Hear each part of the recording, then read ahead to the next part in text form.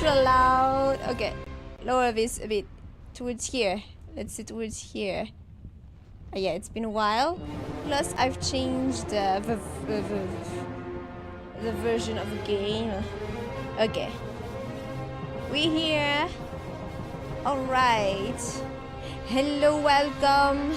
Thank you very much for dropping by. Today is a multi-layered stream. We are going to make a tier list of the units in this game, Lords of EverQuest, which is a real-time strategy game that released in 2003. This game has so many layers of nostalgia attached to it. It is near and dear to my heart. I've done a full playthrough of it back in the day in 2022. In 2022. Because 2023 I like half of a year didn't stream. And I finished it. I revisited it a bit last year, and I've always wanted to like make a full review, full review, and this is my first step towards that. I want to review all the units in it, see, because some of them are pretty OP and others are pretty pathetic. And it's just a way for me to, well, look back on all the cool stuff and funny stuff and not so great stuff that were in this game, basically. That's the first part of the program for today. Hello and welcome. Thank you very much for dropping by. Do tell me if the music is still too loud. It looks a bit high. I'm gonna lower it a tiny bit.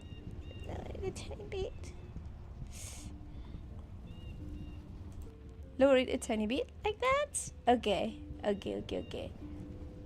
Alright, so the first part of the program is that. That's the first, it's the first item of the agenda. We're gonna try to make a tier list of all the units in this game. Seems fine now? Okay. Yeah, it's not gonna go higher than that, I think. And there's also a collab song I sang in that will premiere in roughly 15 minutes.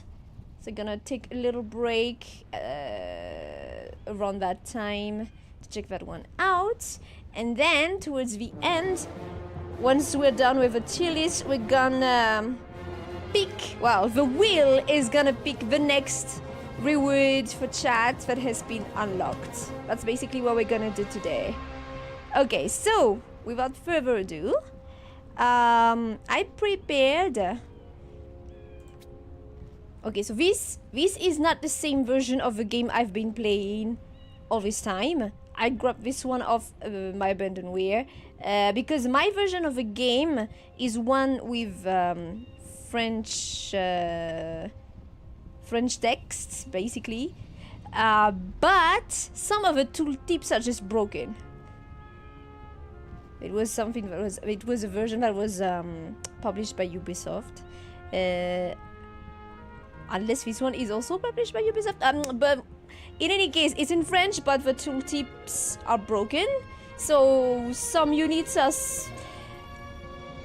like the tooltips about some units are just plain wrong, so I can't really judge the units fairly if I don't actually know what they're doing. And there are a lot of units that I don't actually play actively in this game, so that's why I need the tooltips to be a bit more accurate. So hopefully in this version it's gonna be accurate. For the little story, this is it's set in the world of EverQuest, in the world of Norath, 10,000 years before whatever happens in EverQuest itself, if I understand correctly. It was developed by a small startup that died shortly afterward, called Rapid Eye Internment. And well, it it released around the same time, 2003. When did Warcraft 3 release?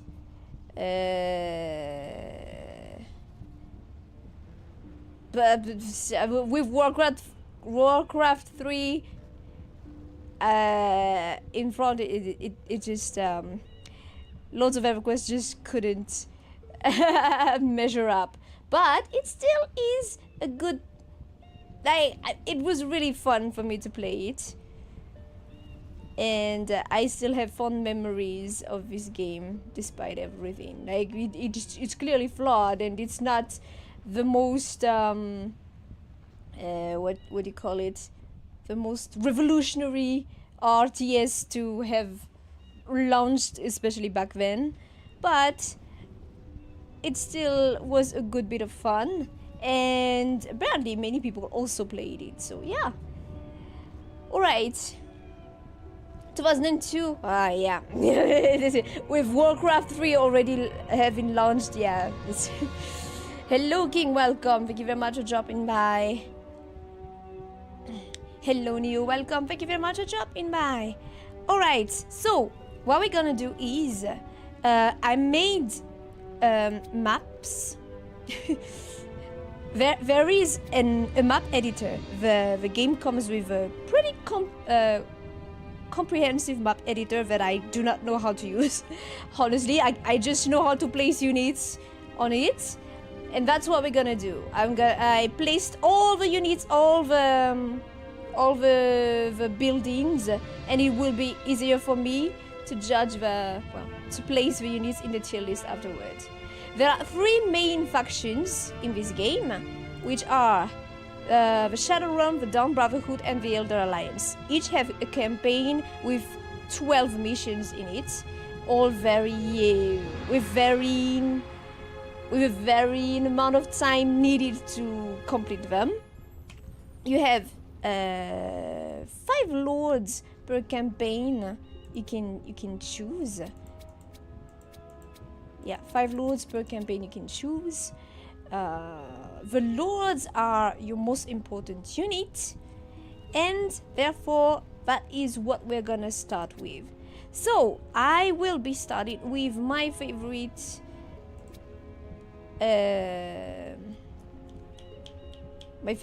faction, which is the Elder Alliance. Okay, don't mind that. Okay, so this is what it looks like. I've already placed all the units with all the buildings. And let us start with the Elder Alliance's I'll scout ahead. Lord. Okay, lords and ladies.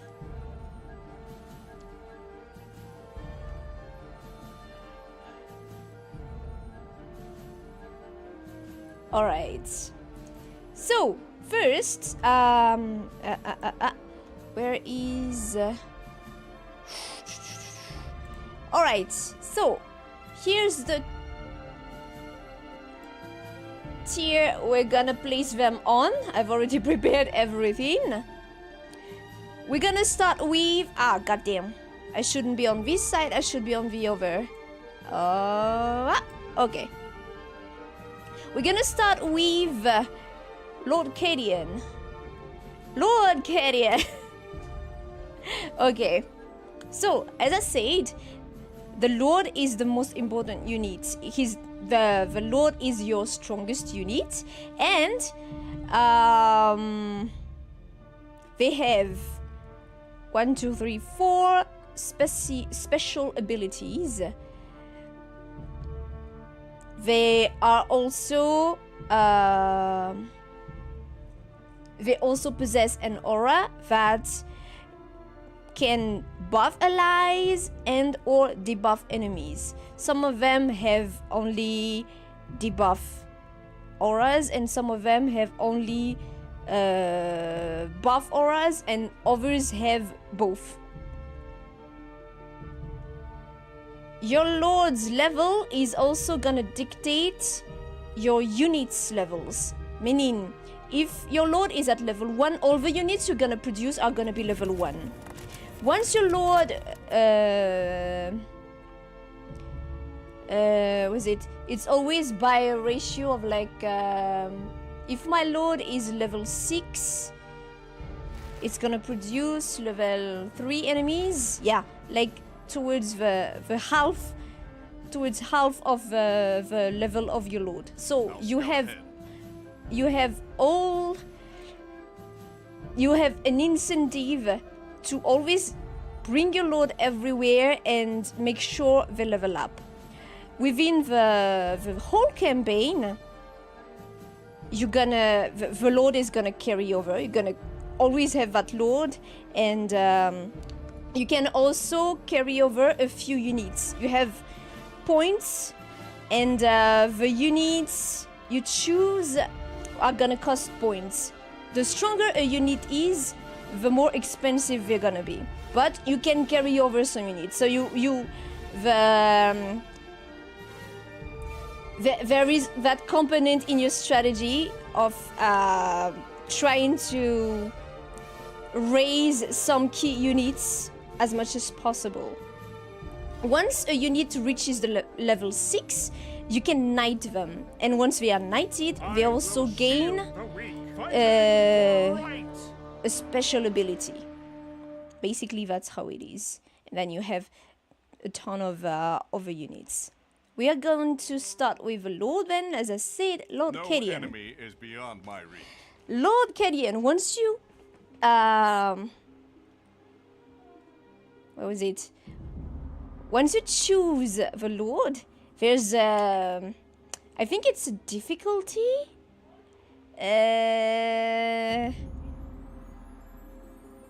What the difficulty of the campaign if you choose that Lord?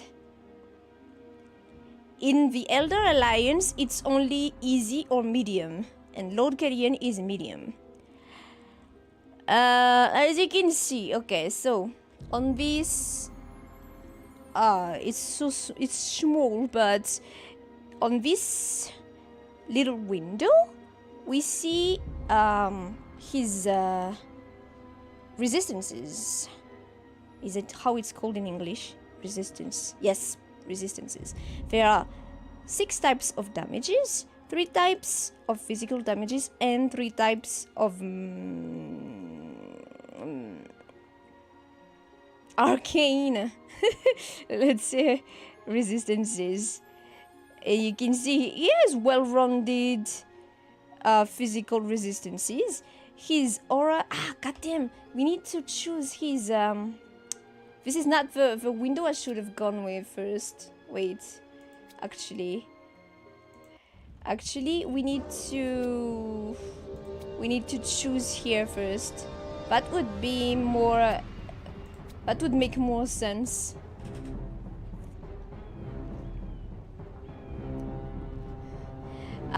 We'll get to the ogres afterward. Don't worry, there are ogres, alright. Okay, so I'm sorry, I'm doing things on the fly. I've just prepared the maps and the tier list, but it's not like I made a plan for the presentation or what. Toad wearing armor guaranteed S tier or robbed. Alright, so Elder Alliance, as I said, you see, you have, where is it? Go back. Lady Endu, see, difficulty easy. Lord Gald, Lord Dulian, Lady Brianna, Lord Kedian. There we are. Okay, we'll start with Lady Endu then, since she's fair. So basically she has a story of being a very strong mage. So she has anti-aerial attacks, meaning she can hit flying units, air and ground attacks. Her aura is only debuffing enemies. She doesn't buff allies, but she slows enemy attack speed, reduces enemy attack damage, which is yeah, some strong buffs right there, debuffs right there. In terms of it's easier here because I can see their buffs in the game. So maybe we can start here. Are these the actual real tooltips? Let me read. Give to pure thought. Temporarily increases the mana and regeneration of all nearby allied troops. Yes. Temporarily stuns nearby enemies, rendering them unable to move or attack. Okay. Temporarily improves the stamina regeneration speed of nearby friendly troops. And temporarily reduces the magical resistance of nearby enemy troops. Alright.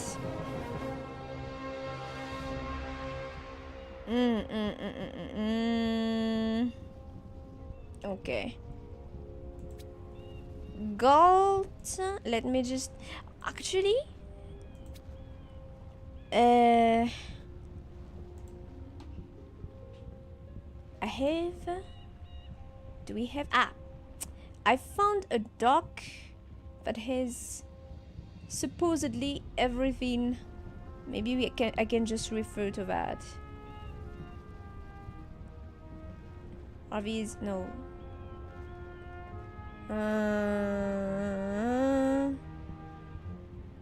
Units and lords. Ah! Yeah, I don't need to go... Okay. This can serve. Alright. So, as I said, let's just directly go into this map. Feel the mana. Okay, so to begin with, Endu's voice to me is kind of grating on the ears. I remember when I first saw her, I thought she would have an incredible voice, like a low one, a low sultry one. That was my my expectation. But turns out, no, she she has quite the yeah, the cartoon witch voice. God, that's exactly it. I was really disappointed when I heard it. I was really disappointed when I heard it. Okay, so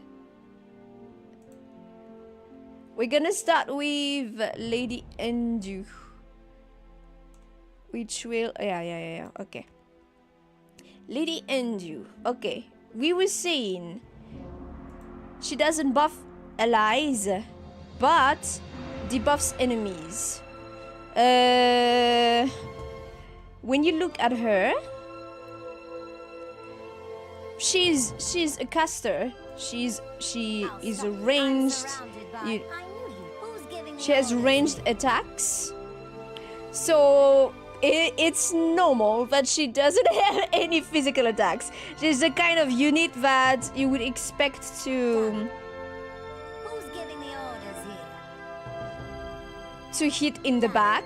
Having ranged attacks gives her advantage, because that means that she can hit enemies from farther away before those with physical attacks can get to her, except a few exceptions. But in general, that would be it. The melee units are gonna take a while to get to her. Plus, she slows enemies, which means they'll get even more time to get to her, and they'll also have a harder time fleeing. That's good. She has 50% magic resistance and 25% poison resistance. As far as magic goes, units that have magic attacks, there are, yeah, quite a few. And above all, there is the spell towers, which are the offensive buildings of the Dawn Brotherhood, one other faction, which is very strong in general. So it's good to have magic resistance. Poison is usually used by the bad guys faction, the Shadow Realm. That's also a good one to have. Elemental resistance, it's a rare, much more rare type of resistance. So it's not as disadvantageous in general.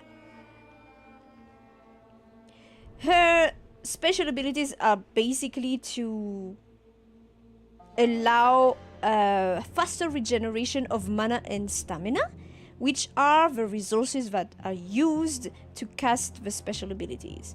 So that's a useful one to have. That's a useful one to have. In terms of damage, DPS 165.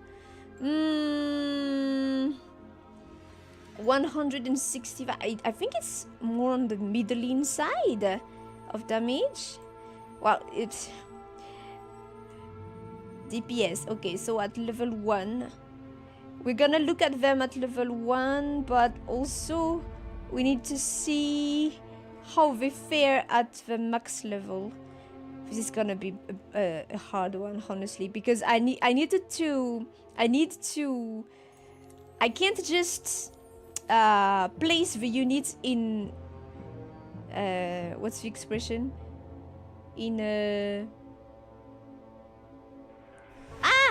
what's the word again? I need to judge the units relatively to other units and what they will be eventually up against. Not in a vacuum, there it is. I can't just judge them in a vacuum. I have to I have to judge them against everything else. There should be some sort of reference for me to judge. For me to judge her damage. I know it's not the highest for sure, as far as damage per second goes, but it's not too low either. Plus, she attacks slowly. Let me just... Where is it going? Page 66, units and lords. Page 66. Wait, I should be showing this. There. So this doc is what we're gonna refer to. I found it on the Internet Archive. Very handy. This is not the kind of thing I would have found. Okay, no, those are Lady Kreia. No, that's a Shadow Realm.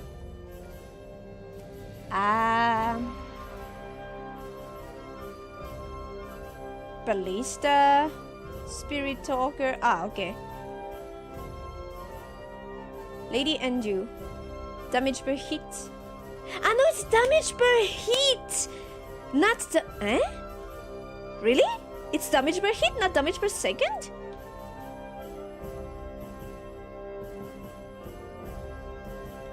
That changes everything, though.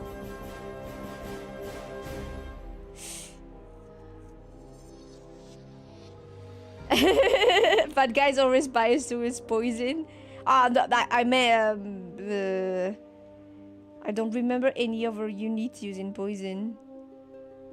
Yeah, it's just the quote-unquote bad guys. Is it the manual that came with the game? Well, mine didn't come with it. But I got mine through a PC Game magazine. It was a free sample from a PC Game magazine, which was back in the day one of the only reliable ways I could get a video game, especially one that isn't necessarily played by a lot of people.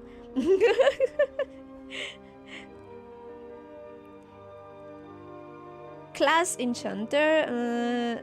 So it's damage per hit? Ha! No, that's not possible. Wait. If it's damage per hit? No. I don't believe that. Because there is another unit that has a very high number on that damage indicator, but can't kill anything. I don't believe that. Eh? Is it really damage per hit? Why is this dude so... Ah, no, his is damage per second. Okay, so that's why. Okay, so why is some of them have damage per hit and some of them have damage per second? What is this? Nande?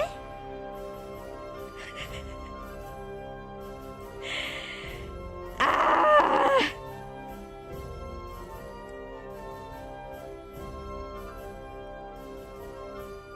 This is gonna be hard to judge then in that case. Okay. 165 we said. Damage per hit 165. If you compare her to other lords in her faction, Brianna has 150, Dullian has 180, Gold has 160, Cadian has 210.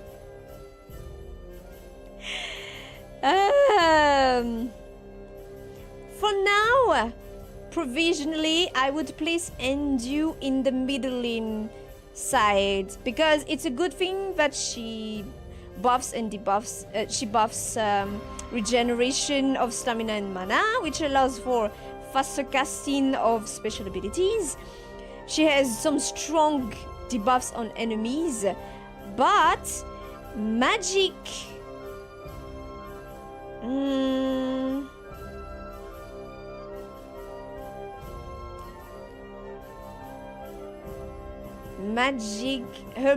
Her damage type, I'm not sure with that kind of damage.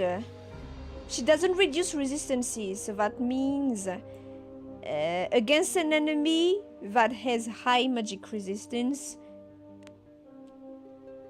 that's gonna be oof. So for now, I think I would place her.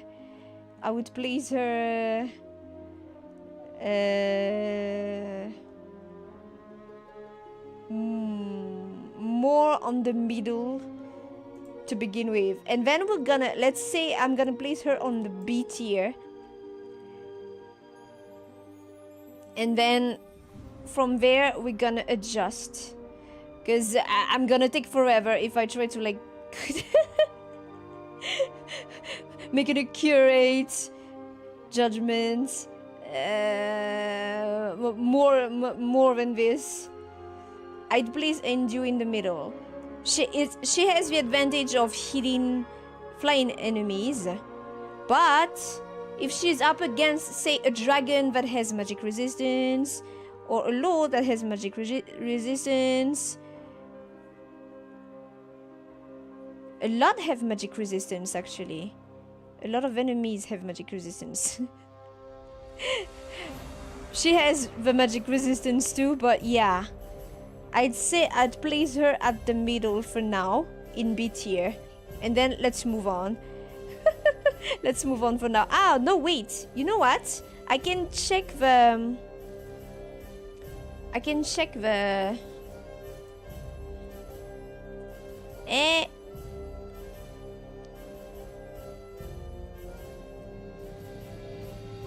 the level 1 stats here anyway, but... No, wait! Why is it not working? I seem to remember the cheat, You can open the cheat by doing this? No? No? I was gonna make her at level 20 just to see the stats, because I can see the stats at level 20 in the guide.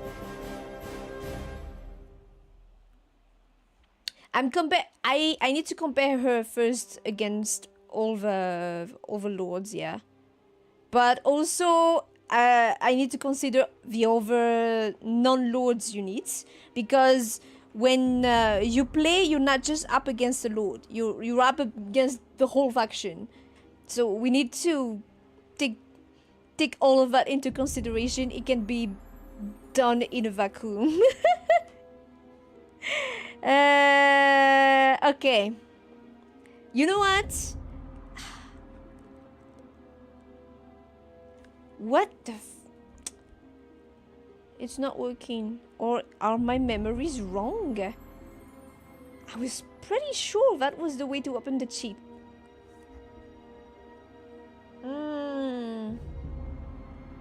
Hello, Gregor. Welcome. Thank you very much for dropping by. Yes, it's from the editor. I just want to look at the units one by one. I'm surrounded by fools. But it seems I can't open the cheat console. Eh? Wait. Or am I remembering it wrong? No, I'm pretty sure that's it. Unless the game is... can I... No, there's nothing to change here.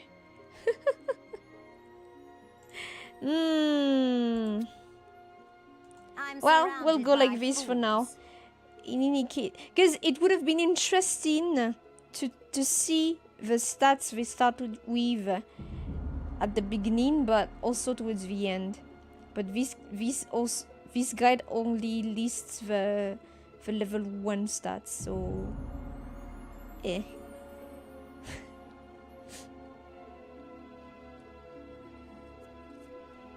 Yeah. That's what I've been doing, but it's not working.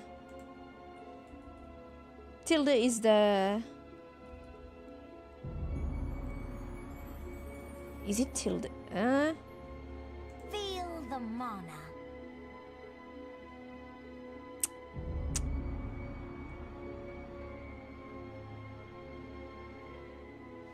Unless...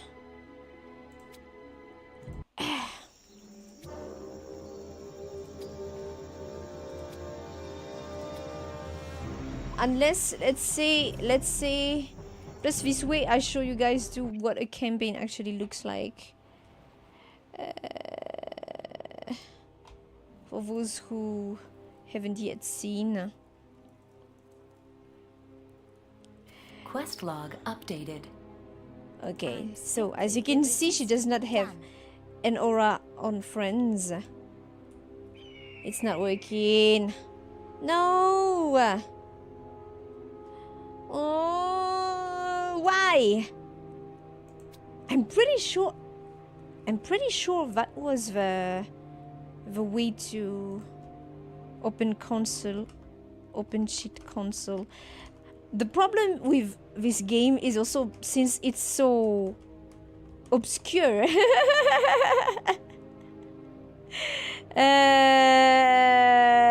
it's hard to find. It's harder to find stuff on it.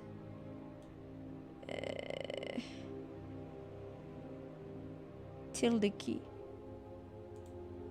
Is it what I think it is?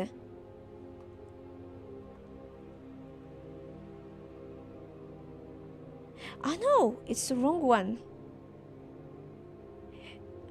Huh? Matte. No, it's not opening. Is it because it's an English version?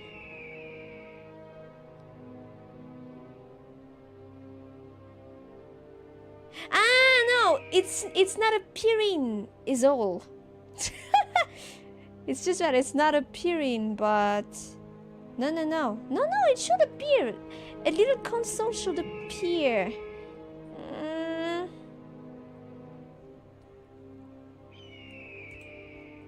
No?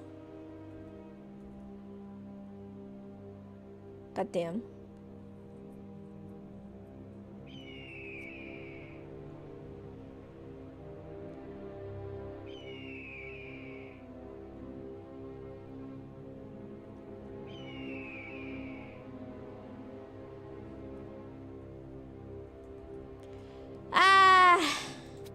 Sadness and sorrow. Well, we'll just go like... We'll just go without then. We need to get on with the program, so we'll just go without. We'll just judge them. But judging them from just level 1 is not enough. That's what's annoying me. I'm surrounded by That's what's fools. annoying me. Done. Okay. I should have added the enemy units, but I didn't. Because I don't know how to do it. I don't even know how to use the map editor. Whatever. Okay. Let's say she's B tier for now. Move on. Moving on. Next one in the list is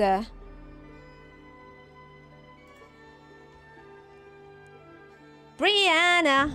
Ah, Brianna. Okay. Brianna has my favorite voice. I was born to lead. Brianna is voiced by no, what's her name again? The lady that voiced Morrigan in Dragon Age Origins, Chloe in Naughty Dog's Uncharted.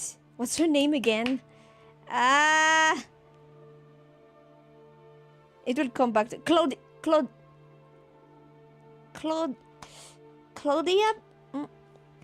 I think it's Claudia Black. Was it Claudia? I don't remember, but she has a sublime voice. Very well. You want to keep very well. All right, Brianna. Claudia Black. Thank you. It was Claudia Black. Okay, Brianna has. Wait. In health. Wait, Brianna has less health than Endu. Endu has 4k hit points, and Brianna has 3k4. That's not good. Brianna. I don't know, but she has resistances, which does make up for a lot of it. She has physical resistance 30%, which is on the higher end, and plus she improves resistances. That's why she has higher resistance, because she improves resistances, and she slows enemy movement. I'm guessing at a lower rate than Endu, who is on. No. Endu has 2 debuffs, so it should be around the same rate. Brianna is a great buffer. I absolutely love using her. Not only just because of her voice, but she buffs movement speed, attack speed, regeneration of mana and stamina too, was it? She's great. And she buffs regeneration of health too. So she's a great buffer. In terms of damage, she's pretty low. Damage per hit 150. But she hits 1.5 every 1.5 seconds. So that's basic. A bit more than this. She might be somewhere around Endu in the end.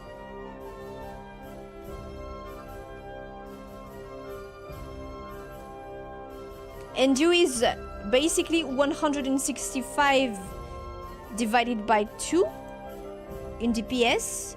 If weapon speed is in seconds, I will assume it's in seconds. So somewhere around 82.5, and Brianna is Brianna hits harder actually. Plus she buffs a lot. Brianna, I would place Brianna higher than Endu.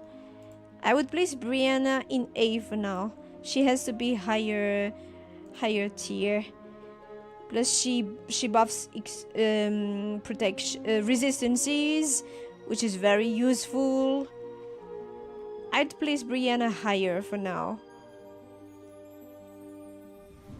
Plus, once you raise your allies and yourselves attack speed, that means the units that have a high damage per hit are gonna make a ton more damage. So she's much more valuable than Endu. Just that she doesn't hit enemies, flying enemies.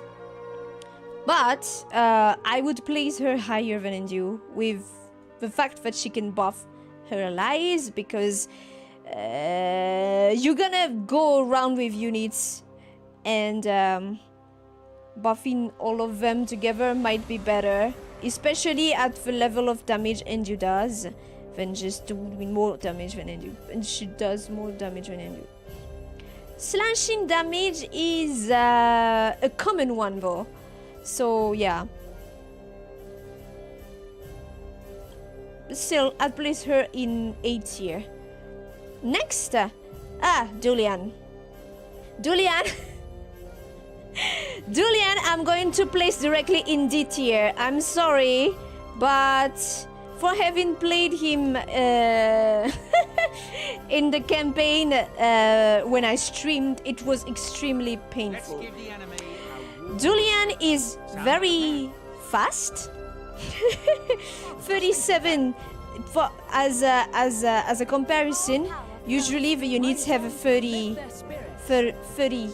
in movement speed. He is at 37. See, he's very fast. He's gonna arrive at the enemy's location the first. He does not have slashing resistance, which is a very big disadvantage, because as I said, many units have many important units, many units that hit hard have slashing damage. He also has slashing damage. Usually the lord that has a certain type of damage would have a corresponding resistance. Usually he doesn't. he doesn't. He just has 25% in piercing and crushing damage, and elemental resistance 50%, which is on the higher end. But for having played him, he's kind of he's dog shit. He got shafted hard, but hard. D for Julian. Yeah, he got shafted hard, but hard. I'm curious. He has a 6k health, which is almost twice of what Brianna has. But again, Brianna has good resistances, which mitigates the damage quite a lot. I've played all of them, so I'm speaking from my experience. Julian is D tier. Or if we need to drop and to add another tier, lower tier, he's gonna drop there. He's bottom of the tier, whichever tier we put here. It's bad. It's bad. He doesn't do that damage wise. He doesn't do that much. Oh, apparently weapon speed he's at 2.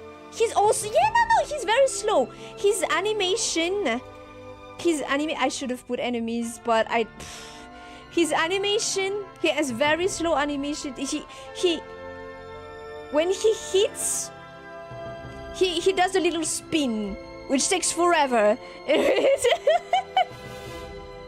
So he arrives first at the enemy. He's gonna die before everyone else arrives, and it will be for nothing. His aura is increases allied attack speed, which is very valuable, but most of the time he's gonna outrun everyone. Reduces enemy resistances, which is valuable too, but all in all he's always gonna die really fast, really easily, so it doesn't really matter. D tier, Julian. Julian took all the L's of the Elder Alliance, honestly. Next one. We're gonna do this fast because we're gonna check the premiere of the song. Lord Galt. Okay. Galt is a cleric, which means he heals. His amount of healing is reasonable. Like, as far as lords go, there is another lord that heals a ton more. He's okay. Health 7k 6, okay. Damage per hit 160, weapon speed 1.5. Okay, so he hits a bit more than Brianna. Where is he? Gold. Our salvation is follow me, my brothers. Gold also has heroic bond, which also increase physical damage resistances. Pretty good. He's not a big tank, but useful. He's more useful. Good slashing resistance, which is important. His damage is crushing type, which is better than slashing because less enemies are gonna have that kind of resistance. 50% magic, which is good because again there are a lot that do magic damage. A solid A. I would put gold at a solid A for now. Although between him and Brianna, I'd place Brianna higher. I'd place Brianna's higher. Because Brianna not only helps survivability but also helps damage. Gold? This does not tell us what exactly do. Superior healing, smite, word of health. He's more on the regen side, health regen side of things. Improves allied attack damage, which is valuable. The ideal is to have allied attack damage and speed, attack speed, damage and speed. If you raise both, you're less likely to hit diminishing returns, which just makes sense. And decreases enemy movement speed. Okay, let's place it at a solid A for now. Solid A for now. Gold. All right. Next one. Cadian. Cadian, my man. I'll scout ahead. Cadian, my man, The way to victory is is before us. just the most broken unit in the game in my eyes. He's just taking all the wins. My man is able to attack flying units, have ranged attacks, has high damage per hit, has buffs, increases allies' resistances, and is very tanky on top of that. Because not only he has a lot of health, 8k8, which is the highest health so far. Yeah, gold has less. He's a ranged unit who has high resistances, who increases ally resistances. He's just broken. Dude is just broken. Like, I don't know what they had in mind when they made him, but if there's a favorite child, he is it. He is it. Guy got it all, but what about the voice acting? I don't remember who his voice actor is, but he has great voice. Listen to him. Nothing gets by me. The way to victory is before us. Listen to that. Is the true one. I sense danger ahead. Listen to that manly, that great We must epic move voice. swiftly. I sense danger ahead. He has We it must all. move swiftly. Plus, I sense danger he's not ahead. ugly. He has it all. Dude has it all. He's just plain broken. He's just plain broken.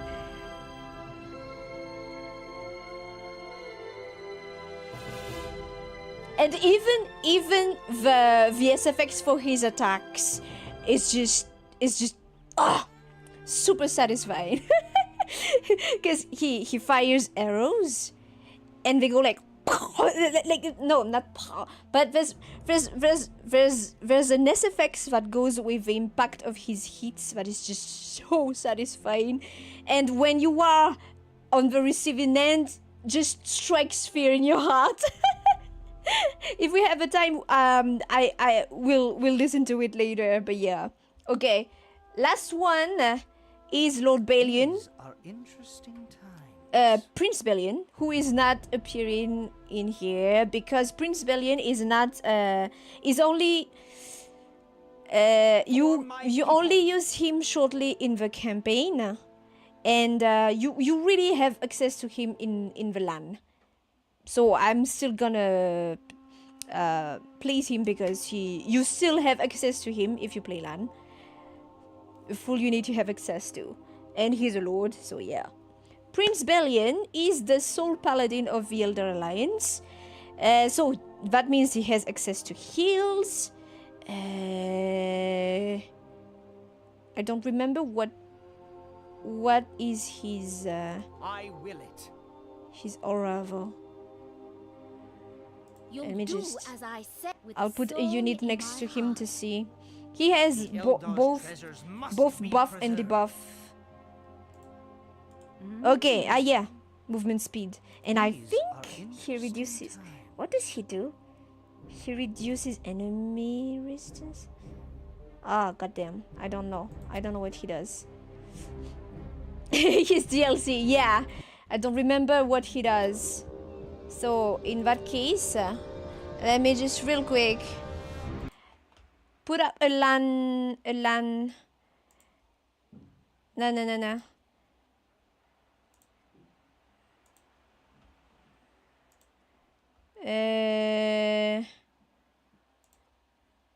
One that's not gonna make everything go to hell.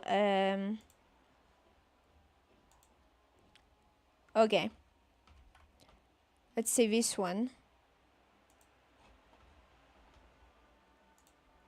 Just to see. And Balian. We're gonna put Acadian here and a Balian. Ah no, this should be me. This should be Balian. Wait! It's not there! Nande?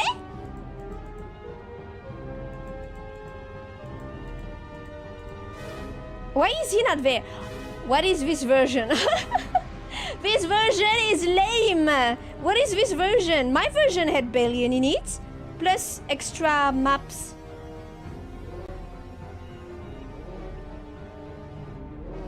Oh, well. Shit. Ah! You guys saw nothing. In that case,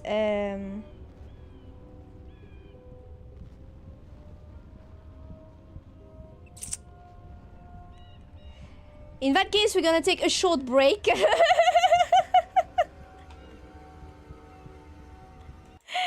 We're gonna take a short break because this is premiering. Because the music, the MV of the music video. Okay, let me just share the link in the chat, and we'll just be watching this one, listening to this one, and I'll ask Brova. I'll ask Brova in the meantime, because Brova knows everything about this game.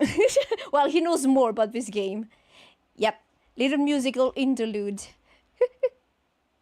I'm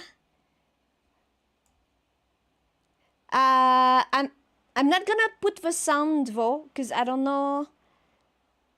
I don't know. I don't know.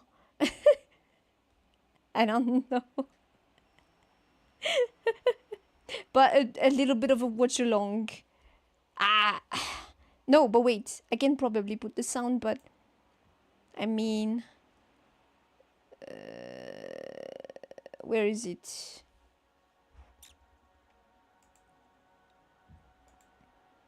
This is here.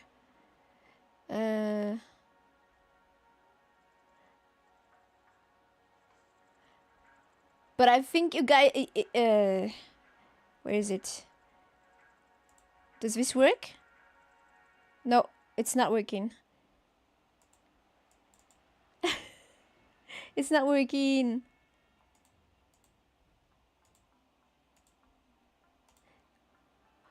Why did it disappear? It disappeared.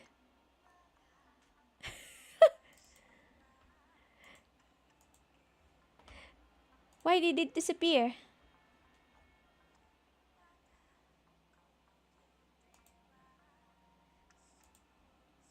Ah, there it is.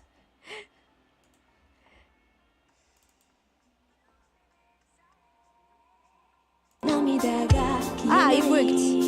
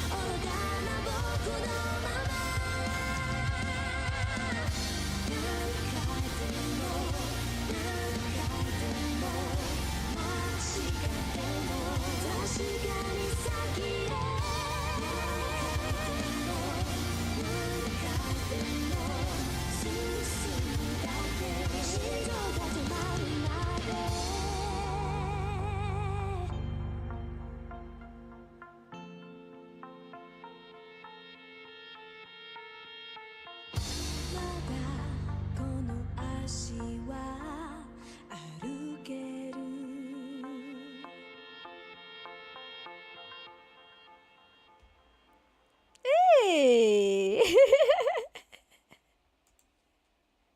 All right. I'm rather satisfied about that one. I think it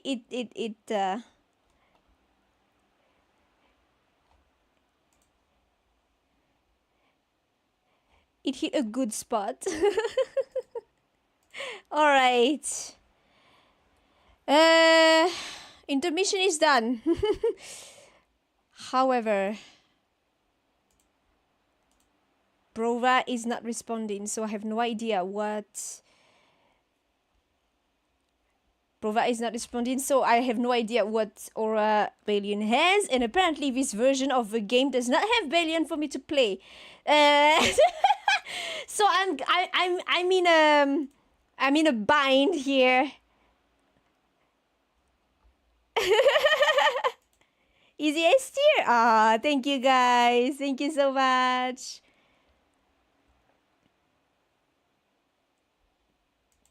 Please, when you have time, do give that video a bit of love. That's always nice. Okay. All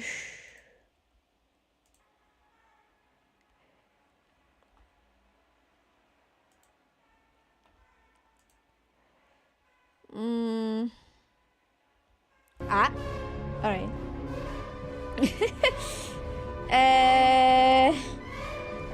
I don't know how to add enemy. I can probably just try to edit the map earlier, the one we've been using,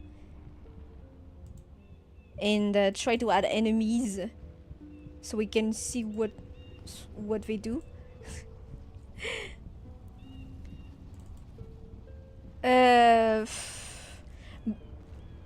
But by memory, I would place Billion on A tier too. Honestly, it's a good like, he's well-rounded. He does a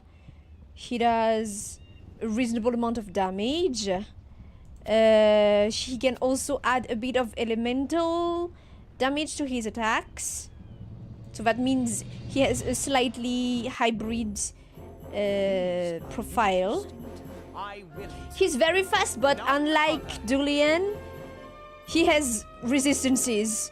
Plus, crushing resistances, a higher crushing resistance, which means he's gonna be able to withstand Ogre's attacks, which is usually what you're up against as the Elder Alliance. Good amount of magic resistance. Yeah, see, that's why I was saying Angel is more on B tier, because many units have magic resistance. I would place he at an A, because no, but wait, A? Well, he buffs. I can't open the console, guys. What is this? What is this?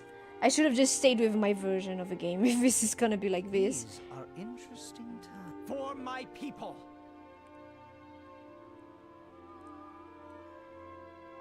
Maybe I should do that real fast.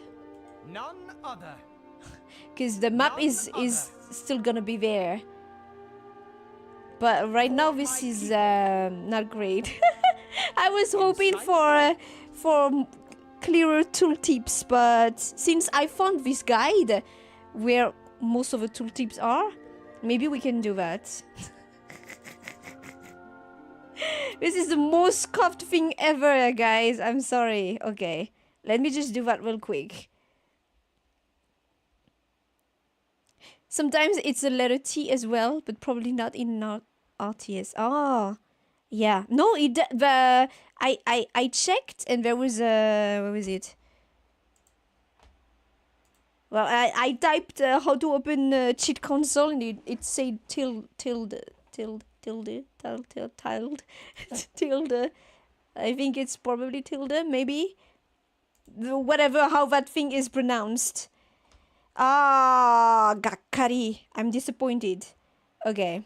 My version was superior. So I'm just gonna uninstall, reinstall real quick to have my version of the game. Ah, wait. But I have to make sure I have the map. The maps. Because it will be a pain to try to redo the maps again.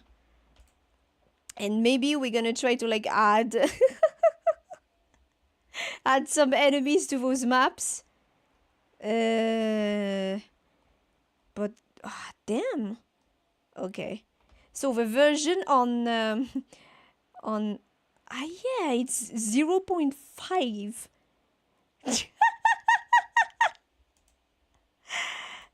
Nani? Okay. Finish. And now we're gonna install this one. The superior one, please.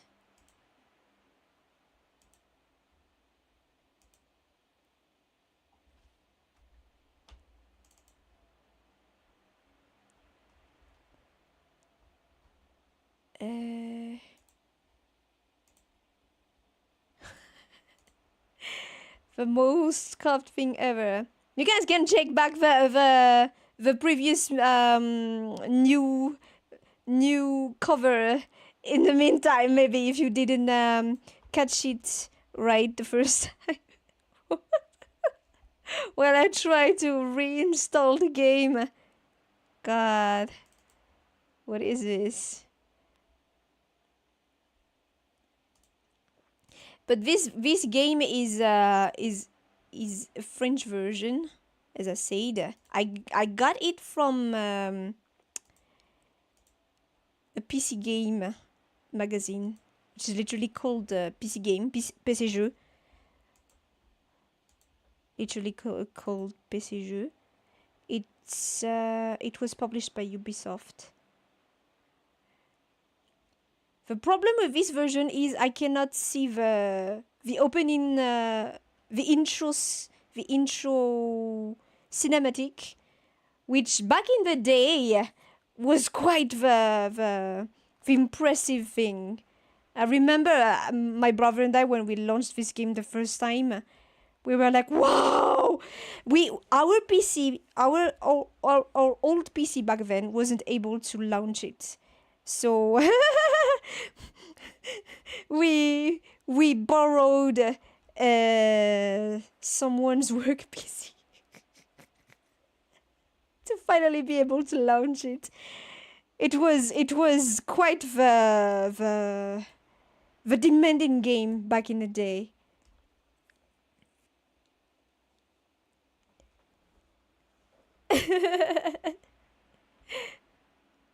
The old gaming magazines with demo disc was so great. Really? Right? They were so great. Okay. Let me try to launch the game again now. So this is the version I got. And this one... okay.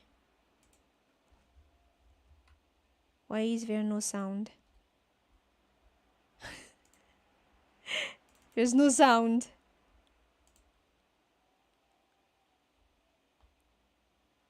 Okay, this version is version 1.3. Why is there no sound?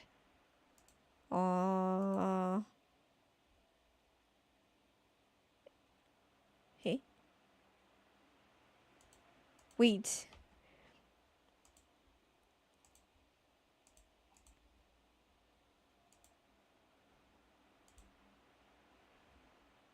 Pre-sale maps. This is the one that has the maps. But why is there no sound? Wait. No! Why?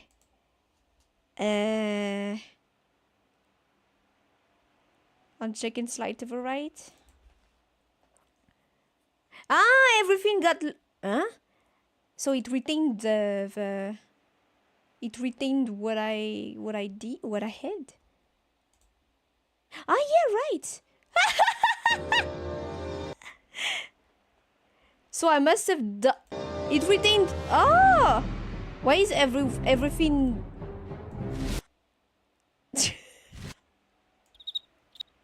Your troops have... Okay. This one should work. Ah! Thank you! Nova is blind. Alright, so... Ah! Now it's doing it. Okay. All power flows through me. Yes! There it is! Okay, so it was King Me, I think. It's in this version it's not tilde, it's the. Wait! These are interesting. No enemy is beyond that. Feel the mana. These are interesting. Why just him though?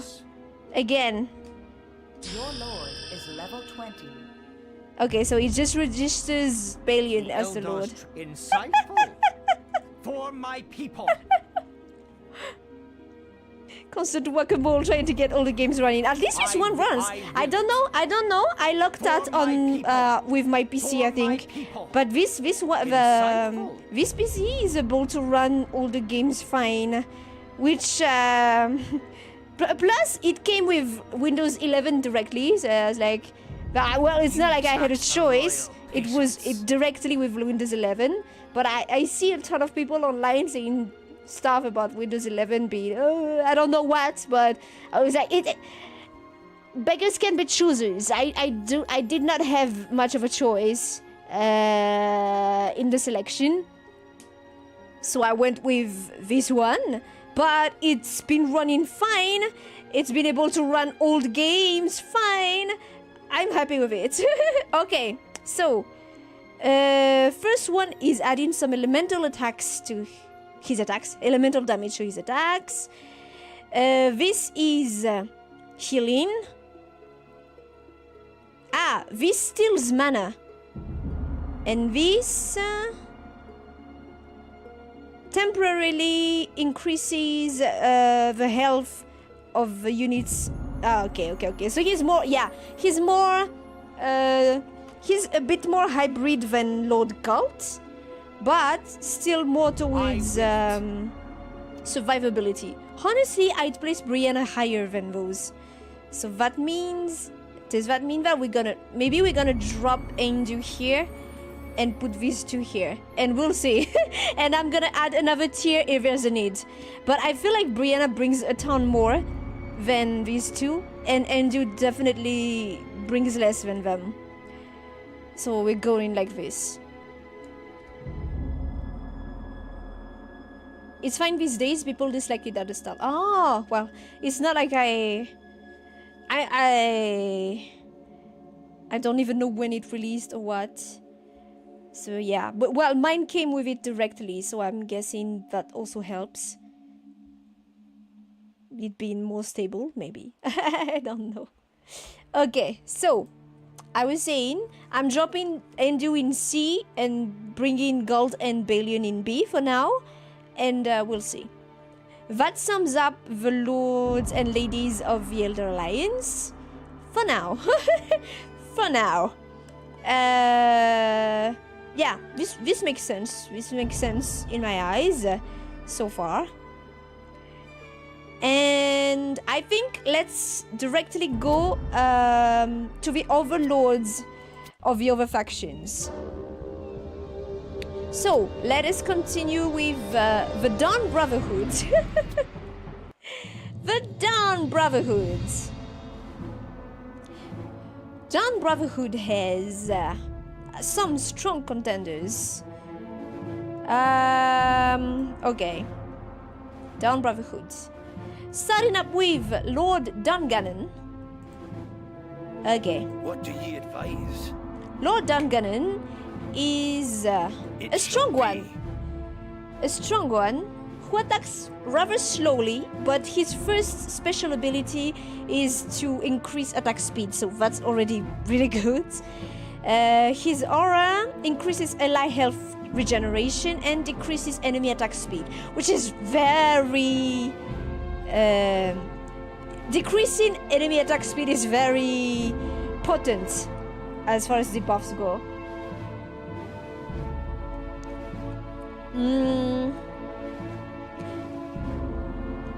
So I would place him at a solid... What else does he do? He has debuffs too in his special abilities, if I remember correctly. Wait, I think it's very loud. Let's lower it a bit. I was a bit too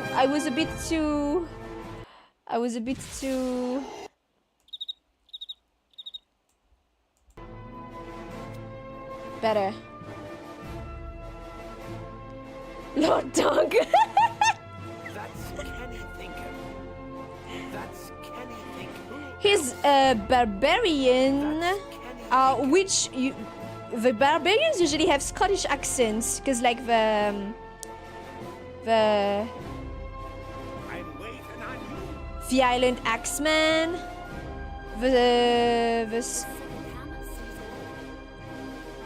I don't know what's it called in English. The spirit. We'll see it later. I'm getting sidetracked every time.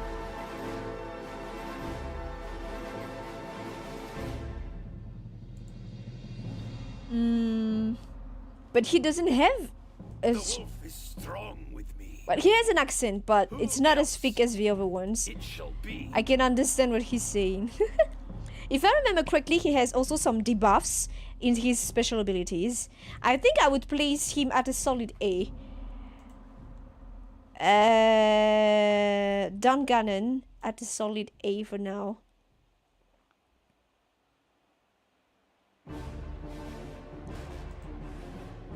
Alright.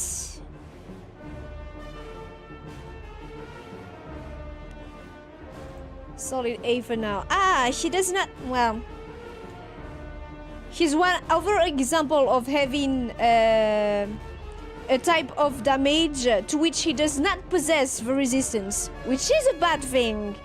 Especially if he's... Well, if he's up against the Shadow Realm, it's fine, because they don't have much piercing damage. But if he's up against the Elder Alliance, he's gonna have a bad time, because the Elder Alliance base unit are the archers who do piercing damage. And the archers are really, really deadly, especially when they are in together and upgraded. So yeah, maybe... but he's pretty strong. He's very strong. He has strong poison resistance, which is good. Plus poison, I think does more dot. That is more accompanied by dot and debuffs. So yeah.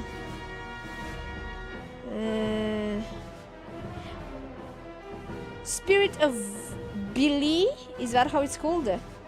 Yeah, Spirit of Billy increases movement speed and attack speed. I think some of those do debuff enemies, take away some resistances, something like that. I'll say let's put him at a solid A for now, because he buffs allies and he's also pretty strong in his own right. So let's put him at a solid A for now. Next one, Lord Hugar. Okay. Bring them the truth. Rally around me. Lord Hugar, who is Honor a dwarf, voiced by what's his name again? The man who played Gimli in the Lord of the Rings. Something Rhys Davies, who is also voicing a dwarf with a strong Scottish accent. Lord Hugar, who is pretty tanky, I think. Okay, 9k. Is that the highest amount of health amongst all of them? Let's see. No, the second highest, I think. Yeah, Earth has 10k. 9k too. The second highest amount of health. Which is nothing to sneeze at. Plus, he has some strong physical resistances. Only, but the slashing is low, which is weird because that's pretty common as far as damage type. John Rhys Davies, thank you. Thank you. John Rhys Davies, who played a dwarf while being super tall. Intro. But yeah. He has a very strong heal.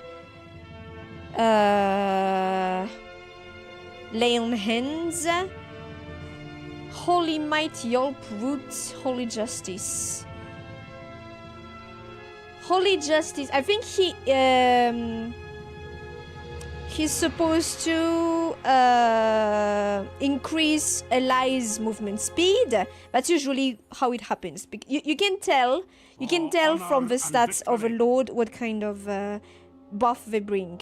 If they have a high movement speed, it's likely that they will be bringing a higher movement speed to the others too. For honor and victory. Aside from that, he does not have much arcane resistances, but he's a very reliable tank. He doesn't do much damage, as you can see, only 133, which is the lowest of among all the lords. Damage per hit, yeah. Ah no, but wait, Earth.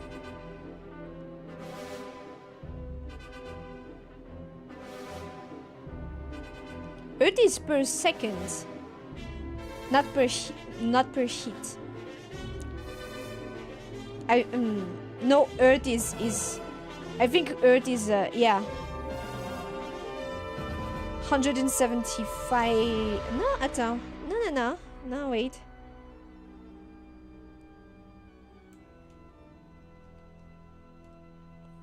Quigar is pretty slow too. So if you give him attack speed, he's gonna do more damage, and you are likely to find some buff, some attack speed buff. But Earth is capped at level 20. He cannot gain any more attack speed. So Earth is gonna be, yeah, no, I think Quigar is able to do more damage than Earth. In any case, we'll go back to Earth afterward. But yeah, Quigar is a very solid tank.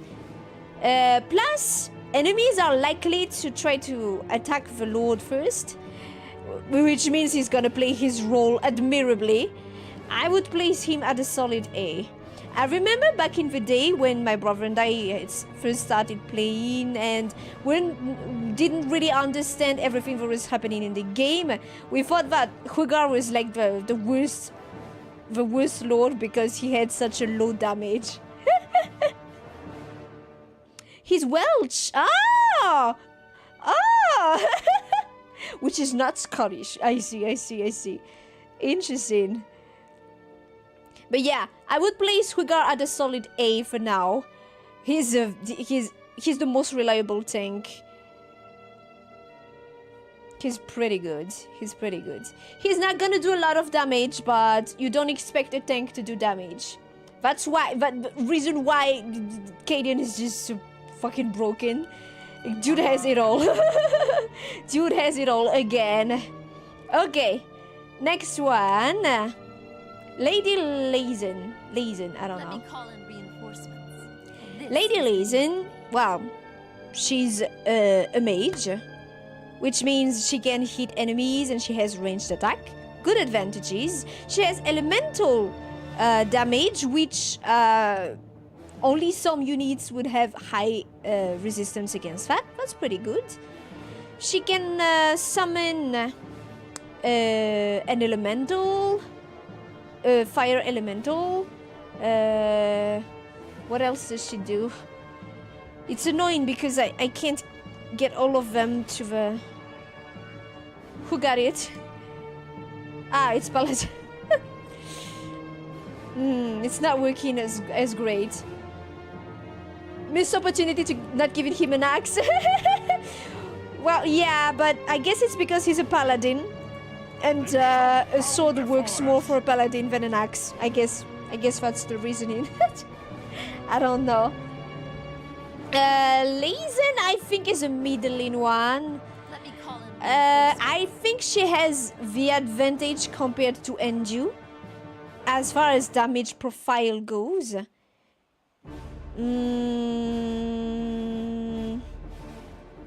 What does she do? She increases friendly attack speed. Okay, which is good. Decreases enemy resistances to physical attacks. Okay.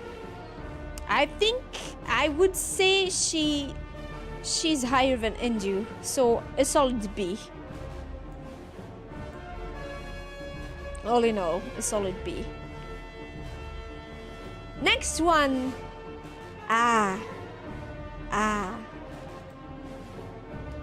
You might recognize this voice, maybe. Never surrender. Follow me. Actually, we're gonna lower the music a bit. Let's lower the music a bit.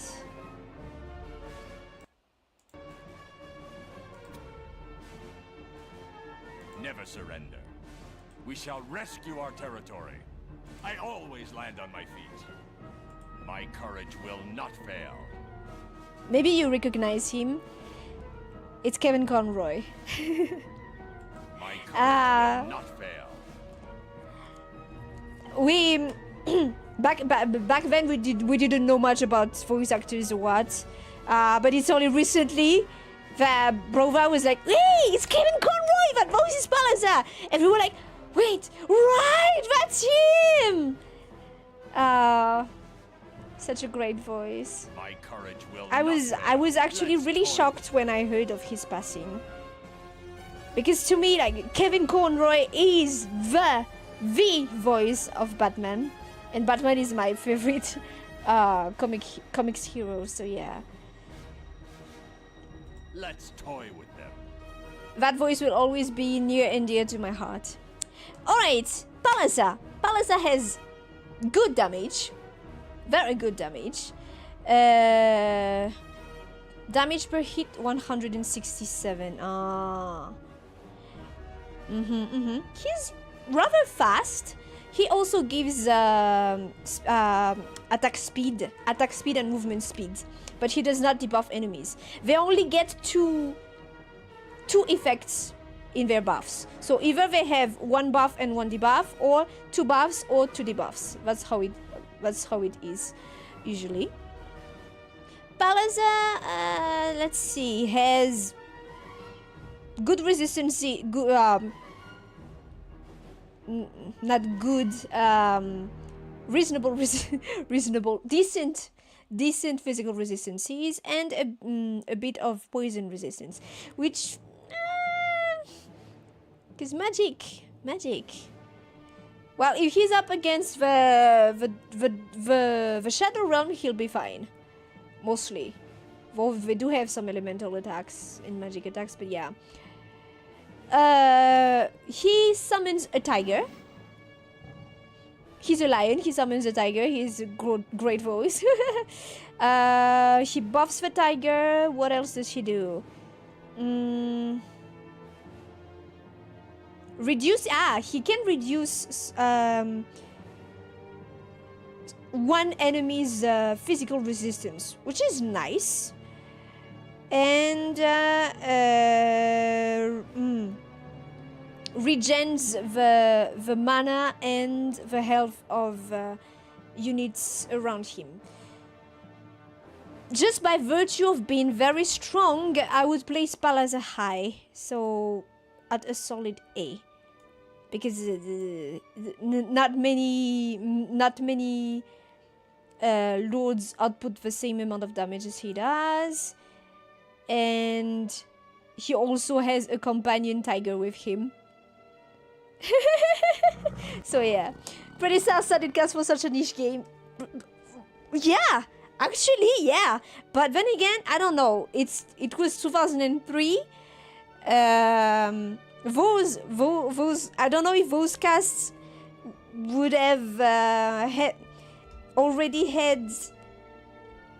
Well, John Rhys Davies for sure would have had a much bigger value, because by 2003 all the Lord of the Rings movies have released. Kevin Conroy, Kevin Conroy is already, because the Batman the animated series was in 92, was it? So yeah, Claudia Black, I don't know at that point, but yeah, no, you're not wrong at all. That's a stacked cast for a game that is pretty obscure and unknown. what it had going for it was really just the EverQuest IP. But even then, I don't think that many people actually knew of this game.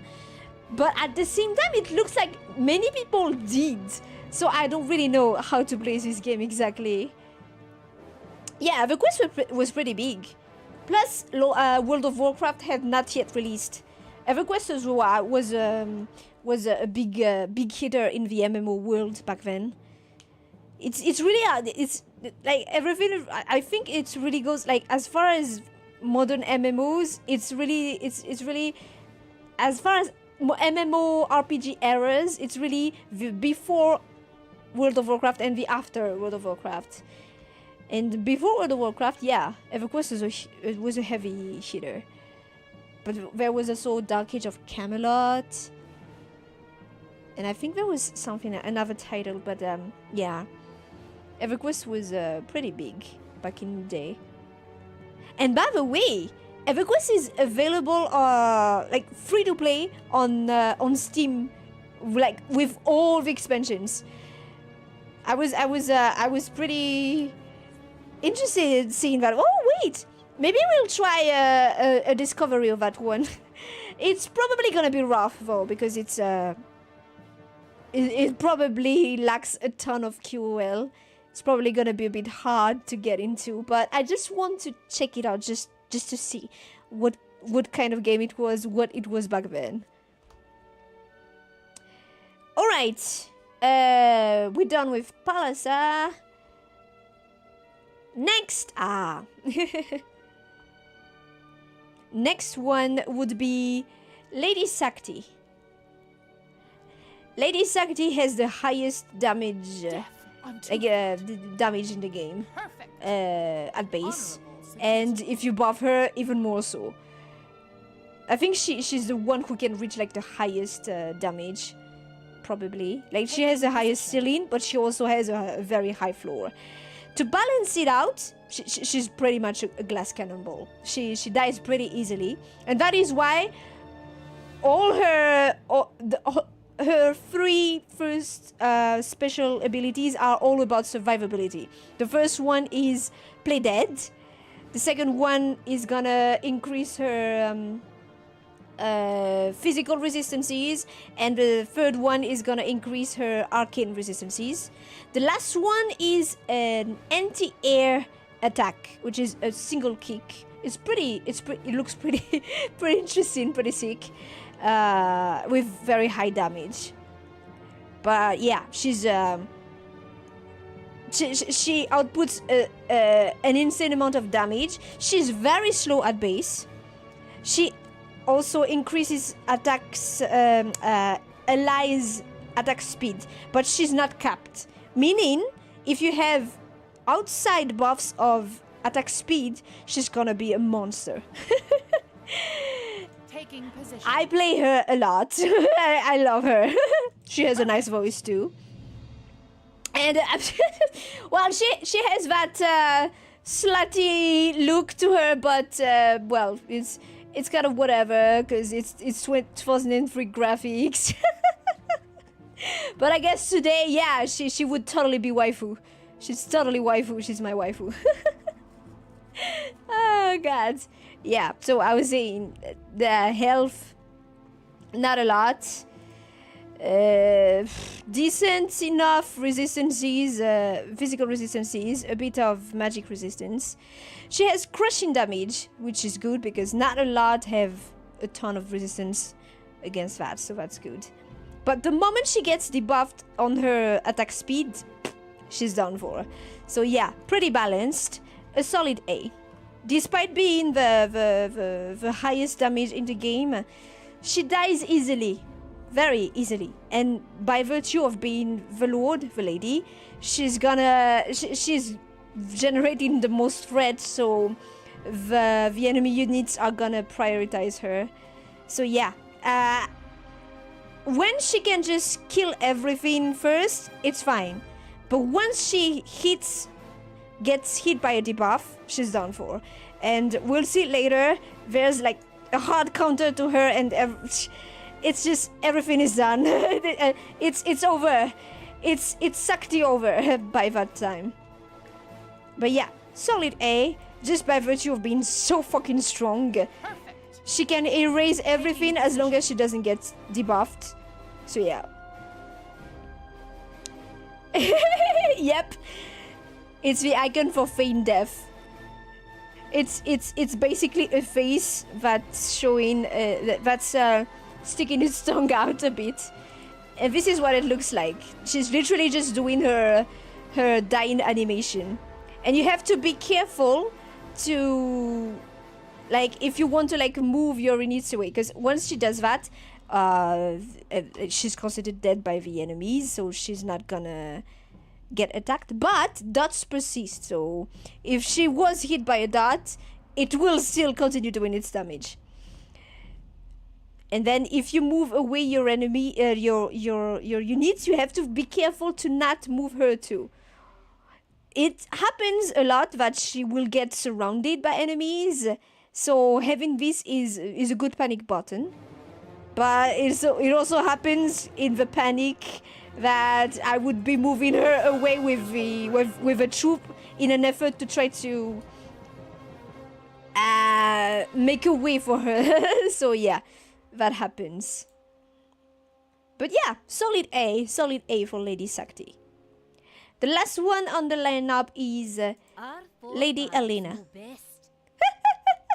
Lady Alina with her wonderful, delightful Scottish accent. My brother and I back in the day didn't understand English, like, at all. So we remember certain lines a lot, but just because of the musicality. And it's because they have Scottish accents. Like, I have no... Even to this day, most of what they say, I have no idea what they're saying. But I just remember it. And with Brova, we'd be like... almost like humming their lines. And we'd know exactly what you need. It is. What the spirits don't provide, I don't need. What the spirits don't provide, I don't need. Spirits move me. I love it so much. It's so fun. The way is clear. I don't remember her aura. It would be something. Since she's a barbarian too, it needs to not I trust only the wild. or be exactly the same as Dungannon. I'm all that, and a bag of cats too. See, it's like I'm not sure what she's saying, but it's so musical that I can just repeat it,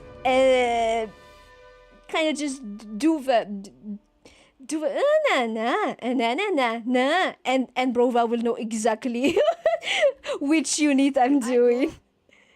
I go. Okay, so Alina has high damage, rather high damage. She's not too fast either. She has a little, like, her attacking animation is a little jump, so it takes a while for her to hit. So if this is damage per hit, no, I think this is damage per second. No, this is damage per hit. It's damage per hit. I have no fear. Look at Sakti. Yeah, no, it's damage per hit. It's damage per hit. Yep, it's damage per hit. Powerful shoulder pads, looking like Cleopatra. Forefathers know best. She has a. It's a wolf. I think it's a wolf. No, well, it's an animal's. It's an animal's fur, for sure. But yeah, she looks very muscular too. With her little hammer.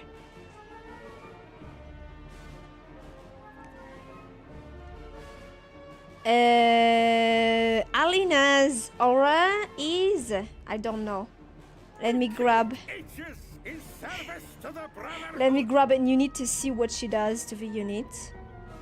Ah, damage. I think that's damage. She raises damage, and I don't know what she does to the enemy. We need enemies. But yeah, Alina I'm all that. summons wolves.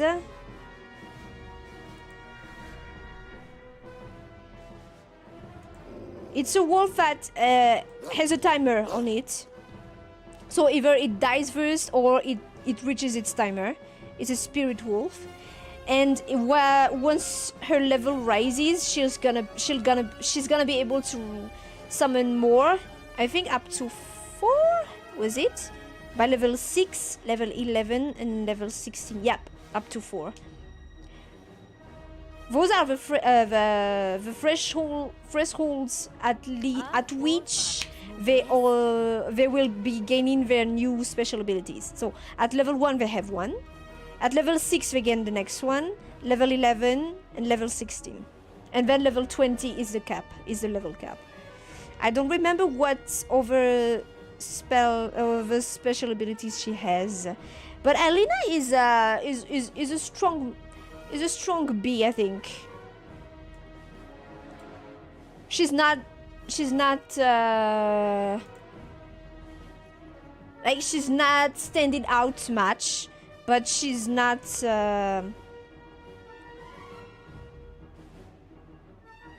she doesn't have too much caveat either, so that's good. Ah, she does not have crushing resistance though. I don't see her dying too often, not like Dulian. And I do not know how much hit points she has. So I can't quite judge. For now, I would put her on a solid B, but unless she's like Endu. Because if we're up against the Shadow Realm, which has a ton of crushing damage, it's gonna be a hard time. Against giants too, which does happen. There are giants which are unaligned. They are not part of any of the main factions, but you will meet such enemies. And they usually have like big hammers and with crushing damage. That's not gonna be good. In that case, maybe we will drop her with Endu, because like she does decent damage, but looks like she's not necessarily bringing too much to the table either. I'll put her at the same level as Endu for now. And that wraps up the Lords of the Dawn Brotherhood.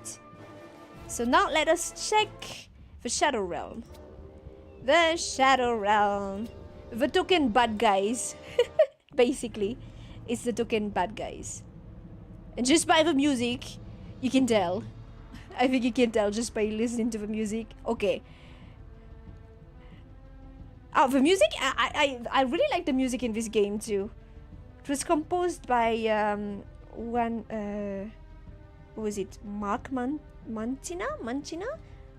Unless I'm or was it not?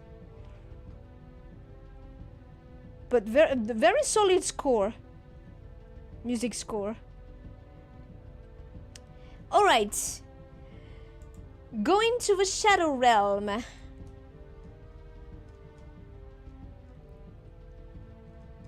We have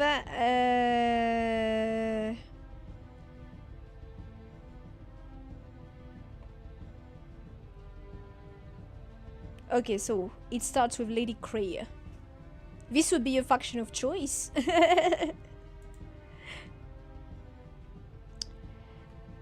Lady Kreia. What's the trouble?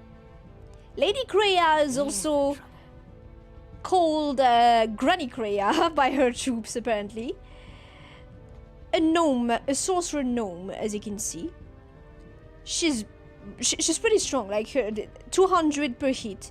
She does cast Oh, rather slowly, but apparently weapon speed is only 1.5. It looks like forever though. The animation led me to think she was much slower than that. But yeah, she's ranged and she's able to hit flying enemies, which is good. Her first her first ability is to teleport her This and the units around her to a base, which is useful, pretty useful, a good panic button. In terms of aura, yeah, she increases the speed of allies. See, she's very speedy. With a 36 instead of a 30 at base. And those that have a high movement speed at base also have it raised to a certain amount.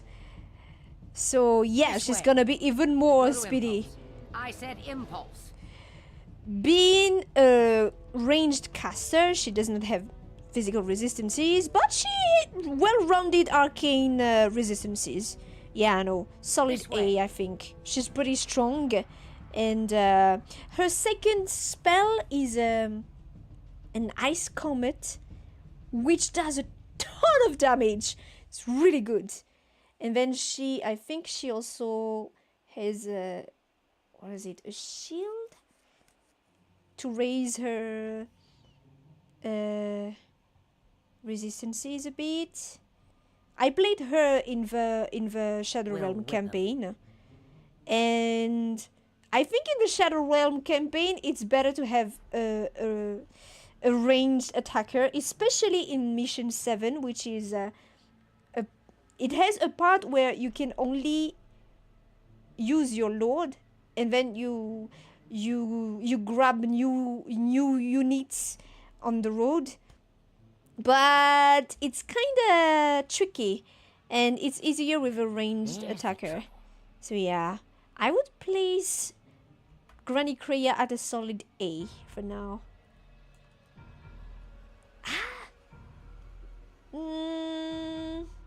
No, but A is... this is starting to be a bit hard. Maybe we need to add another tier. Because... I think she's better than Lazen.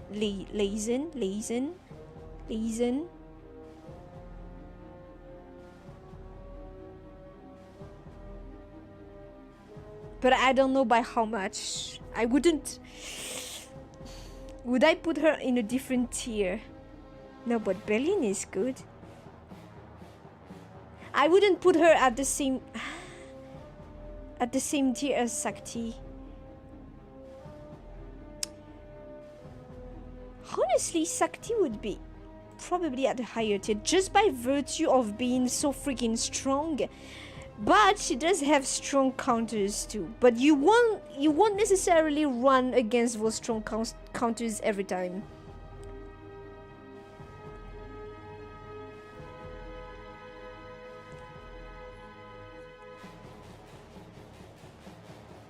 Sakti is super strong and she works very well with certain units as knights too.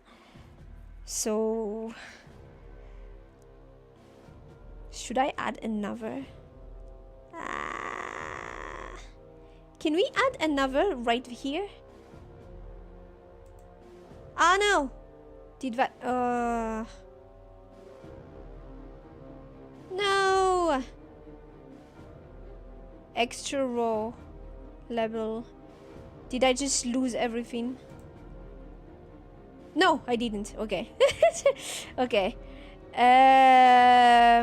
But can we change it? Can we edit? I think we need another row. In that case, should we go high or low? Do we put like an S plus tier? But that does not. In which case Sakti would go into S and Kadian goes in S plus. Or do I add a bottom row?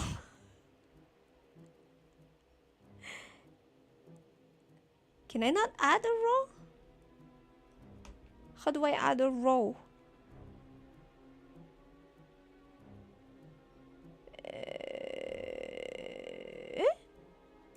How do I add a row? Ah, add a row. It's right here.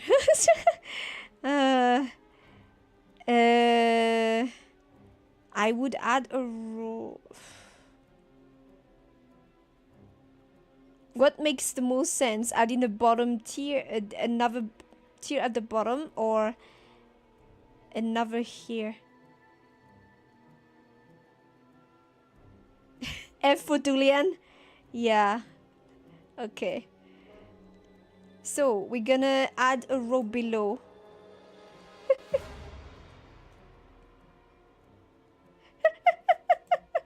Directly F. Ah, wait. The color should be... Actually... What kind of color is this? We're gonna make it blue.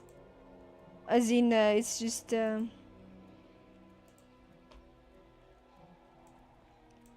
we're gonna call it F directly.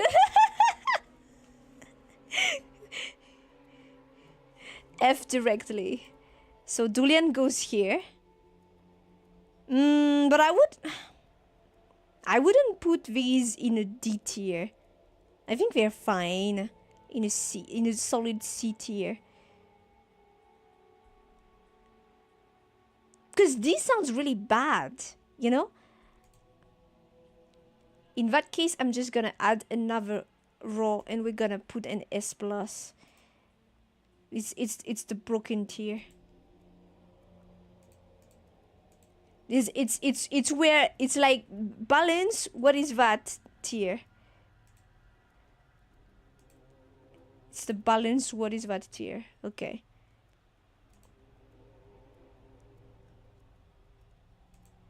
You know what? I'll leave as an A here.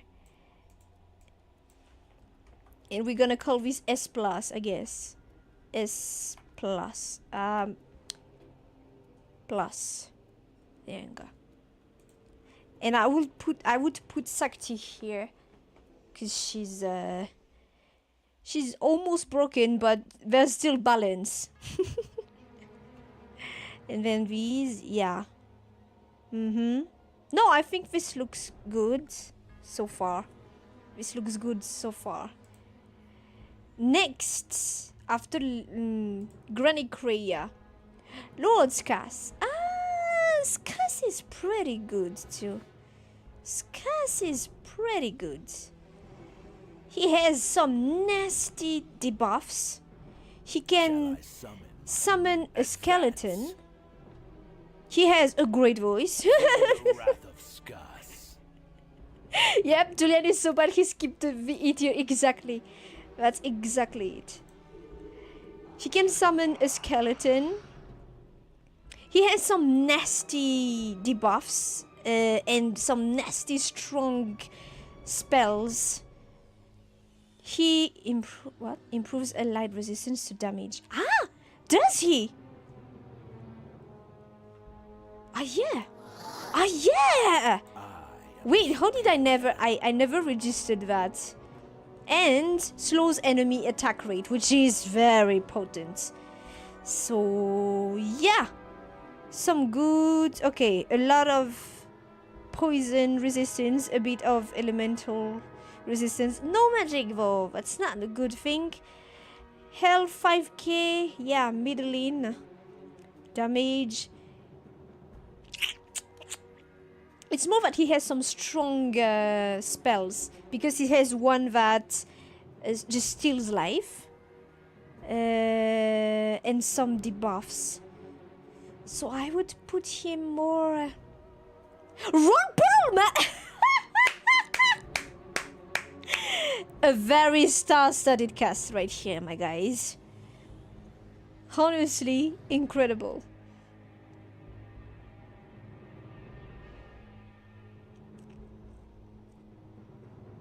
Incredible stuff right here.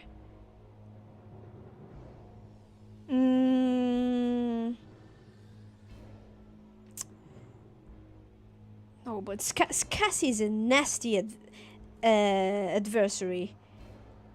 If you're up against Cass, it's kinda gonna be tricky. So, not a B, definitely not a B. I'm hesitating between S and A.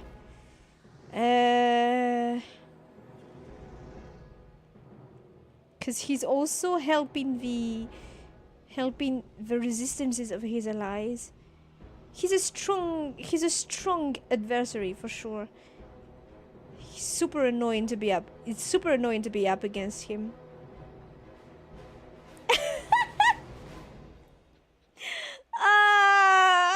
When you're up against Cass, it's going to be ass.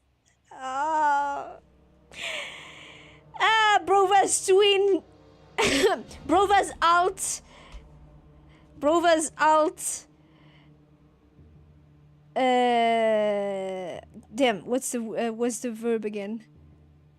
Strikes again. Brova's alt strikes again. I'm hesitating. I feel like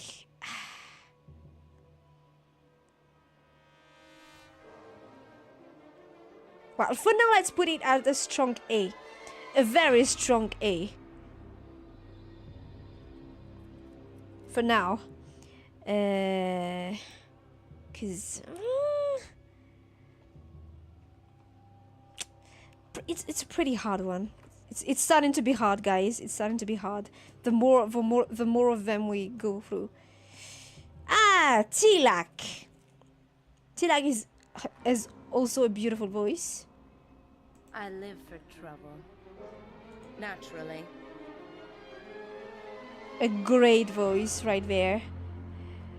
Okay, so Tilak decreases enemy movement speed, yep, and reduces their resistances, which means they are more likely to die because they are less like they have a harder time fleeing, and plus their armor is melting. So yeah, very deadly.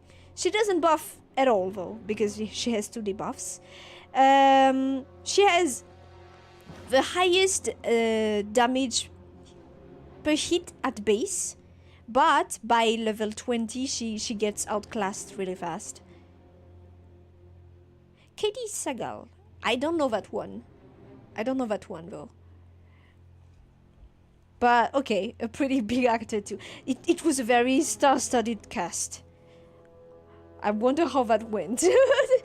Plus I have the impression the person who made the score probably was a big shot too, or relatively big shot too.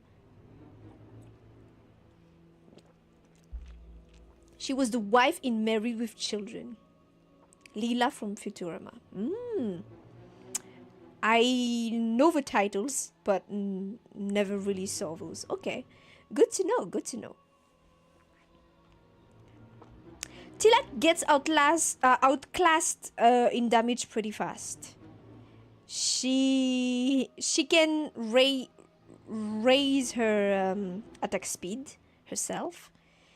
What else? Well, she leans more towards like assassinating kind of thing. Theme. She has a high hit, a strong special attack, which is likely to just one hit an enemy, especially if they're of a lower level. She applies poison to her attack.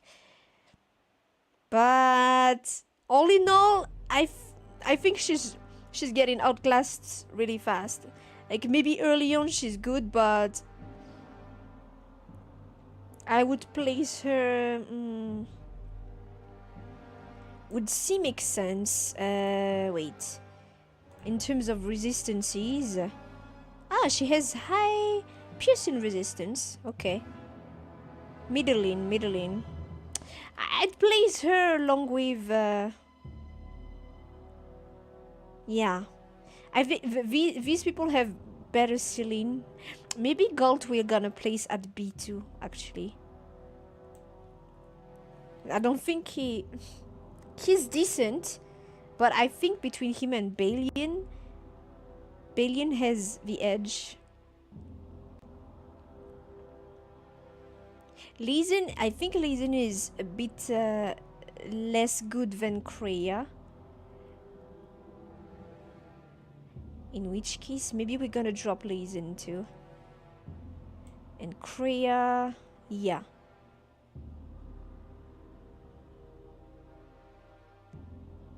Tilak.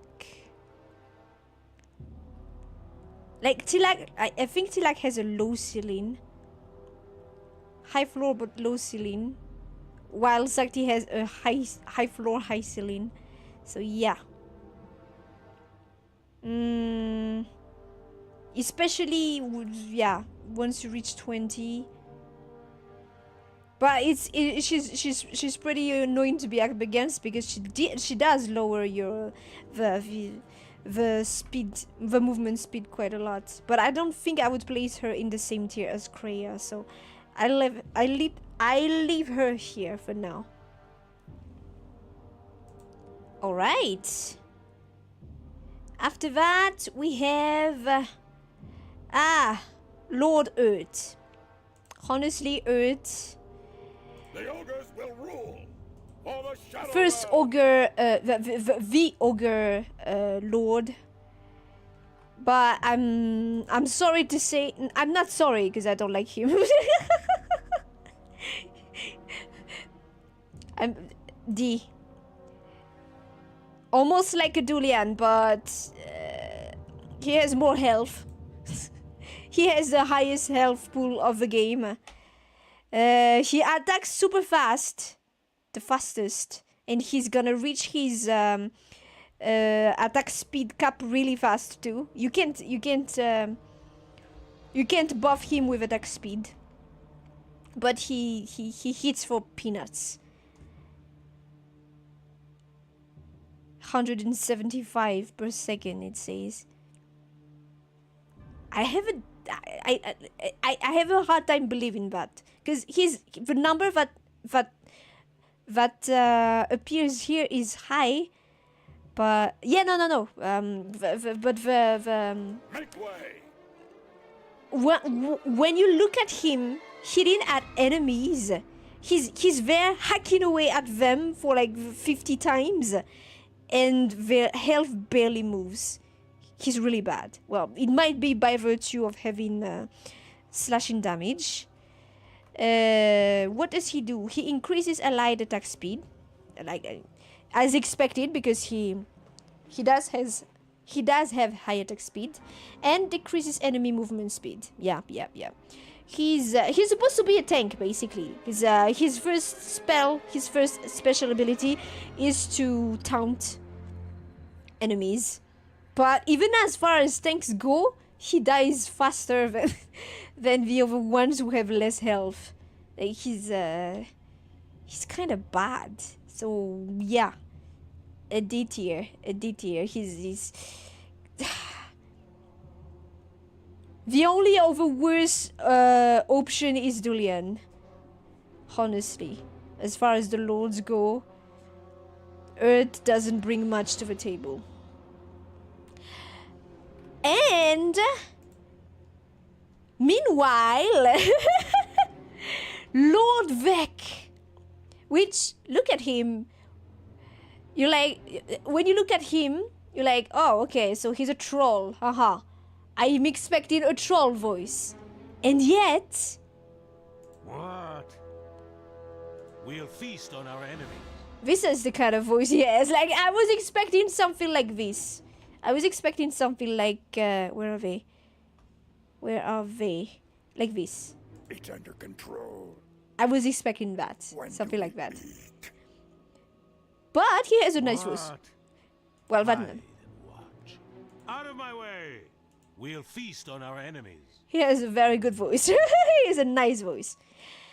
Now, every L that Earth got, Vec got all the W's. Vec is the broken one in the Shadow Realm, and Vec is the hard counter against Sakti. Keith David. Oh, that name sounds familiar, but there's no role that comes to mind. He's a hard counter to Sakti because he saps the what was it? The attack speed? The enemy attack rate. So Sakti just, if there is a Lord Vec against a Lady Sakti, Lord Vec is gonna win easy. No doubts. That's why, yeah, Lord Vec is getting an S plus too, I guess. But yeah, no, he gets an S plus. He has high health. He's very tanky. And he has some nasty debuffs. And some nasty special abilities. S plus. S plus. No questions asked. Every L Earth got, he got all the wins, so yeah. It's balance within the faction. Every L Dulian had,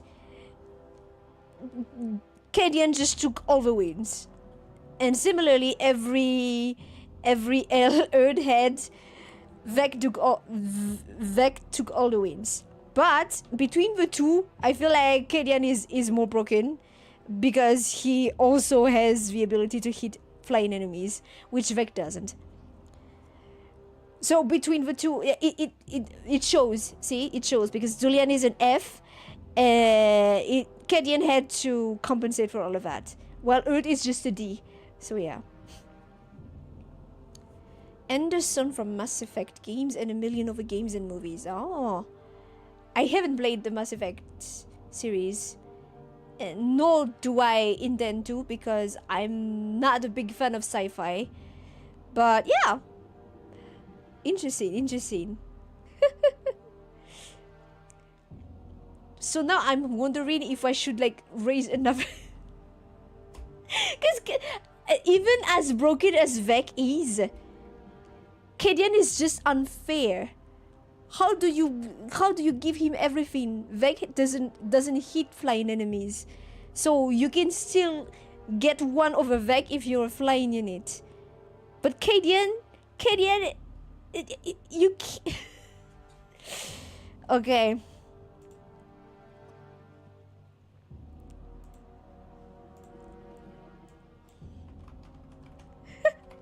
We're gonna call it unfair.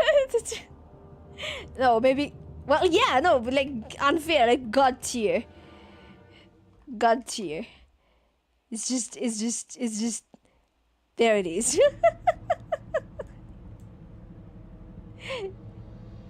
Plus, he does not have a hard counter. No, he doesn't have a hard counter. Because units that have high piercing damage, not that many. So yeah. So this needs to change color into these two. Really get like that. There we go.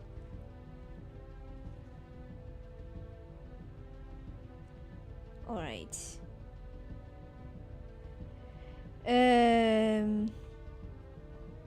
Next.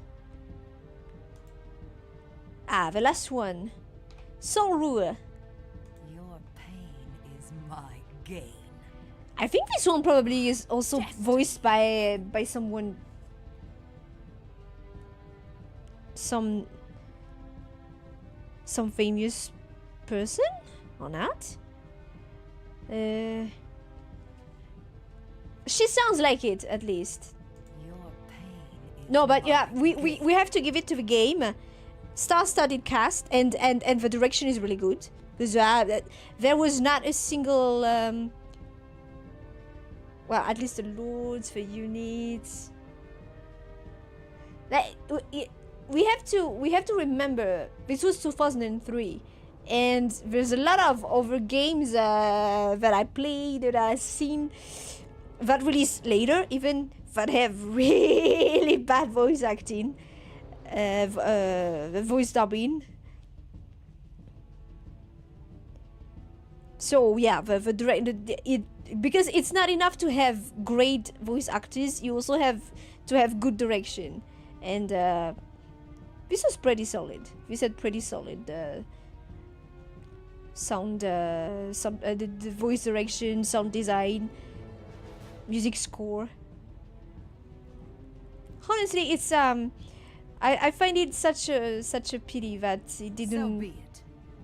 It wasn't much of a hit, because yeah, the gameplay, as I said, was not very revolutionary, and coming after Warcraft 3, the AI is really very basic.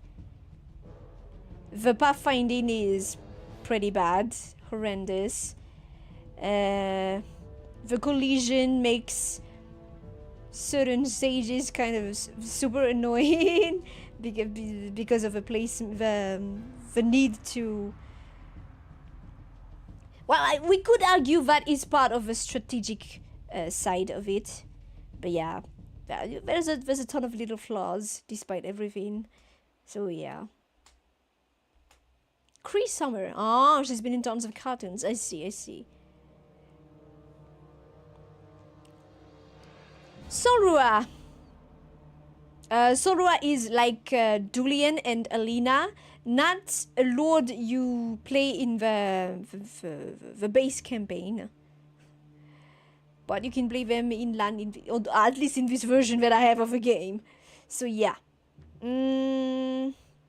Solrua has one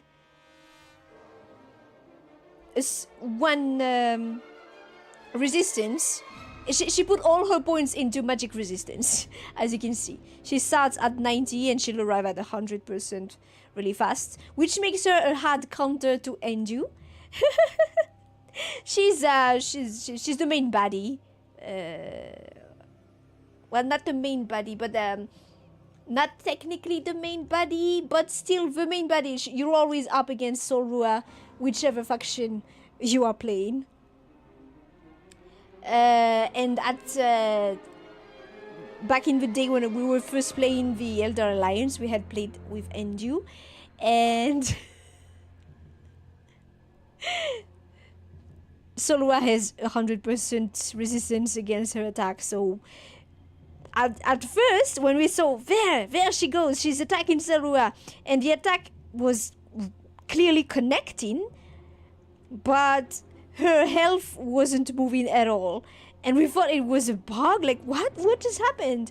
Until we clicked on her and saw, oh, she has 100% magic resistance, which was bad, because not only was our lady magic type, but all the units we brought were also magic types.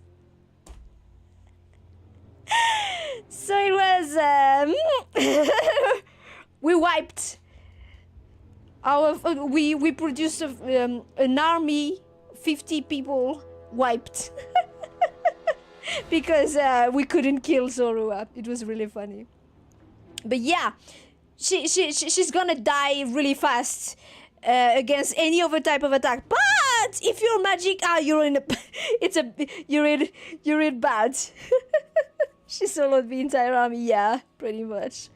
It was bad. Well, no, she did not solo it because there were other units, but yeah, it was bad. Solrua, I think she's middle of a pack. She can summon a specter. The specter is well, it looks like a skeleton with a scythe. And the specters are able to hit aerial units, but they do not use ranged attacks. It's a funny thing, but yeah. I'd place Solrua in the middle, honestly. I think she's relatively strong enough. Yeah, no, maybe. Like, yeah, she's a hard counter to Endu, but it's just one single thing, you see? She gets the job done. Like, here, they still get the job done fine. It's just that they're outclassed. I'd put her, yeah, I'd put her with these. Like, they're fine, but just not outstanding. Maybe we should change the names because, like, yeah. Because when you see C, you're like, oh. But you have to remember there is D and F. Solra is fine. It's fine. You're not gonna have a very bad time if you get her. You have to be careful about her not getting hit. Is all. But yeah, you have to be more careful than with other ones. But she makes up by being relatively strong, decent. So yeah, I'd put her here. She's fine. She's fine. Alright, that's it for all the lords we can play. Now it is time to go into the units in order for us to, the other units, in order for us to make a general rating of the factions. That's how we're gonna do it next. So, since we are already at the Shadow Realm, let us continue. The Shadow Realm's base unit is the... was it? What's its name? Hammerfell?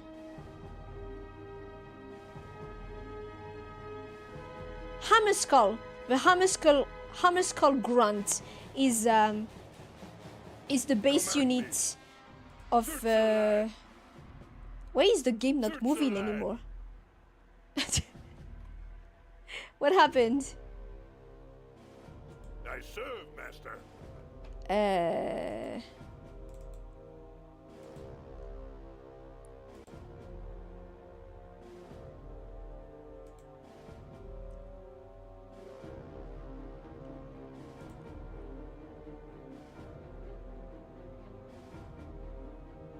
Oi! What happened? Game! Why aren't you appearing anymore?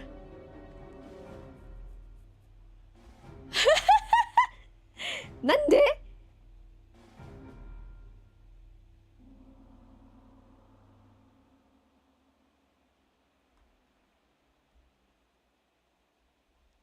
What is happening? Why is it not appearing anymore? Give me an... I serve, master. Oh no! Game! We'll travel. Why aren't you appearing anymore? It just stopped and then it's not appearing anymore. No!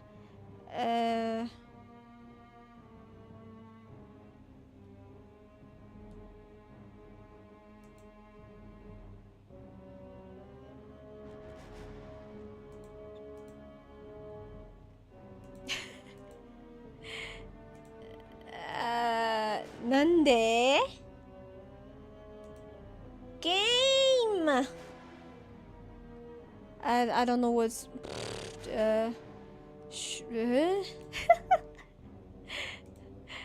with... Saj. Woo! Yeah, it's bugging hard. It's bugging hard, okay.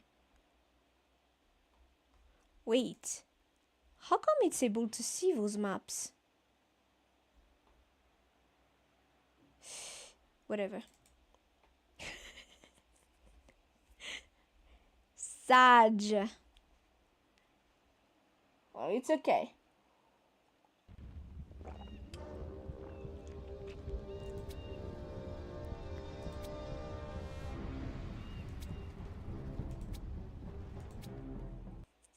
Okay, we're back. We are back. So, as I was saying, let us start with the base unit. The first base unit, because that is the unit produced in the first building you can produce at the beginning, which is the Ogre Barracks. The Hammerskull Grunt, which, as far as base units go, is kinda is the most pitiful one. Honestly, the thing with the Shadow Realm is their buildings and units are very cheap to produce, most of them, until you reach the last ones, which are suddenly very costly. But the most of the units are very cheap to produce, but very cheap, relatively cheap to produce, and that means you were supposed to lean on making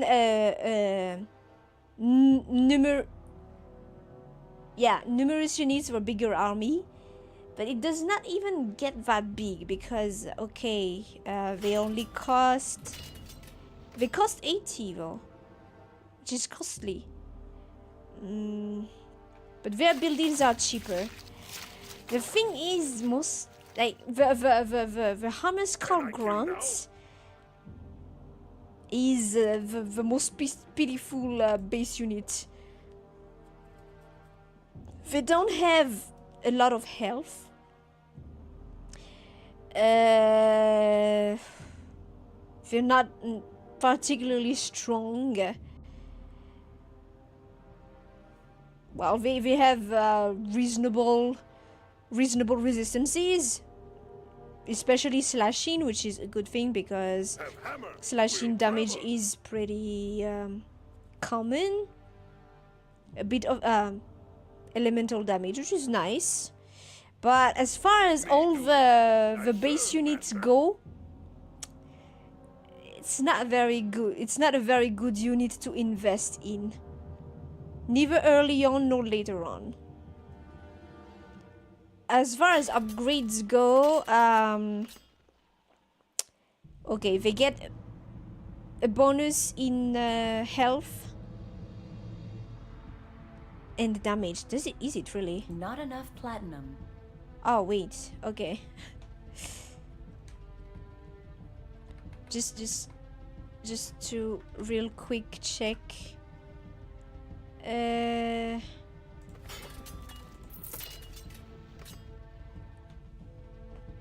What you want? The grunt isn't really like, I wouldn't invest into a grunt. Of course you have to when you play the campaign, but in a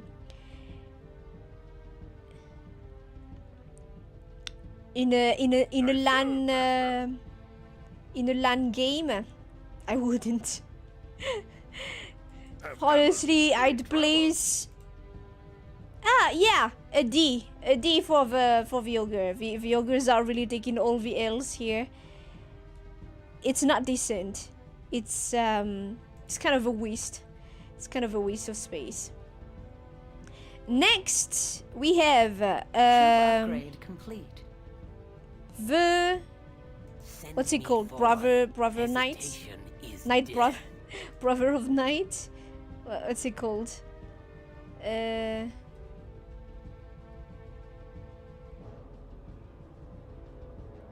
Yeah, Brother of Night. No, wait. Before that, we need to see what kind of abilities the ogre gets once they are knighted. Well, it's the same kind of aura as Earth, so attack speed and slows enemies and gains a taunt. Mediocre tank in any case. Doesn't change his standing much. Still D tier. Did I already explain how you get a knight? Did. Once the unit reaches level 6, you can knight them, which will make them stronger and make them gain an aura and a special ability, an extra special ability. Cannon fodder, yeah, not even good cannon fodder. Honestly, like if I was to choose mid shields, I wouldn't choose them. Pretty much waste of platinum. Plus 80 is costly, cause compared to the fact that Can I kill have hammer We'll travel. Search the land. Relatively to the fact that the buildings and the units are supposed to be cheap. Ah yeah, okay, the damage did raise. Search the land. They can gain a bit of damage and health by upgrading them. Still not that good. Like at base, the base is really not good. So even if you try to upgrade it, it's not that good. I wouldn't recommend investing in those. Cannon fodder just at the beginning, maybe, but my go-to strategy in any case when I play Shadow Realm is going for the goblins. So building all the required buildings just so I can produce goblins. That's what I do, and healers. It's a cheese strategy that works very well. I like cheese. All right. Next one is the Brother of Night. The Brother of Night. I am one with the night. Well, Brother of Night is stronger, like has higher damage. It's a monk class, so they have higher damage. It's the same class as Sakti. Which also means he's gonna increase attack speed. Hesitation is death. Which in turn will increase the damage they make. And as a monk, they gain the feign death ability when you knight them. Hesitation is death. They are very fast too, as you can see.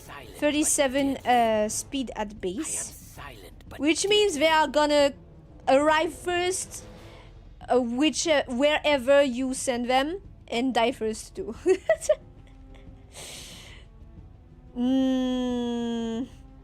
Not a lot of health. I wouldn't invest in them either. Like, as far as monks go, their counterparts, the other monks are better. They are just because the other ones exist, they become kind of pathetic.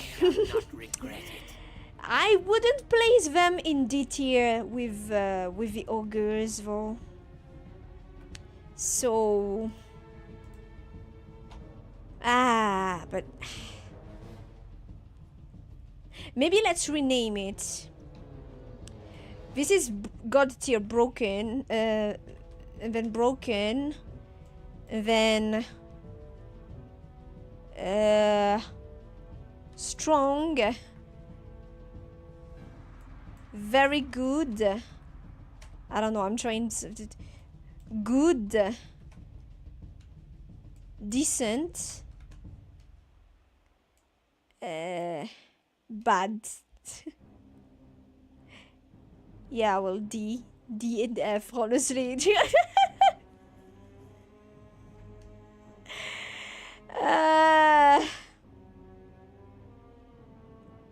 I like the fact that F goes directly. It goes directly DF.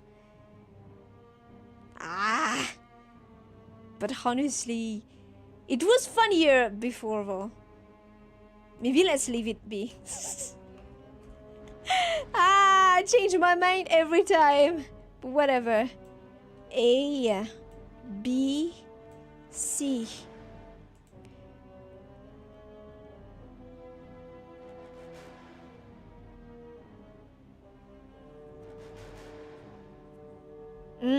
Brother of Night,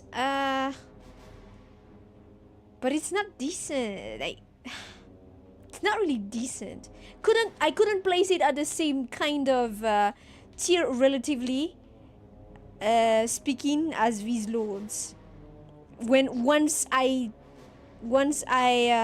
compare them to other units, but it's better. They're better than the ogres. I guess the D tier, the E tier has to be done then. Add a row below.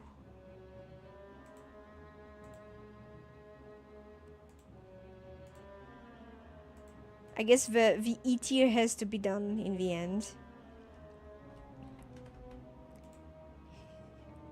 which means these two are gonna go down here, and I'm gonna put the Brother of Night here. There. Like, these are decent. This is... wouldn't waste my platinum on it either. Platinum is the resource you need to collect in the game, and that's the only resource. It's just platinum. And you have one type of unit that can collect the platinum. Depending on the faction, they have different speeds. And therefore, like, if they are slow, they are able to take more platinum. And if they are fast, they take less. All in all, it balances itself out, even though in niche scenarios, one can be better than the other. But we'll talk more about that at the end, once we are doing a final classman for the factions. But yeah, I wouldn't waste platinum on the Brother of Night either. The next building you are able to build is the Thieves Guild, which produces Do you need a distraction? I don't know what it's called in English. Let us check. Which produces anytime now, any moment now. A trickster. Okay. Produces a trickster. A trickster already better. Stronger, much stronger. Doesn't have a lot of health. They are meant for damage, not to survive. They are the same class as Tilak, which means they also raise... they debuff enemies. They have 2 enemy debuffs. The Knights have the same kind of auras as the Lord that is within the same class, just weaker. So a Lord is also going to get a bit of...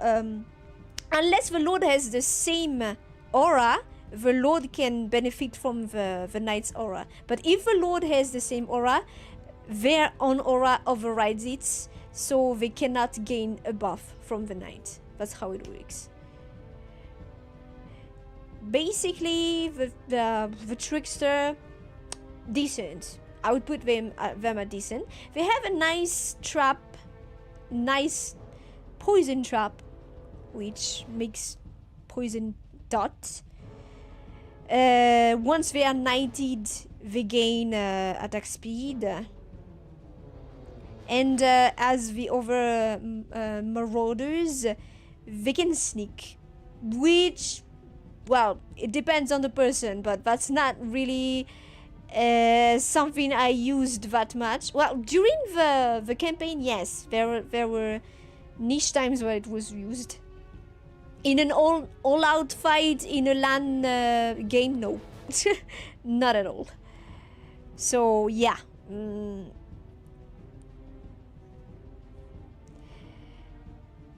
Ah, wait. We didn't check the Brother Knight's upgrade.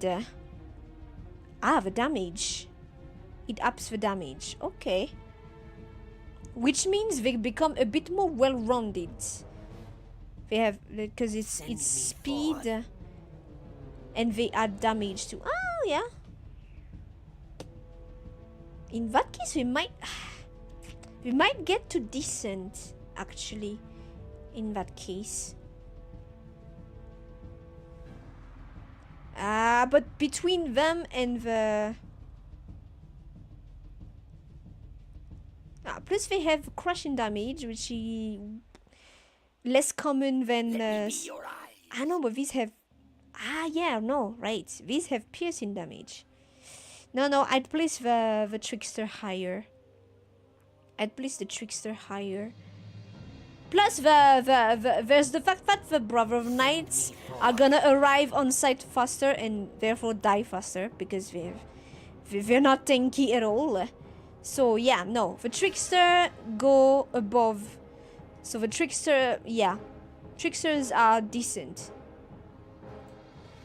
Regardless of my preference for strategy, they are decent.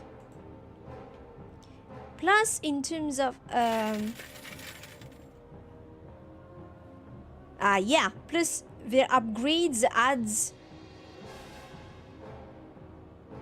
a chance to stun the enemy. Now I have no idea if that is a wrong tooltip or not.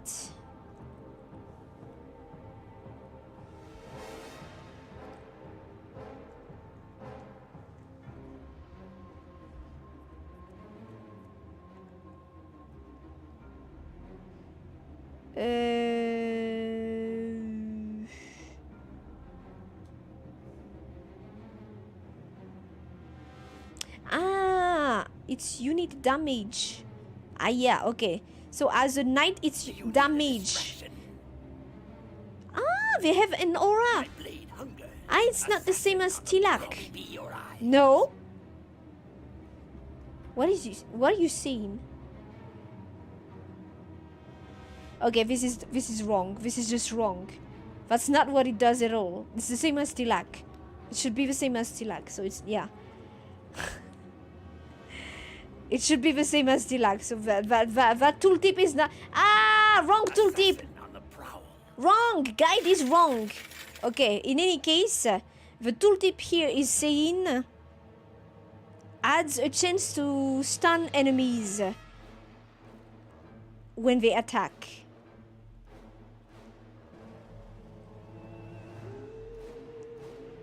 I don't play them enough to be sure about that. The name is Poison Blade. That's poison, right? The tooltips are wrong. Doesn't make sense because this is Poison Blade. Yeah. It's not them that stun enemies. It's the Knights of the Temple of Dawn or something like that. So yeah. No, but I'd place them at decent. They add poison. Yeah. They're definitely. I'd place them definitely above the Brother of Night. Next, we got the healers.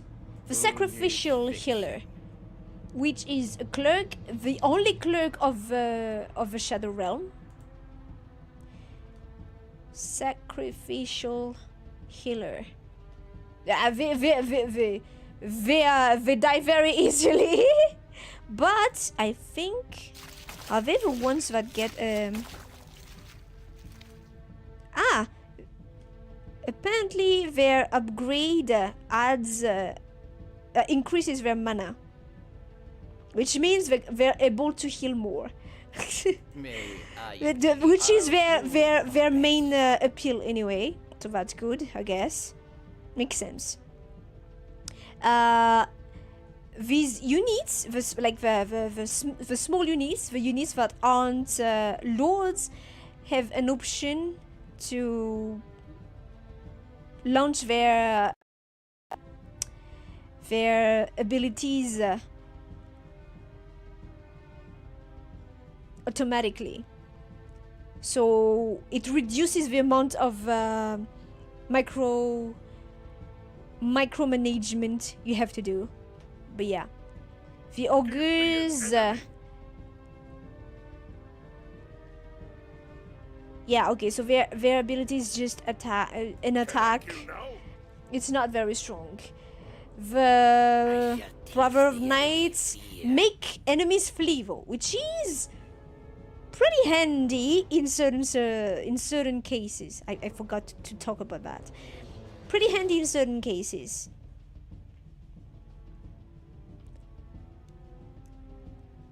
It's the trickster that don't My traps will slow them down. That don't necessarily have an ability that have a more niche ability.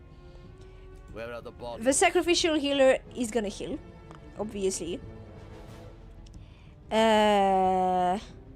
It's a small amount, but they're able to cast it several times. Well, several times in a row. It's useful. It's pretty useful. I'd place them at Well, they die easily, but I'd say they are decent at the very least. Yeah, let's place them at decent for now. Although I think they have more usefulness to them than a trickster. So maybe let's place them here for now. Just because they heal, which is something valuable. The next unit would be the Defiler. The Defiler. I shall poison our foes. Another lizard. Very well. Ixar. Ixar is the name of the race. These are super annoying because they can cast a debuff that lowers movement speed and puts a dot on the enemy. It's very annoying. So at the very least, plus it's poison, they are easily killable though. I'd place them higher than the tricksters, especially since they also are able to kill flying enemies, flying units. Their upgrade increases the regeneration of their health and mana. Yeah, pretty decent. Yeah, no, I'd put them higher than the tricksters. So yeah, right here with sacrificial healer. A good unit to have, especially since they only cost 75 platinum, unlike everything else that costs 80 so far. Next one, the Mogris. Mogris are siege units, meaning that they are meant to destroy buildings, and boy do they destroy buildings. They're not gonna be super efficient against other units, but buildings they do be destroying quite efficiently. Plus they can add to their attack speed. It looks like they are also what else? Yeah, the 19. I forgot to talk about how it works when they are knights. The Defilers are just gonna be like Skas. They're gonna summon a skeleton. It's the same aura as Skas, which means it's gonna be I don't remember. Defiler. Is it this? Is it decreases enemy movement, increases light mana regeneration? I don't think that's it. Is that it? That does not sound like.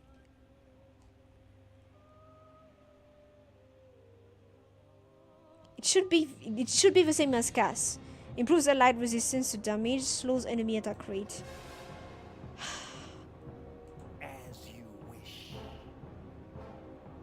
Speak your Yep. It's exactly the same as Cas.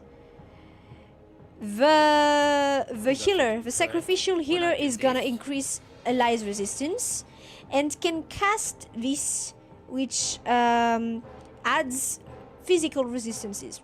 Pretty good. Where is the So yeah, they are very decent units to invest in. Same for the Defiler. Good to have around. The Mogris, as I said, are siege units, so it's more gonna be about destroying buildings.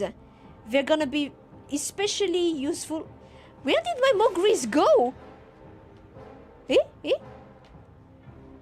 They're gonna be especially useful against spell towers, which is the offensive building of the Dawn Brotherhood, and fires magic attacks. Those are the most deadly. They are also the most annoying, and it pays to have Mogris against them. So yeah, pretty decent units. when you need to destroy buildings. Depending if you're just doing the campaign, they come up later on anyway. But in a LAN game, it's good to have a few to take care of those pesky buildings. When you knight them, siege units just temporarily increase the amount of damage allies can inflict to buildings. Makes sense. It seems this one is also increasing the resistances, which is good too. Even if the use is more niche than the other units, the Mogri does its job well. So I'd put it here in B tier. Next, the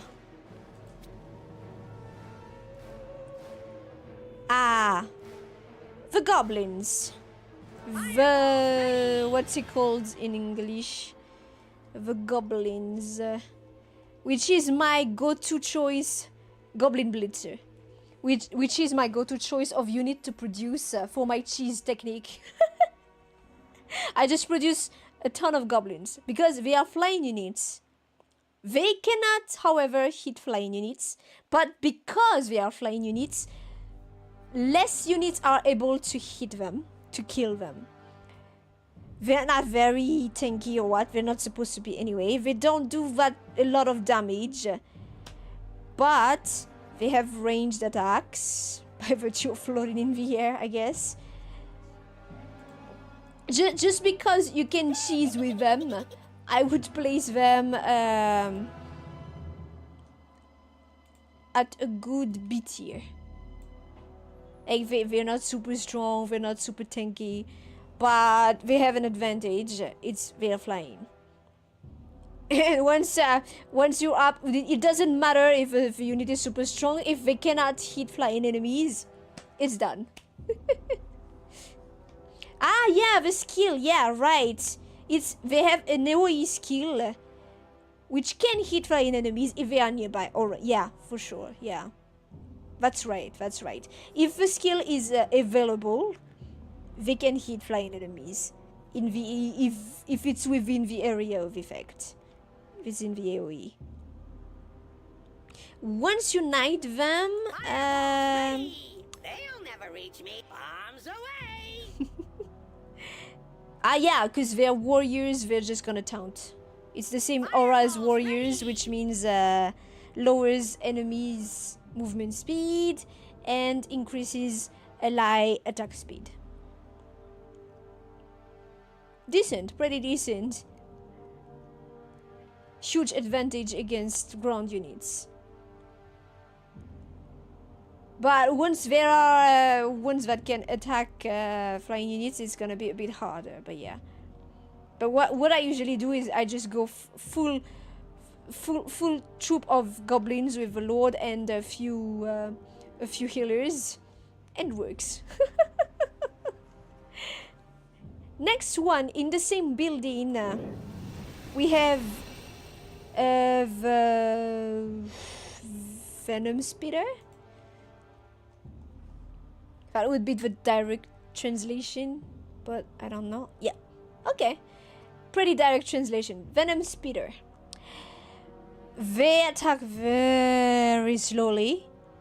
Actually, the lady who's mounting the Venom Spitter is the Drogmorph. The Drogmorph is the name of the creature. The lady doesn't do anything. It's the Drogmorph that's attacking. And then, if the Drogmorph... Basically, this unit has 2 health bars. The first one is for the Drogmorph. Once the Drogmorph dies, the Venom Spitter... it becomes an unmounted Venom Spitter, and it's the lady that's left. So there's that. It's a unit that basically has 2 lives.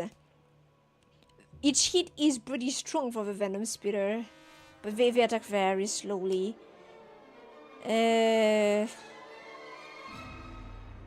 Well, I mean, it's a decent unit. Ah, plus the Drugmore can also hit flying enemies, if I'm not mistaken. So there's that.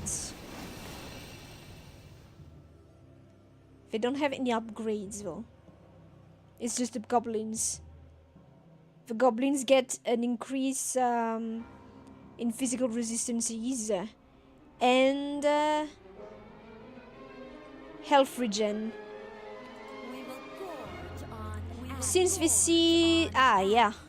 It's the same kind of ability as the Wretched, which is the same as Vec. What? It's a big attack magic, basically, on one target.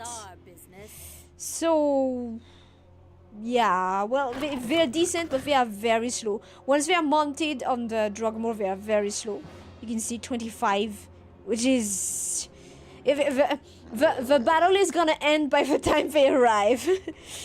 So, they are also pretty costly to produce. So, I think they have too many caveats for what they are offering. So I would put them at, let's say a C tier. A C or a D tier? Would I put them the same as a Trickster? They're...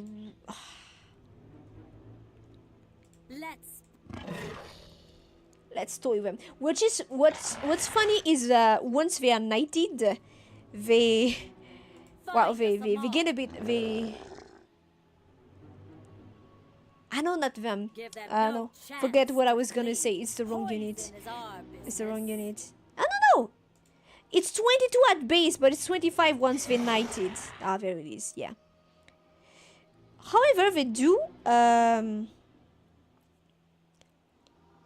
do basically steal away a unit's damage, which can be useful, and it can also hit flying units. But yeah, I wouldn't place them very high because they're costly for what they're offering. There are, especially if you're in a which is gonna be the case anyway. You have to choose what units to produce because your resources are limited. I wouldn't put too much resources in these ones. So maybe actually along with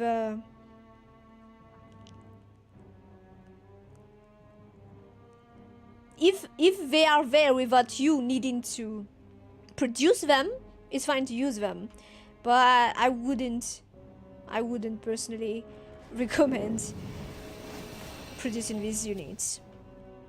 Okay. Next one.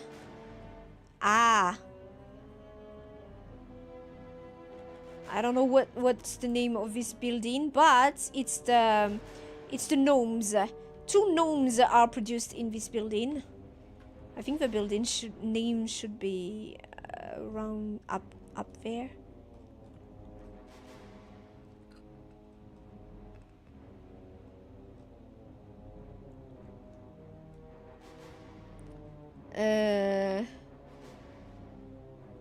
Let's see.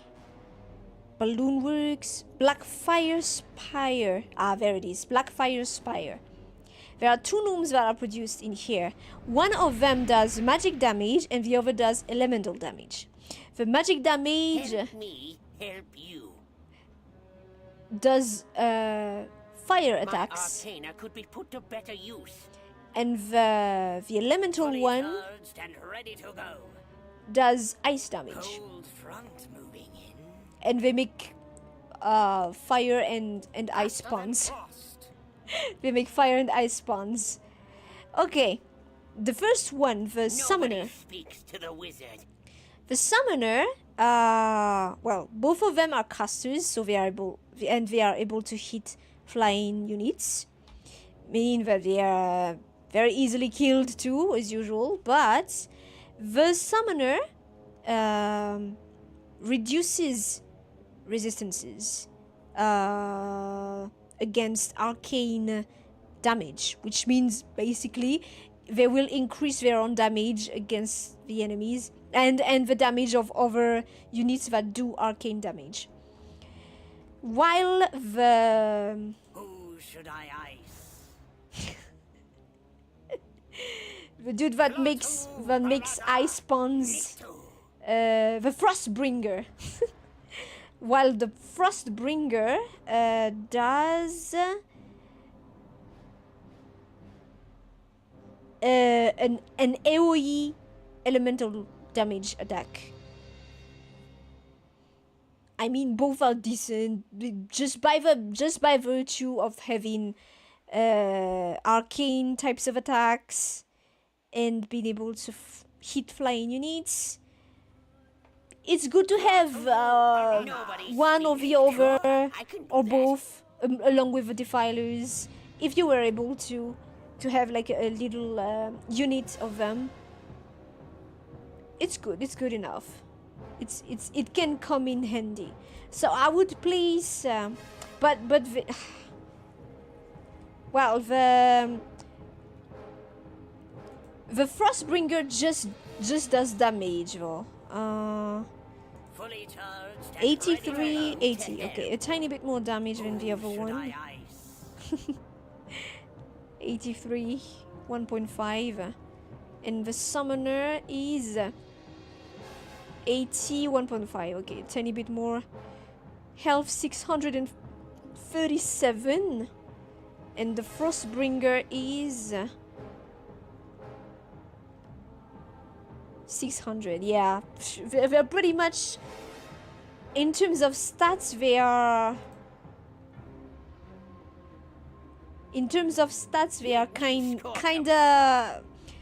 kinda comparable, but this one has more just a ton more in a lot in what's it called, elemental damage, which would bring it to, if I remember correctly, something like 98 at level 20, something like that.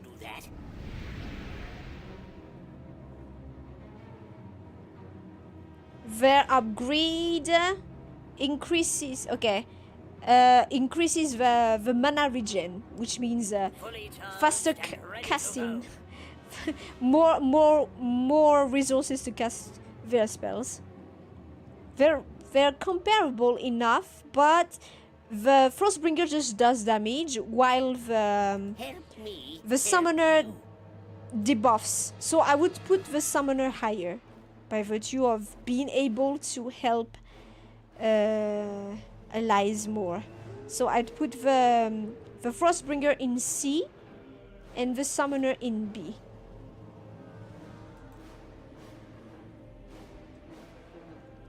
Alright, next one. The Wretched. The Wretched, not only the building is costly, but the Wretched themselves are also costly to produce. Whereas these ones are... plus the Frostbringer is also costly. 95, while usually casters, ranged units are 75, like the base one is 75. So yeah, definitely Frostbringer is lower tier than the Summoner. The Wretched are costly to produce. The building itself is already costly to produce. But they are pretty tanky, and they still health, basically, which is super annoying. And it's the same class as Vec, so they also steal the damage, basically. Yeah. That's why Vec is such a hard counter to Sakti, because he not only reduces her damage but also her attack speed. So she has nothing left. So they are worth it to a certain degree. Like, if you have the resources, it's good to have some of them. You don't even need a troop of them. Just a few, just 1 or 2 is already gonna do some annoying things to the enemy. So I'd put them Well, they are costly, but it's balanced by the fact that they bring a lot, plus they are tanky. I'd put them in B tier. I'd put them in B tier. Especially if they are there without you needing to produce them, use them. Next. The last one. The Temple of Hate, which produces Tixol Mogris. Tixol Mogris, which also are siege units. Meaning they aren't very useful against over units, but buildings they eat away pretty well. You can what's the upgrade? The upgrade of the Wretched also adds a chance for them to just steal the health of the enemy, so doubles down on stealing the health. But yeah, solid B there. The Tixol Mogris, as I said, siege units. Their upgrade increases their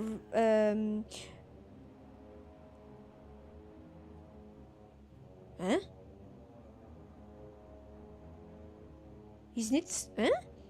The tooltip is saying it increases their physical and arcane attacks. What? No, it's probably resistances, because we don't have any. There will be no mistake. They don't have any. They don't have any resistances. You dared. Well, they have a little, but no magic.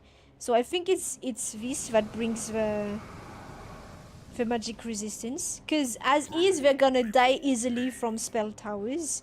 But they have a very handy ability, which is just to teleport to an enemy building. So once you that is in has been revealed on the map. So if it's within the what's this called again? Once it's revealed, they can teleport to it, even if there are no allied units next to it, which is pretty broken. Pretty broken. But they aren't as tanky as Mogris. They are also flying units, and they can hit flying units. Upgrade complete. So okay, so now no, nothing. Eh? They don't have any magical. Okay, they don't have any magic resistance. Tremble before me. And it was a single upgrade. Okay. Tremble before me. That teleport is hard carrying the utility of the Mogris. Plus they are pretty slow. As you can see, 22. They flies. That means that they can sometimes just bypass some geographical like if there was a mountain, there's a chance they can be we can bypass it to a certain degree, but they'll die from spell towers easily. Yeah, which is usually the case, yes. So,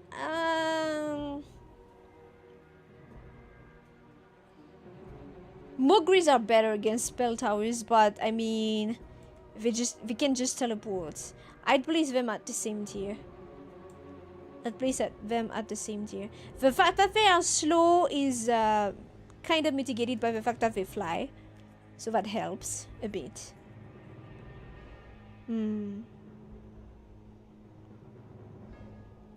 I would place them at the same tier as the Mogris for now.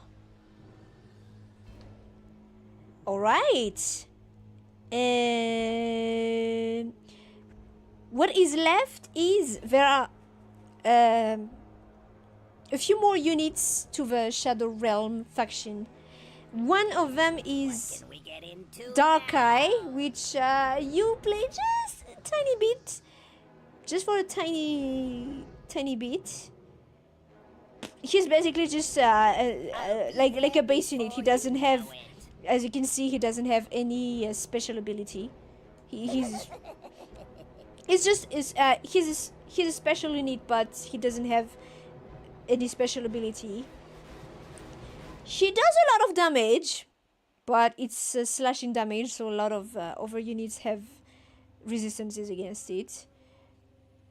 Give me gears over goblins any day. There's Zorin, Yes. who is also a unit you will very briefly use. No special ability. Decent enough damage, but nothing to write home about. And then there's the I await your command. what's it called again? The recruiter, the dark recruiter, which is if your lord or your knight fall in battle, you have the ability to revive them, resurrect them with this unit. This unit you can produce in the stronghold, which is your main building.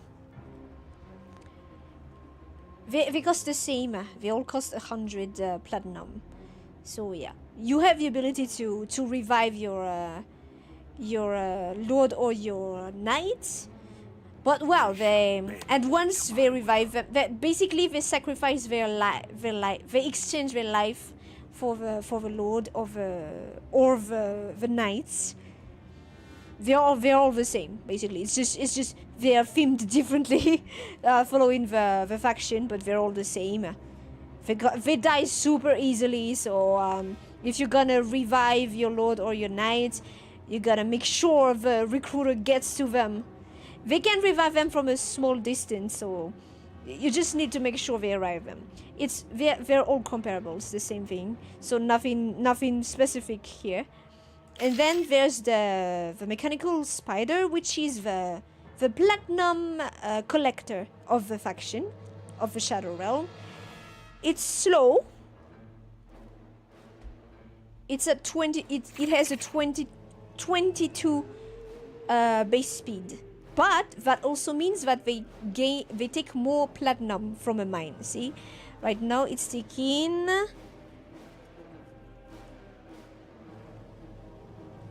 40 platinum,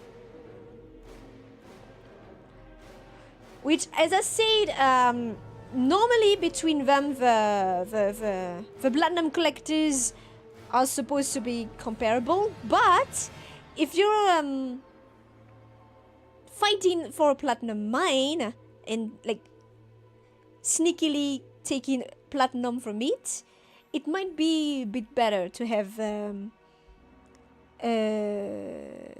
spider, because they take more platinum in a go. But they are slow, so you're most likely to be able to kill them. So there's that too. I guess they're pretty comparable, but yeah. As far as units go, they don't really have anything that is too broken. Honestly, the Shadow Realm is hard carried by Vec and Cass. Everything else is solid, but not outstanding. And then there are some poor units in there. So yeah, we will go back to the faction later once we have done the other factions. But yeah, all in all, the Shadow Realm is kind of on shaky grounds. As far as factions go, if you get you can make some strong combination. Like I see one strong combination, which is doing the goblin method, and then having the defiler, the summoner, and the sacrificial healer along with your lord. If you were lucky to get well, I say lucky in the sense of if I was if we were randomly getting the lords, if you were lucky to get someone like Vec or Skas or even Kreia, it works well. It works well. Sakti, Sorua are decent. Earth just got shafted, so yeah, that would be a minus. But yeah, all in all, the faction among the three, I would say the Shadow Realm is the one that, but we'll see. Once we do the other factions.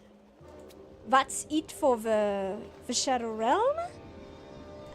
Going back to the Elder Alliance to check the units of the Elder Alliance. Wait. I forgot to say that the Shadow Realm's offensive building is what's it called again? The bone pile? Bone something.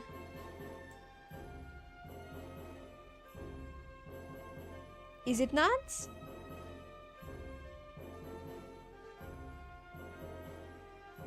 Where is it? Bone pile, yeah, the bone pile, which basically, well, as the name suggests,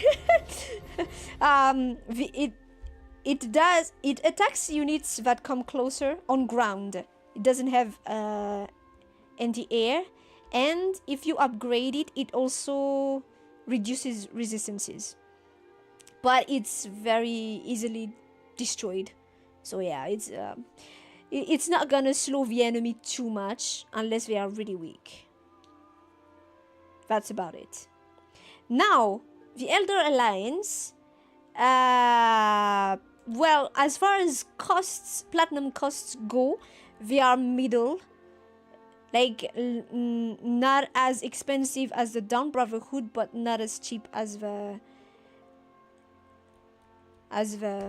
Shadow Realm. Although the Shadow Realm does have 2 buildings that cost 500 platinum, the most expensive for the Elder Alliance is the what's this called? The Drake Nest? I think it's probably Drake Nest. Something like that. Drake's Nest, yep. I'm not too bad at trying to translate these things. But the Elder Alliance's buildings have low HP too. They're easily 27k. Dawn Brotherhood's buildings are pretty... Oh, no. It's middling. No, balloon work. Stronghold. No, they barely have any health. It's really bad. And they do not have offensive buildings, but they have the Shield Stone, which basically it's gonna slow enemies. So you cannot leave your base unattended. Because with for example, with the Dawn Brotherhood, you can leave the base unattended if you are able to produce a ton of spell towers and upgrade them. For the Shadow Realm, it works to a certain extent. If there are no flying units, it can help. It's able to it might be able to survive a while until your troops get there. For the Elder Alliance, you can't. You only have the Stone Helm, which slows the enemies. And if you upgrade it, it also reduces the enemy's attack speed. So yeah. Buildings-wise, Elder Alliance got shafted. The Pixie is also the fastest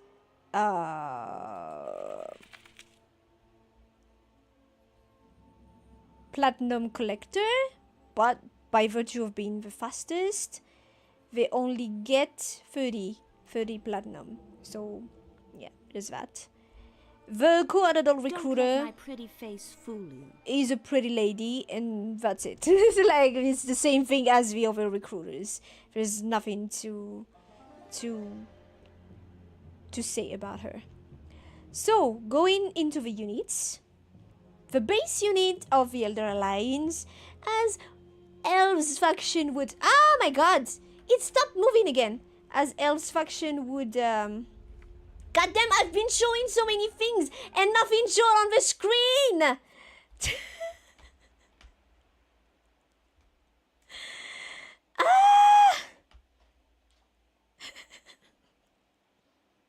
Well, the game does not like it when I tab out, I guess. At least it didn't crash, but... if it's gonna die on me... every time, that's not really good either. Okay, so...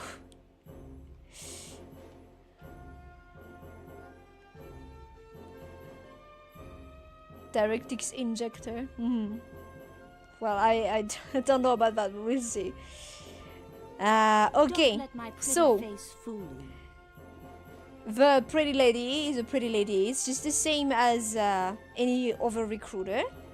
The base unit of the Elder Alliance, just as elf faction would imply, are elf rangers. Let's show them what a Tunarian longbow can do. Deadshot archers. I strike from afar. Which are, well, at first glance, not a very impressive unit. At first glance. They cost 75, which is very cheap. Can't see will hurt them. The cheapest aside from the platinum collectors, which cost 60. I strike from afar. Their damage, if you look at aim it, is true. 65 per hit. Okay. They have little health because they are ranged attackers, but they are ranged attackers that can hit flying enemies. They have decent resistances, especially crushing damage type, which is good against something like, say, an ogre.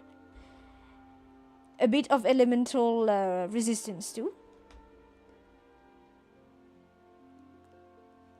The thing is, you can upgrade them to give them...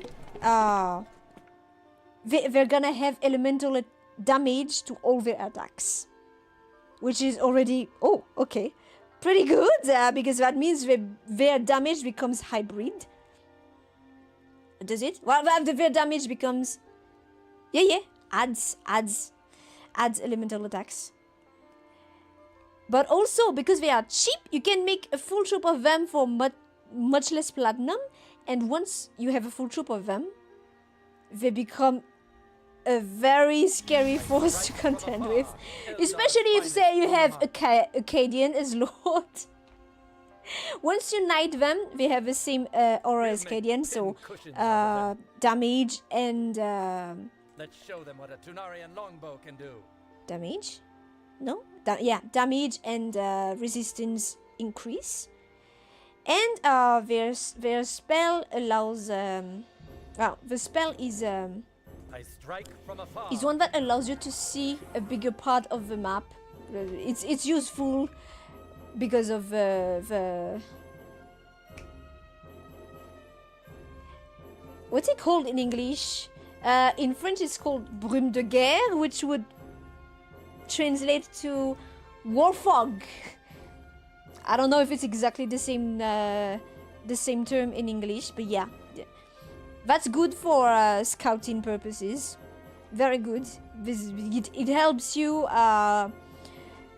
strategize better. Let's show them Archers, what a Tunarian troop of longbow can do. archers is very deadly. Which it's pretty like barely barely any caveat because they are, well, yeah, they have little health, they are not very tanky, but they are ranged, so they're gonna hit the enemies earlier. They have elemental attacks added to their attacks. Their types of attack is piercing, which not a lot of enemies have high resistance to that. Let's show them what a The Solarian archers longbow can do. are pretty good units. Really good units. Honestly, having a troop of archers is enough. If you have a troop of archers, you're able to clear things. You could clear everything with a troop of archers and Cadian. So, pretty good unit. I'd place them at...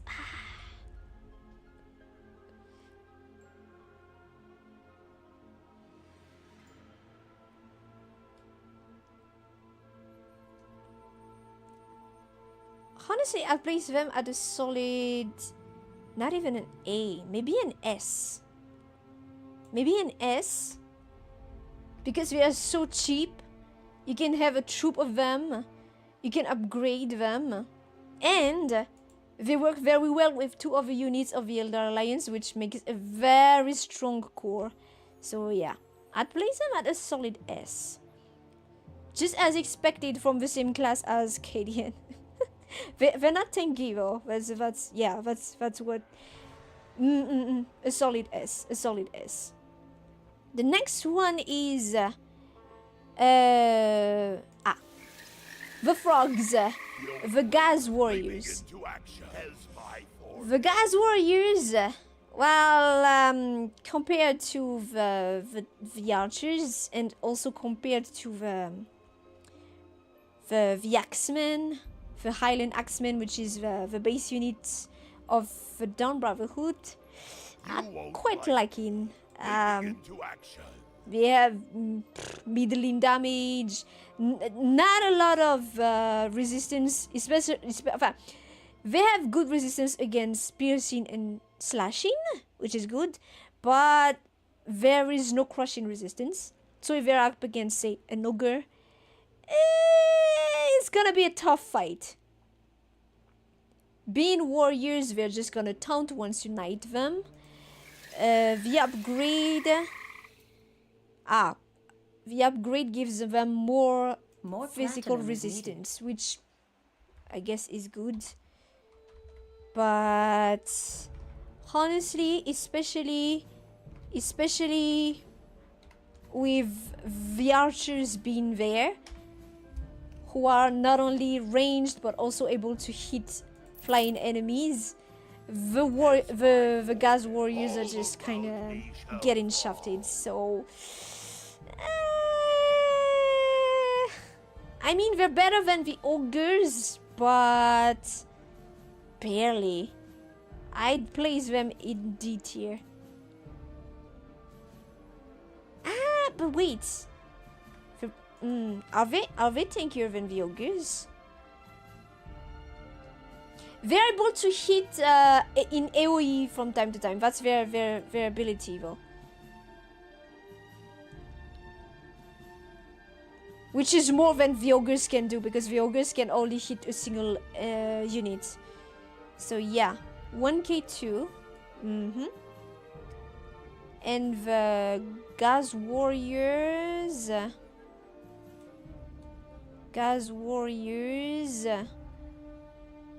Troop upgrade complete. They have more health. And they have good resistance, poison. Now, okay. Once you upgrade them, they have a bit of crushing resistance. Yeah. They're better than the ogres, for sure. So... they're better than the ogres. But... as far as melee units in the Elder Alliance, I wouldn't place them as high priority. Plus they cost 85, yeah, no. They don't even have the advantage of costing less. So yeah. Yeah, a D tier. Next are the bards. Are they called the bards in English? It's Bixie Harvester, not Pixie. Grimson Bard. Grimson Bard. Okay. Grimson Bards have one ability, which is to temporarily turn an enemy unit into an ally. Which, honestly, is very useful when they're allies, and super annoying when they're enemies. It's a high value ability. They are not very tanky. They die very easily. But if you have a little troop of them, like 4 or 5 of them, it's already gonna be a super annoying thing for the enemy. It's also kind of annoying to you once there's like one enemy left. If you activate the auto cast, which you'll probably have activated because micromanagement because micromanagement. But if you have it activated and you're not fast enough to deactivate it, for example, they're gonna turn that lone last enemy, and they're gonna, because the health slowly goes back up. So the enemy that you were about to kill is gonna recuperate more health. It's gonna be super annoying.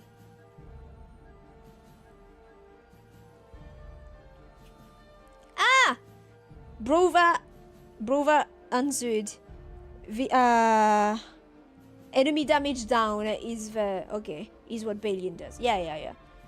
He's good. He's good where he is. Bards, high value, pretty high value actually, but they are very easily killed, which balances them out. They can be a mild annoyance to you if they keep turning an enemy unit you were about to kill, but high value. It's good to have them. Like, just have a little troop of bards attending to your base or your platinum extraction site is gonna be enough. Their upgrade increases increases their health and the damage they can do to enemies. They have slash and damage, which is very common, whatever. They don't have a lot of resistance, but once they're knighted, they do give resistance. Just like Brianna, it's the same class as Brianna.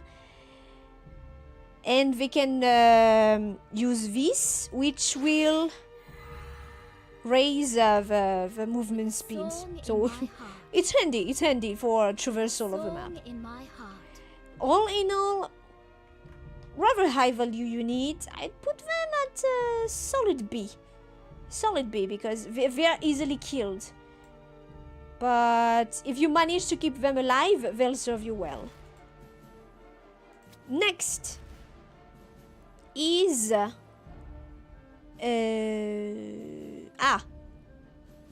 Daniel's Academy. Daniel's Academy, which is the second unit of the core of the troop I usually do in Elder Alliance. They produce this building produces My friends are in fiery places. Gate Masters. Gate Masters? Portal Masters? Gate Masters. Gate Masters have the ability to give, not increase. Because increase, if a unit, say, has 0% resistance against a certain type of attack, If someone has the aura or the ability to increase the damage, it's still gonna be 0 because 0 times something is still 0. But these dudes just straight up give physical resistance, which means for casters like them, that's very valuable. If you put them together with archers, they're gonna be nigh unkillable for a bit. Just enough time for the archers to kill whatever's in front, whatever is against them. So yeah, very high value unit. Plus, not too costly. 75, very cheap even, not even. And their upgrade increases their mana. So that means they are able to cast that protection, that shielding ability even more. Very high value. I'd put them at a solid A.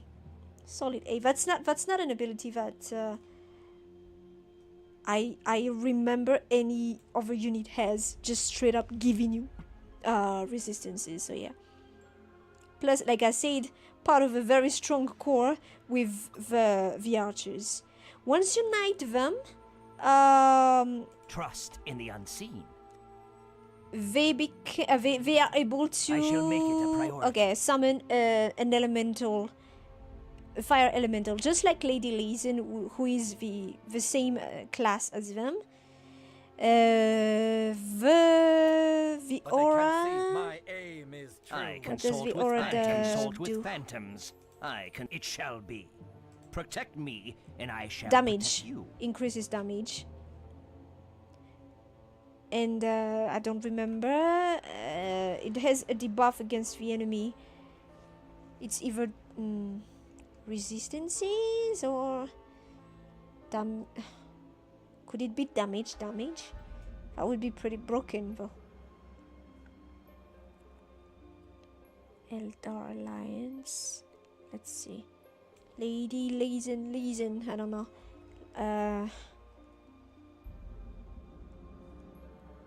Decreases enemy resistances to physical attacks. Okay, well, pretty good, because that way the archers are gonna do more damage. So yeah, pretty strong piece of a strong core in the Eldar Alliance. Plus, as I said, not very costly, super cheap even. Moving on.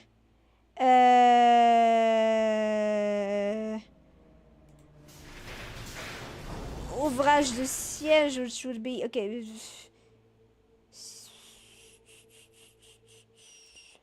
Which would be called Siegeworks. Okay. The Siegeworks, which produces the tall burglars. Now, tall burglars are the marauders of the Elder Alliance. Each of the factions that, like, there are some classes that exist in all the factions, and some classes that only some factions have, or only like one unit is one lord is the sole representative of that class, but all the classes are represented in the faction one way or the other. The Marauders are a class that exists in all factions, but among all the Marauders, the tall burglar got shafted really hard. They are not very tanky. They are not supposed to be anyway. Well, damage-wise, it's the same kind of damage, piercing.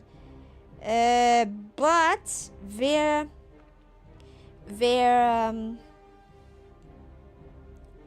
trap is only to temporarily immobilize enemies, unlike the other ones who are inflicting dots. And on top of that,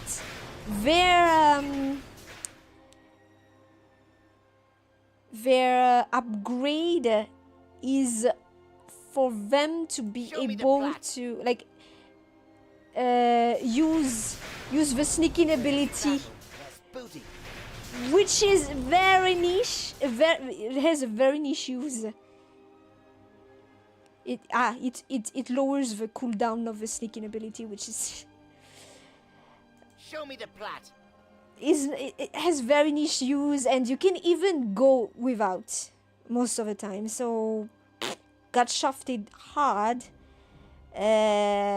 especially among the marauders. Not as bad as a Dulian, but an E. That's an E. That's an Earth and Ogres kinda tier. Honestly, not very good. Especially because I'm comparing it to the other Marauders. The other Marauders are able to bring more the tall burglar is just getting shafted hard. In the same building, however, is the something bringer. What's it called again? Porteur de nuit. Swarm caller? I think it's called.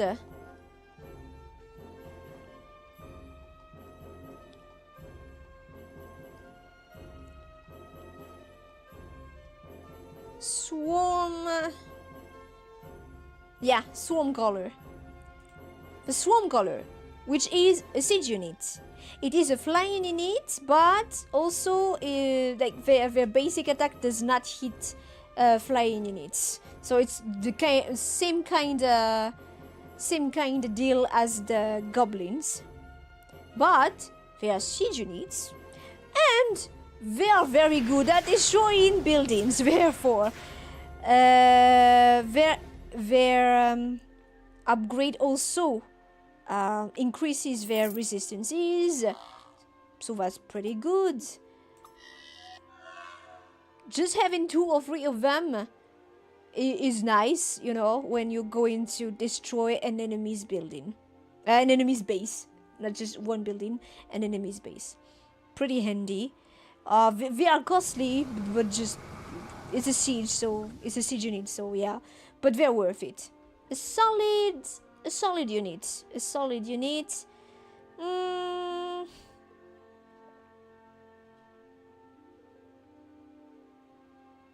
Yeah.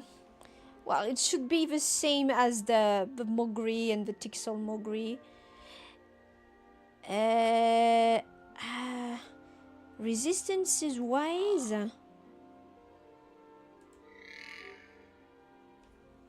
they're also slow, but because they're flying, it mitigates it quite a lot. 25% magic, which is but better than the Tixol Mogris anyway. 75% against poison, which means they're gonna be nigh invincible against poison, against defilers and scas, basically. So Troop upgrade complete. it's specific, and drakes. Some drakes do poison damage. The drakes are, like I said, unaligned units, but they are big blocks of HP and they hit really hard. Really hard. They hit once every 3 business days, but once they hit, they're probably gonna wipe a whole troop. A whole troop. So yeah, can be useful, but then again, just for them to pass next to the Drake, because they cannot kill the Drake. So there's that. Okay. Yeah, no, a solid B along with the others, the Mogri and the Tixol Mogri, I think. Good to have for building raising purposes. Next building. The wolves The wolves. The wolves rider. She's the pick of the litter. The wolves riders. Wolf riders. Yep, wolf rider.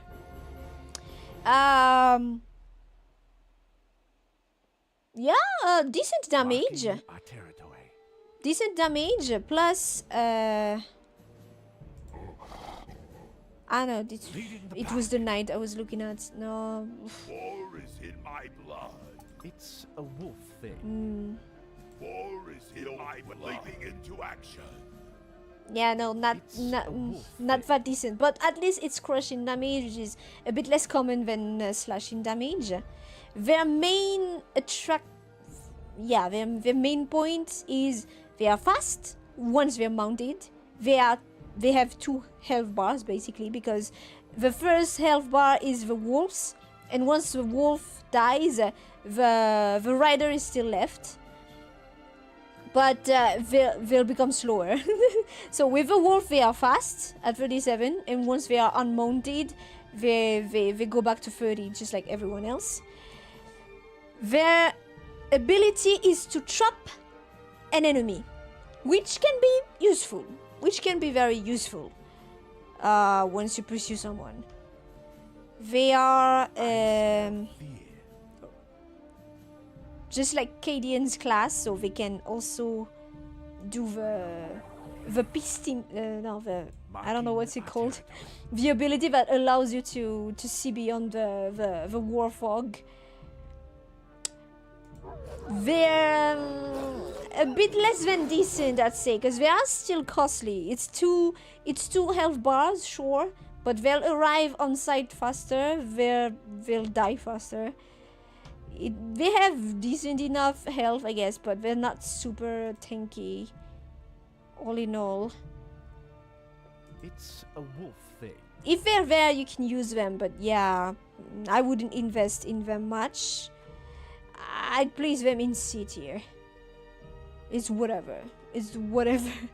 It works, but whatever tier. Next. Stone circle? Cercle de pierre. Stone something. For sure. Stone... what's it called?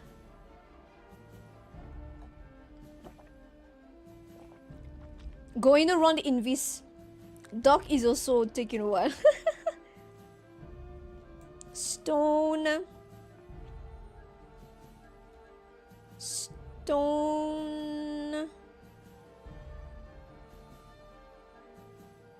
Hillstone. No, not Hillstone.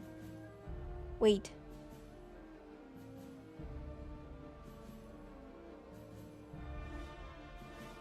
No, not Hillstone. Hillstone is the defensive building.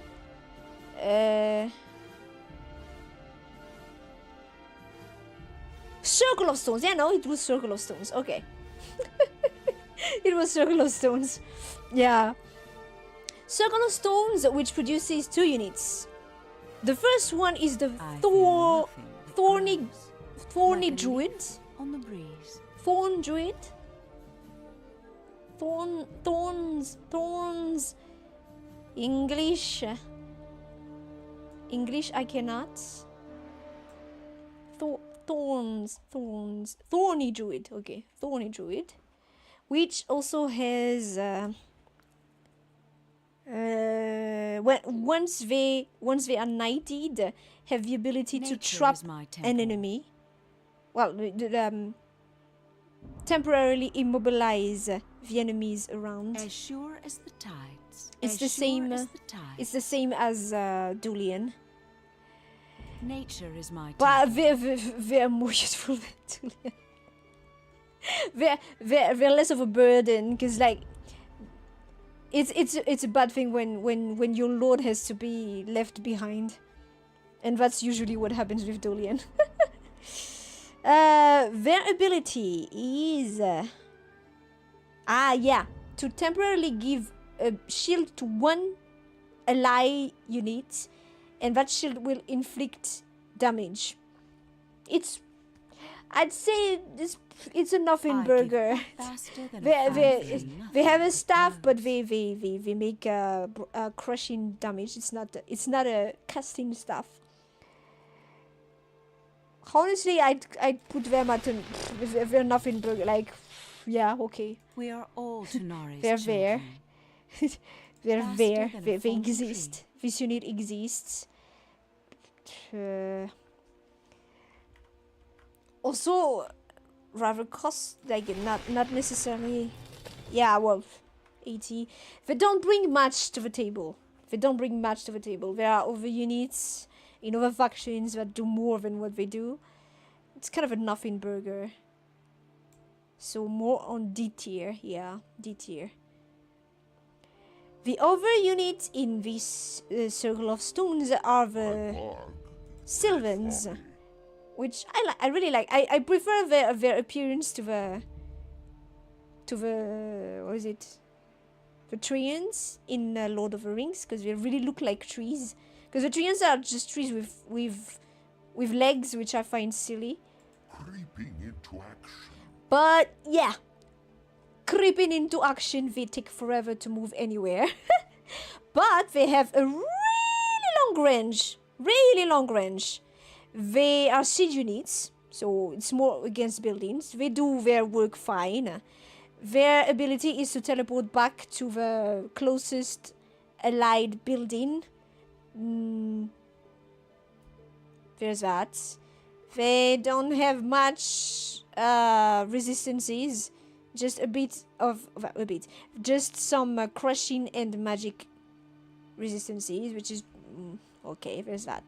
It's really just that they have a very long range, which is nice. But yeah, they're very slow. It takes 3 business days to get them anywhere. They have a lot of health though. Good enough, but they're slow to move and very slow to attack too. So, they do their jobs, but I'd rather bring swarm crawlers most of the time, honestly. So yeah, decent, but not much more. I think there are caveats. There's too many caveats. Only 3 business days versus 7 of delivery services. Yeah, well, yeah. Still decent, but not much more.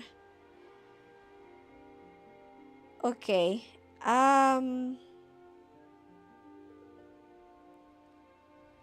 Swarm goblins are super strong if you have a whole army of them. Yeah, definitely.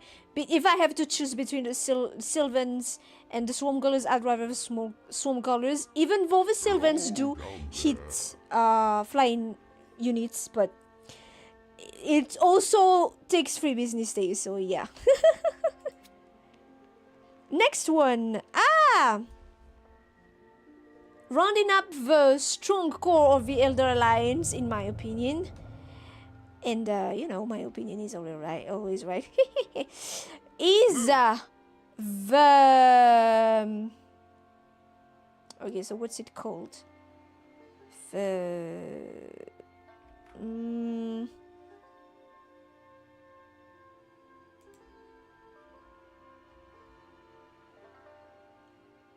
Beguiler? Was it? Or was it not? Yep, the Beguiler. Why do I say that the Beguiler is part of the strong core of the Elder Alliance? Because their ability is to raise one ally unit's attack speed. So, if you have a troop of Beguilers, archers, and Gatemasters, you'll not only have strong damage, but you also have good protection and fast attacks. because the archers, plus if you knight the archer, they're gonna increase damage. So you have both damage and attack speed. Perfect. And you're more likely. It's more likely for the archers to to kill the enemies before they reach you. So yeah, very strong core. I would put them at the same. No, but like there are many units that do give attack speed, but just by virtue of being part of a strong core, do I put them with gate masters?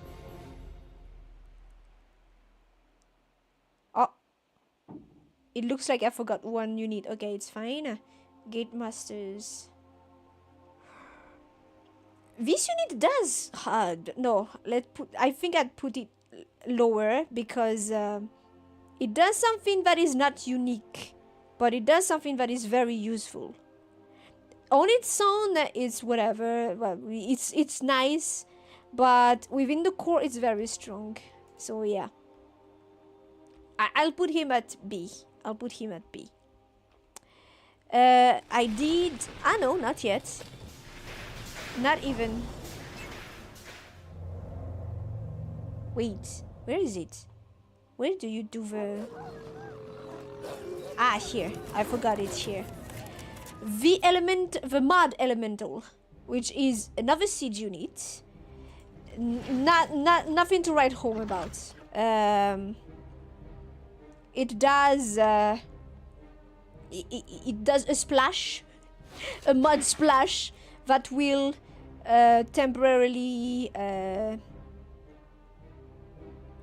slow down enemies, and it says it adds a bit of dot too, which is funny because like you were supposed to be a siege unit, which is more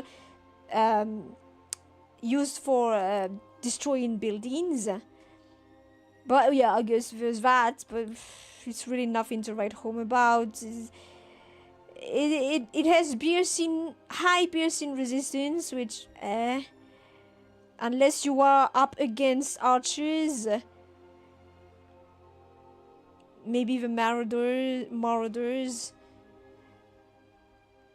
It's really nothing to write home about. As far as sieges go, I'd say the mud elemental. I wouldn't put it at the same tier as the others. Actually, I'd put him here. I'd put him at a tier lower because it's very nothing burger here. All right, next one. Aha. Now, if you ask me, if you were to produce melee units here in the Elder Alliance, it would be these ones. Sure, the building is costly, and the unit is costly, but honestly, in my experience, just 2 or 3 of them is enough. What they do is, because so far, maybe you noticed, but there is no one, like, unless you have a Lord that can heal, there are no Elder Alliance units that can heal, except this one. Just a tiny amount, and for everyone in a small area around them. But it's enough. It's enough. Plus, they are very tanky, by virtue of being paladins. If you knight them, they're gonna have what's it called again? Un pot des mains. Hand something. The same as Huigar, lay on hands. Which is a good, like, it's gonna heal a single unit, but it's a strong heal ability. Honestly, if you're gonna have some melee units, just have them. Just 2 or 3 of them with your Lord. Good. Very good units. I'd put them at a solid... Yeah, no, a solid A. Especially because they are filling a niche that nobody else is occupying in the Elder Alliance. So yeah, at a solid A. Last unit of the Elder Alliance are the Drake Riders.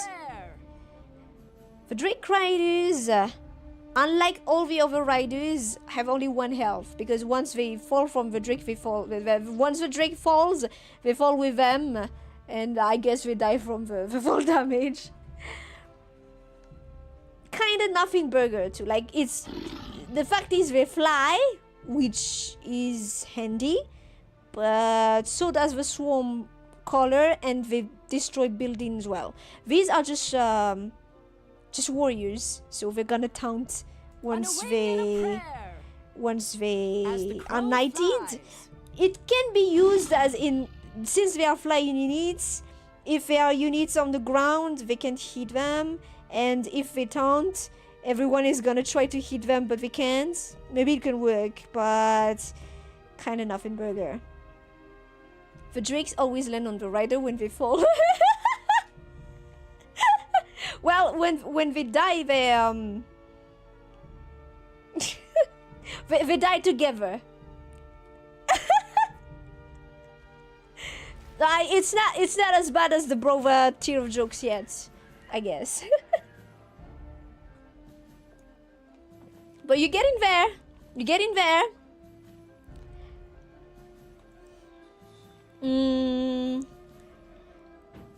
Kind of nothing burger, honestly. The only thing is they fly.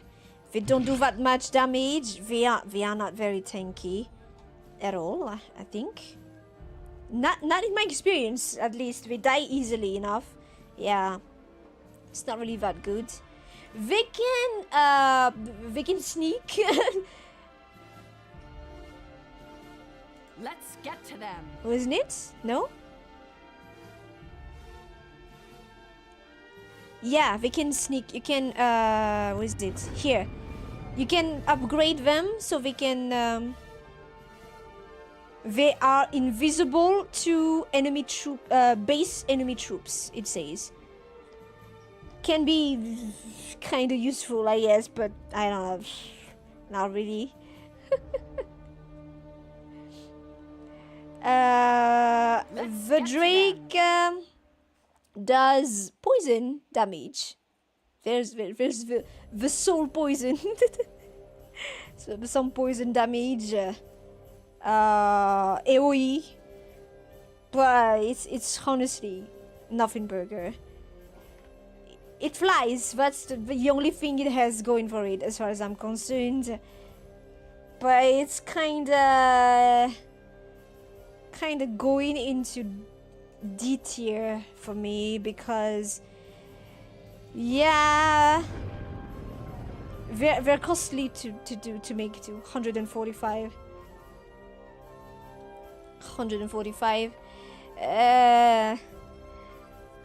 Honestly, I think you need it for there are some upgrades that have different tiers, you know.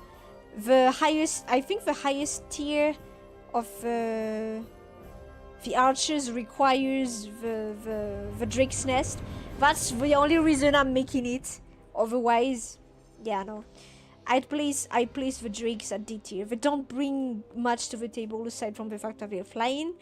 But in the Elder Alliance, you already have Swarm Colors who are flying too. They do hit flying units too, but they're slow. They don't do that much damage. It's really nothing to write home about.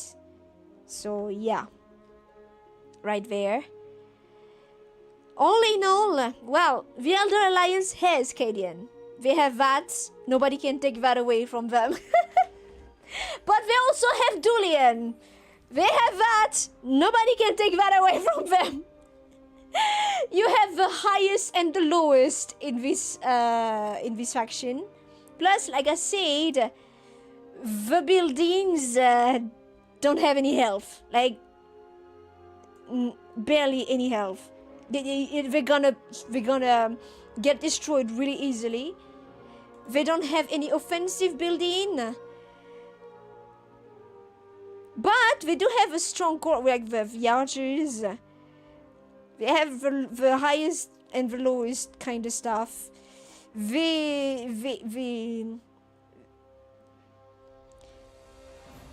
go kind of all in. That's how you balance. it's balanced. The faction is balanced, but at the same time, there's some parts that really get like this got shafted. Like building wise, they got shafted. They got shafted a lot. So yeah. Let us move on to the last faction before we place a verdict on the factions in general, which is the Dawn Brotherhood. Typical, well, it's very typical, like good guys, the humans. It's honestly to me, it kind of is like it's like it's the USA. Kind of we are strong and we protect we say we protect the weak. Kind of reminds me of that. So to begin with, the Dawn Brotherhood's buildings are super tanky, a ton of HP. Like it's not enough, they also give auras to troops around them. Like some of them give, like for example, if you have someone around here, I'm gonna take away the knights. See? What does it do? Well, the buildings all have something. Like this building, for example, is gonna raise the speed, stuff like that. And their offensive building is the most broken one. Because it can hit flying units to begin with, and if you upgrade it, it can also hit up to 3 units. And in true Dawn Brotherhood fashion, it also has a lot of HP. It's super annoying. Magic attack, so if you have high resistance, it's okay. Like I said, a Mogri can make good and short work of it. But if you don't have siege units that can deal with it fast enough, it's gonna make ravages in your troops. So yeah, there's that.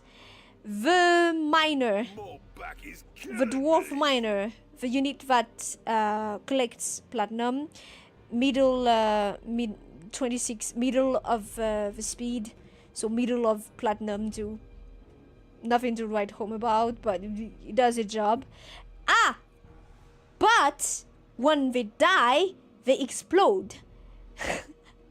So they damage the enemies a bit, but that's more than the others can do. That's more than the others do. So yeah, favoritism much. The recruiter. No resistance. The recruiter is a recruiter. Like this is a dude. He has a very suave voice, but he kind of sounds shady though. An excellent suggestion. Genius. But yeah. Moving on. Base units. The base units of the Dawn Brotherhood is produced in this building, and it is the Highland Axeman. Super tanky. It's the base unit. It costs 80 to produce. No, 85. So yeah, their buildings are more costly, and their units in general also are more costly. But this base unit is super tanky. Just like the Elder Alliance, I would recommend, yeah, having some of them. It works. You can have some of them. A few of them. Super tanky. Plus their ability allows them to ignore resistances. So it's maximum damage at every attack. It's just okay. And upgrade not only also increases their health, but also their damage. Target them first, otherwise the steam will. Well, damage. Yeah, no, they do damage. Like if you put a Highland Axeman at level 10 against an ogre, what is it? The grunts at level 20, the Axeman is gonna steamroll it. The Axeman is gonna kill it. No questions asked. It's ridiculous. It's ridiculous. So as far as base units, Shadowrun got shafted hard. Axeman...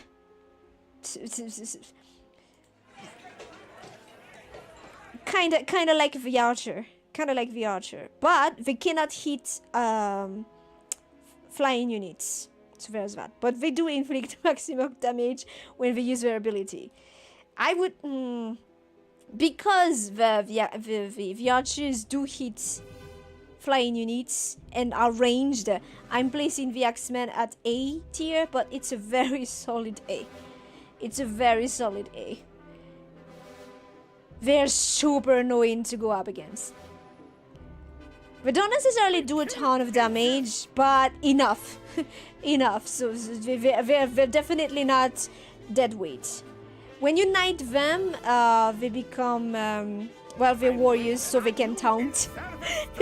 So perfect tanks. Perfect tanks is just ridiculous. Just ridiculous. Next building. Next building is the... the phantasmagoric basin. I don't know how it's called in English. But we produce casters in here. In here are the casters of the Dawn Brotherhood. It's called... yeah, Phantasmal Pool. Phantasmal Pool. The game froze again! God damn. Well, it's okay. It's okay. We're gonna restart. It's because I'm alt-tabbing so much, but yeah. something direct X, but yeah. It's a good thing I'm not doing much, just looking at them. Nah. Map. Dawn Brotherhood. Thank you for telling me that the game froze again. Okay. Next, Phantasmal Pool, which produces the casters. Now, these casters, well, they do their job for sure. You have Do you like what you see? we have the... what are you called again? What are you called again? Lady, what are you called? The Glamour Caster. You have the Glamour Caster. Their ability is to temporarily stop unit. They're gonna be... The spell is called Fascination. They hypnotize a single unit. They're gonna stop. They're not gonna move or attack. So it gives free reign to your allies to attack them. But they are so freaking weak. Like, if you, even an ogre just passes through them. Like there's a Glamour Caster, and the ogre moves, hits once, and continues on. Is honestly super annoying. If you are able to keep them in the back and have them cast their Glamour, nice. But it's super annoying to try to keep them alive, in my experience. Honestly, super annoying. As far as casters go, I'd place them lower, because it takes them not forever, but for the amount of time it takes them to cast the fascination spell, they're gonna die. So I personally tend to never do them, never produce them. I usually just do something else for ranged and flying units. They are just... it's a waste of platinum. Even if they just cost 75, it's a waste of platinum. once you unite them, they are like they are the same class as Endu, so they increase the regeneration of mana, which is nice. But yeah, and they do debuff the enemy quite a lot. But honestly, keeping them alive is just a pain in the ass. I wouldn't even put them in C tier. I'd put them in D. Along with them are the element masters. Cost more, 10 platinum more. They do an AoE elemental attack, and they also can summon this thing, which is used to scout ahead, but it's a one-hit unit, like a one-hit point unit. So the moment an enemy that is able to hit flying enemy units sees it, it dies. But in any case, it's not like it can attack. It doesn't attack. It's just there to scout. There's that. There's a bit of utility, but they die. They die very easily too. I'd place them more in C tier because they have a bit more. It seems that they might be able to cast their attack, but yeah. Between them and the Frostbringer, I think the Frostbringer is better, cause dudes die super fast. Element Master. Yeah, doesn't have any health. At least the Frostbringer has some health. Oh no, wait. It might be comparable, but yeah. I place him lower. Although it's the same tier. Not by much. Yeah. If I was to choose, I'd prefer producing Frostbringers. But all in all, I think objectively, because he brings some scouting abilities, I can place him in C tier too. But I wouldn't recommend. I wouldn't produce him. Next. Okay, so the Spiritist. Is it called the Spiritist? Or is it Spirit what? Spirit Speakers? Spirit Talker. Okay. The Spirit Talker. The Spirit Talker is a shaman. So it's the same class as Dunganon. Once they are knighted, they gain the Spirit of Billy, which increases movement speed and attack speed for allies in an AoE. Pretty handy. Keep moving. They do not heal technically. What they do is they increase the health. So, like in practice, it's like they're healing, but they increase the health, which kinda indirectly makes the ally more tanky. It's pretty handy. Pretty decent unit. Pretty decent unit. The dead know one thing. 'Tis better to be alive.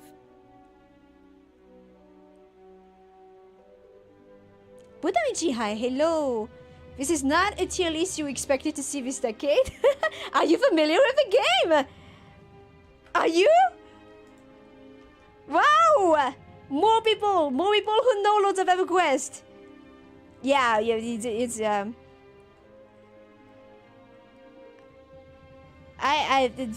I insist on talking about this game. Okay, the Spirit Talker. Yeah, a solid B.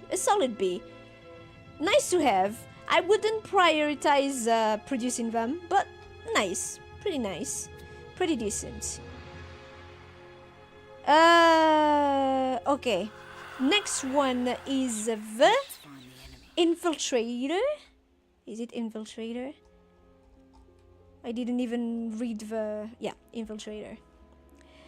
is the Marauder, well, one of the Marauders of the Dawn Brotherhood.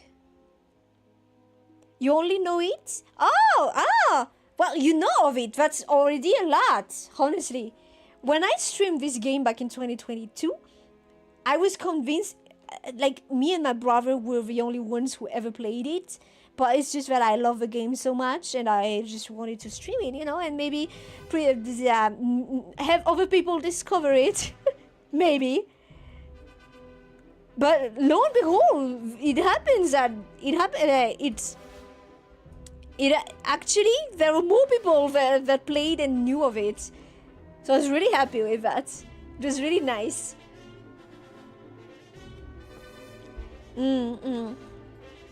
Okay, so one of the Marauders. So yeah, she has the sneaking ability.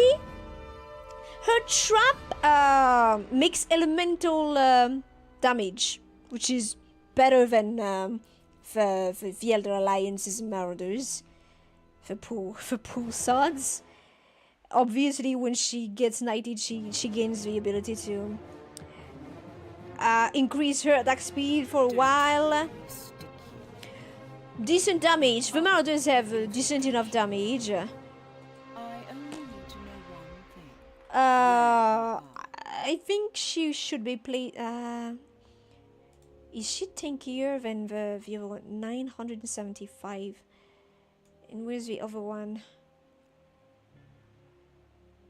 The Trickster. Yeah, no, it's the same thing. We have exactly the same thing. The same damage. And piercing. Okay, but the Infiltrator does not have piercing resistance, which is a big downside for her if she's up against, say, another Marauder. The upgrade is higher speed, attack speed. Good. I think in that case, if we were to pit a Marauder against a Trickster against an Infiltrator, the Trickster would have the edge, because the Trickster has much higher piercing resistance. But in general, yeah, solid enough. The Trickster, a tier lower than the Trickster, but not the same tier as not D tier. Does that mean that I raised the Trickster? No, I'm not raising the Trickster either. Okay, it's the same tier, but Trickster is better than Infiltrator.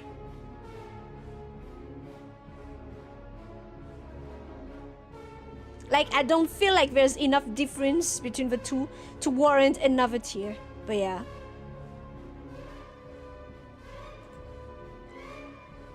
Next, in the same building is the Dark Blade. The Black Blade.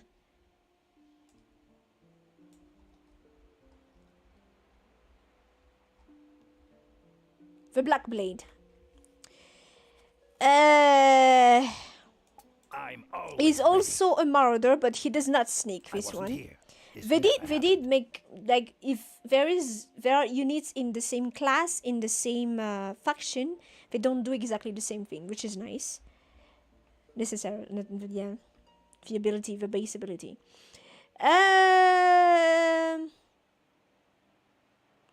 Okay, so this one, it's a high damage single target attack that can kill a unit of lower level, but aside from that, damage is, well, less damage than the Infiltrator, maybe, I think. 25, 50, no slashing resistance, which is a big disadvantage. A bit of poison resistance, but they're costly too. 100 platinum. I'd say they don't bring enough to the table to be that interesting, so it has to be a lower tier than the Infiltrator. Yeah. Yeah. Or shall we make another tier? Because like it feels like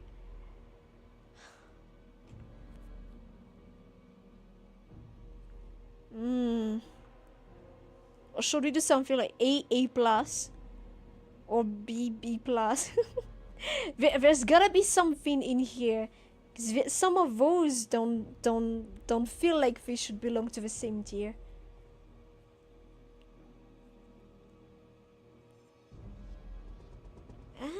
No, but then again,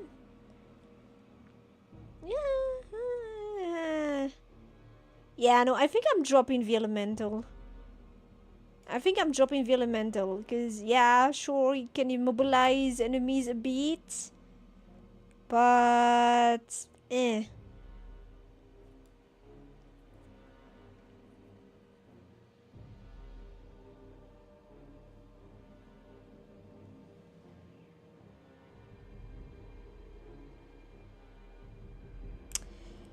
Sure, this dude has some scouting abilities, but is that really enough to warrant producing him? No, not really. There are other, more high-value units in the Dawn Brotherhood. So yeah, no, you drop 2. You get to drop 2 just next to your friend of the phantasmal pool. Like this, it feels better. It feels more accurate. Yeah, like this. So next,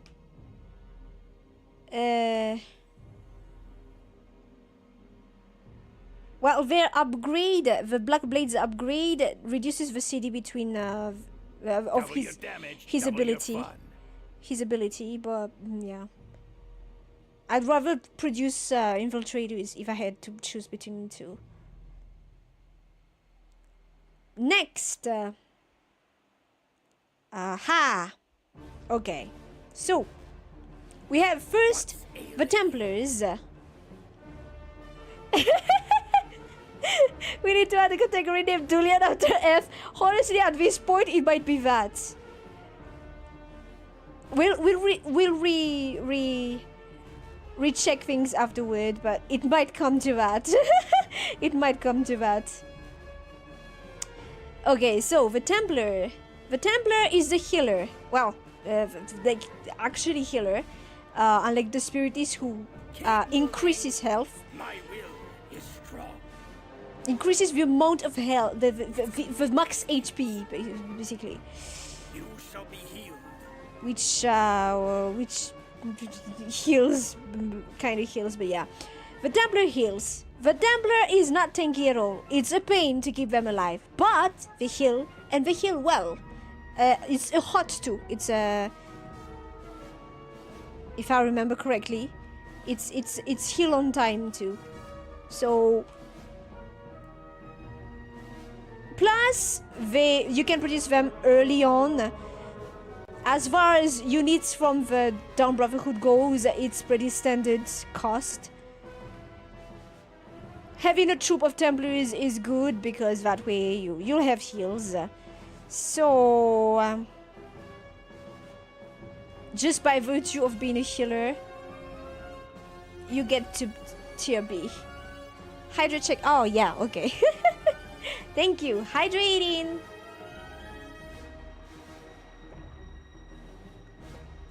But it's fine. I haven't been too hot today. I don't know. I've been fine.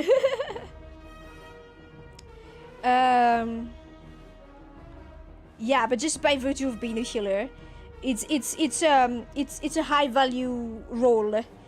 But they are pretty easy to kill. However, since they are clerks, once you knight them, they increase resistance, and their special ability increases physical resistance and health. So no, but pretty solid. Ah, by the way, I think we didn't check. I know it does the same. It's Marauder, yeah. When you knight them, their base ability might be not the same, but the class like dictates the aura, the night aura, and the special ability. So yeah, it's the same. Pretty solid, pretty solid. What's ailing you? But in the same building is the Brother of the Light, which is a mini Sakti. Basically, it's the same. It's the same. He's the same class as her, and well, compared, like, there are no monks in the Elder Alliance, but compared to the Brother of the Night, they're just straight up better. They're just straight up better. Their upgrade is making them straight up broken. Like, it's you if you have a Brother of the Night as a knight and Sakti with him to give him more attack speed, he's gonna reach the 1k DPS easily enough, which is very high. And they're super fast. But I don't know if I've already seen them actually reaching the cap of their attack animation. At the base, they are slow. When you upgrade them, they gain attack speed, which is really good, and they become more and more stronger and stronger. Very good unit, honestly. But just like Sakti, glass cannonball, so they do gain the ability to feign death. But yeah, between them and the Brother of the Night is the Brother of the Light. No questions asked. The Templars, by the way, the Templars, you can upgrade them to have a bit more health and more arcane resistances. Always good. Brother of the Light, solid, very solid. I always like having them. Not as broken as an archer, because they do not hit flying units, but very strong, very reliable. There are times when they just, like, there's an enemy and they literally just run through the enemy.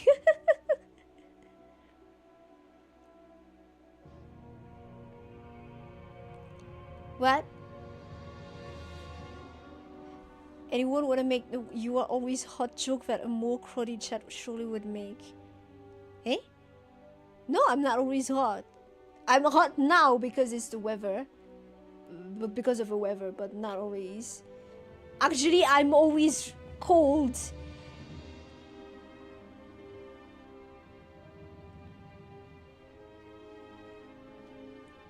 Wait, I think I don't get the joke. Wait. Oh!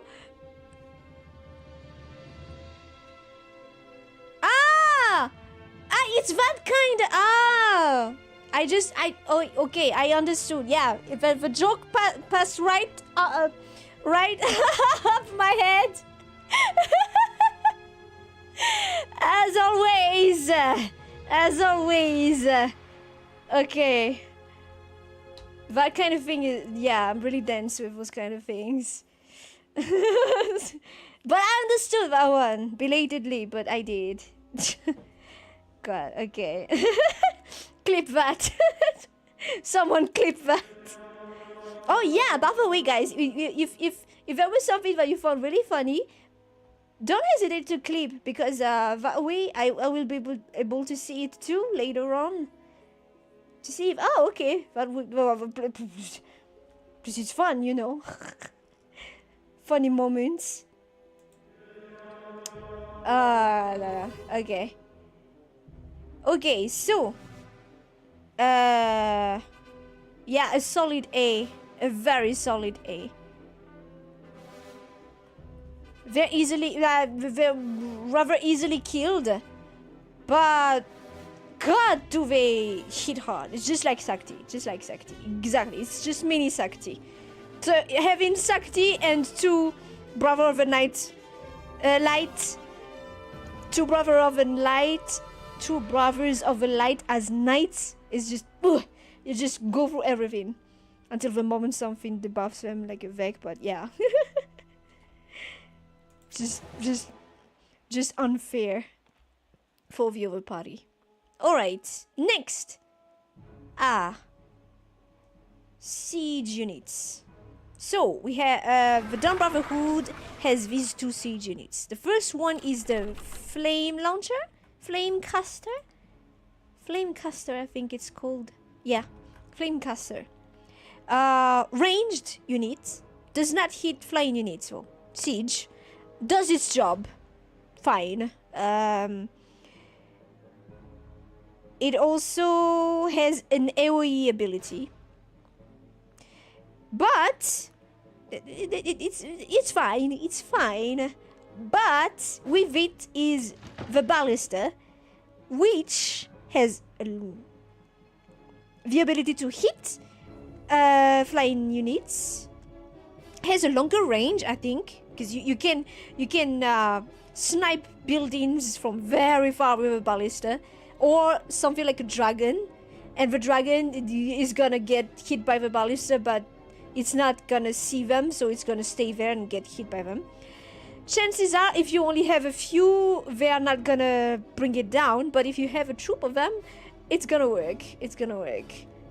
They're pretty slow hitting too, so if you give them some attack speed, they become stronger. But you have to be careful to not give them too much attack speed, because there are some units in the game, Cadian being one of them, that if you give them too much attack speed, their animation, instead of well, like at certain points it becomes somehow slower. Like instead of like archers, the deadshot archers are fine, but Cadian somehow becomes slower because he's gonna try to like hit twice. It's not working. I don't know exactly. I don't remember exactly how it works, and I don't know how to explain it. But there are some units like that technically do not have their attack speed capped, but in practice they do. So you have to be careful to not give them too much attack speed. The Ballista, at a certain threshold of attack speed, instead of firing continuously, like one big arrow after the other, they're gonna try to fire 2 every once in a while. It's not as efficient, so yeah. Pretty solid though, pretty solid. The Ballista is above the Flamecaster. If you have, because resources are limited, it's better to go with a Ballista. Plus the Flamecaster is costing more, but it's hitting less types of enemies. Both are sieges anyway, so Ballista is better. Plus Ballista has a very far range. A solid B, I'd say. Ballistas are slow though, so yeah, solid B. And a C for the Flamecasters, I guess. Like, they do the job, but unless I place them with yeah, I'd place them with the Mud Elemental. Do they cancel their own attack by trying to attack too fast? Yeah, that's it. It's like, in practice, that's what happens. It's like they cancel in their attack. So, I don't know exactly what threshold it is, but if you give them too much bonus attack speed bonus, it's gonna be less efficient. So you have to be careful with those units. That's like the only caveat that Cadian has, really. At this stage, that's the only thing that kind of balances him out. He can take as much advantage of attack speed as, say, someone like Sakti. But yeah. Alright. Next building is the Beast Hold. Yeah. Well, it's the Beastmaster's Hold, anyway. You have the Karen... what's it called? What's it called? Cavalry? Okay, yeah, the word does exist. Okay. Karen Cavalry. Super fast on their horse. Glory to the Horde. Super fast on their horse. 44 at base, which is ridiculous. So they'll arrive at the site first, but they can temporarily stun an enemy. They also are mounted units that have basically 2 health bars. So once the horse dies, the rider is still there, and the rider can still stun enemies with the kick. It's a kick.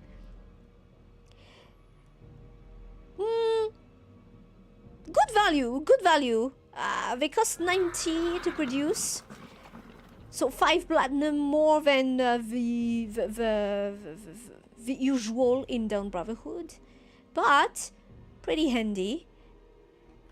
It's a good ability to have. They are warriors, so they're gonna gain the same thing as the other warriors. So attack speed, slowing enemies, and gaining the ability to taunt.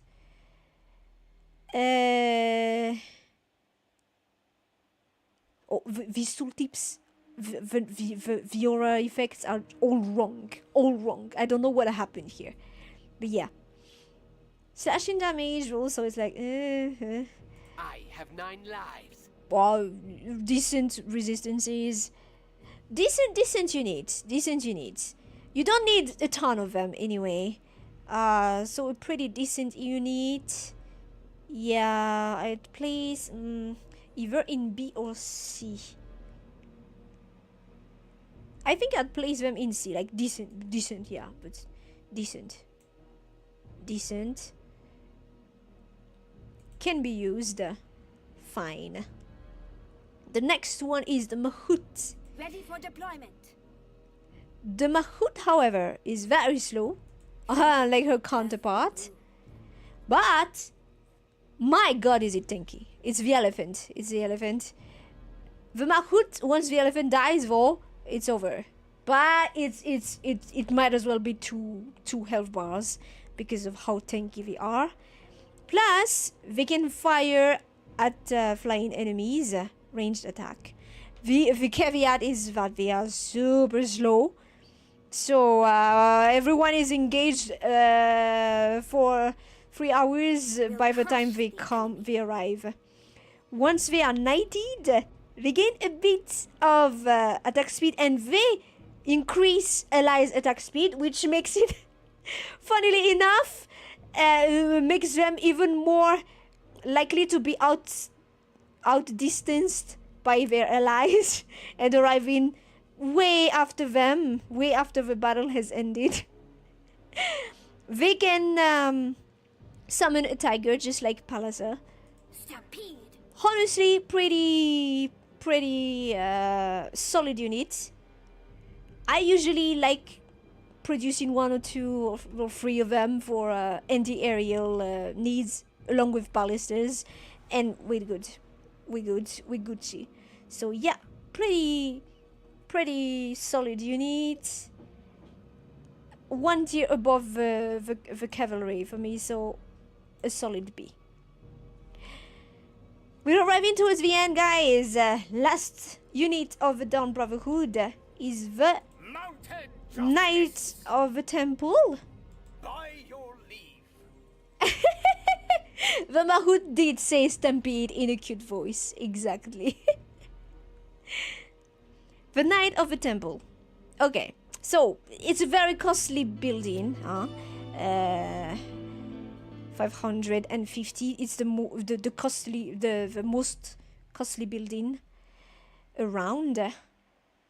All factions. The knights are mounted units, 2 HP bars. So once the horse dies, the knight is still there. They are able to temporarily increase health, so kind of like the spiritists. It's just that they're more costly, a lot more costly. They do slashing damage, which is more common.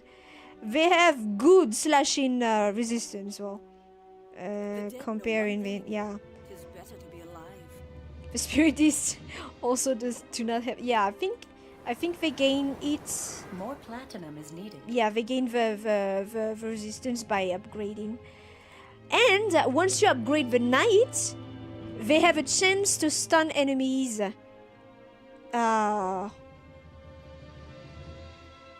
They have a chance to stun enemies when they attack. Pretty good. Well, decent. Honestly, I don't usually produce them because by the time I always build the building because it's required for the last upgrade of the Brothers of the Light. It's a decent unit. It has some utility, but I usually find it not of a high enough priority. Like, if you already have Templars, maybe even Spiritists along with them,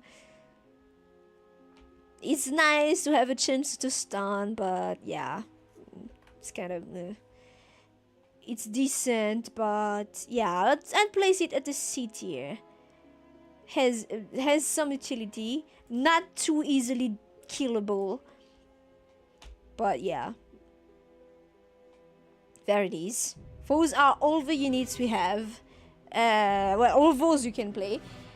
I didn't put in the ones. Yeah, we didn't talk about those ones. There's in the Elder Alliance. There's Chancellor Thorin, which is the same kind of unit as the other ones. Just a unit that doesn't have any special ability. He's a caster, so he can hit flying units. I think he has magical kind of type of attack. Well, not much to say there. In here we have Baran Barananok, whom I absolutely detest. As in the story, he's such an asshole, a racist asshole at that. Nothing interesting here either. Honestly, well, he does good damage, I guess, decent damage, good resistances, whatever, dude. Okay, that's it. That's all the units that you can play. That belong to the main factions. Like I said, there are unaligned units that, for some occasions in the campaigns, you might be able to briefly use, such as some goblins, some dragons, some drakes. You can summon some giants, stuff like that.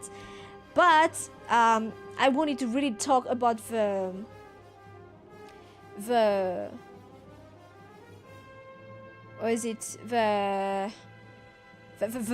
main units, the main units and the main factions.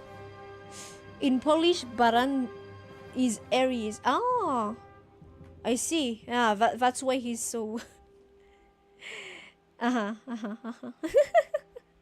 right. So, all in all, faction.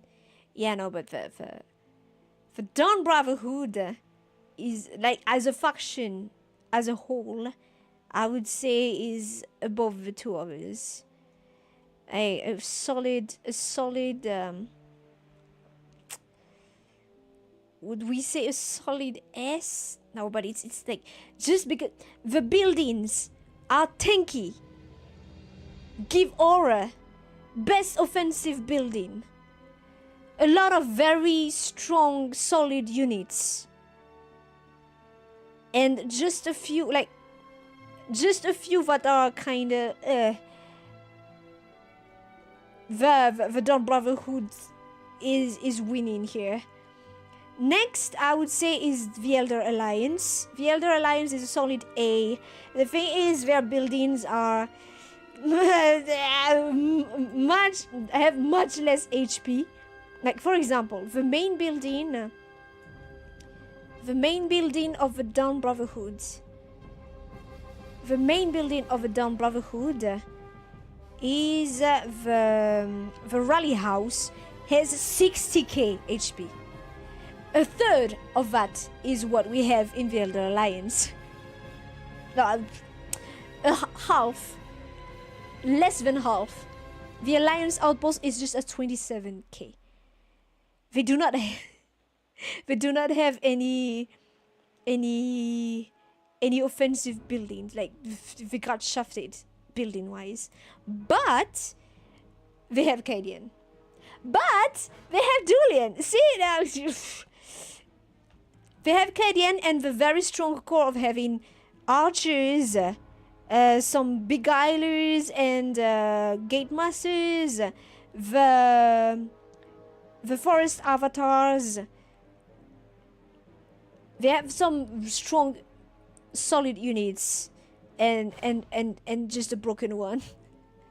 So yeah, still A tier, and then well, the Shadow Realm is a B tier. This is still lower. They have some strong units. He has a better memory for games than I do, but yeah.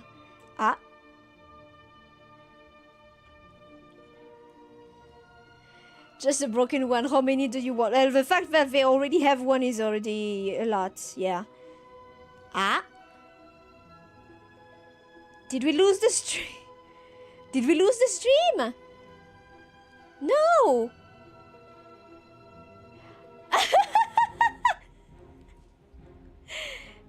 We lost. It says here I lost 64 frames. Which is supposedly 3%, 2%. It's going lower. I guess it turned. I guess it turned yellow for a bit, but it's back green. I complained about the buildings and they turned off internet. No, I'm not saying the way I said it. Just a broken one.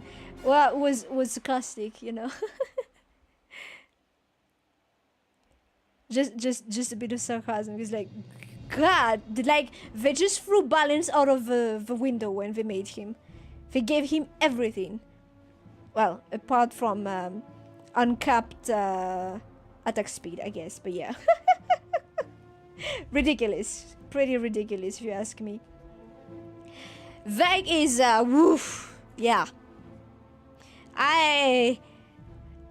It's a painful moment when you're up against Vec. You have to pray for him to not have gained too many levels, honestly. Sakti is also a pain if, you know, if you aren't able to counter her, which, if you're able to, like, somehow debuff her enough that she won't kill you before you're able to eventually kill her. But yeah.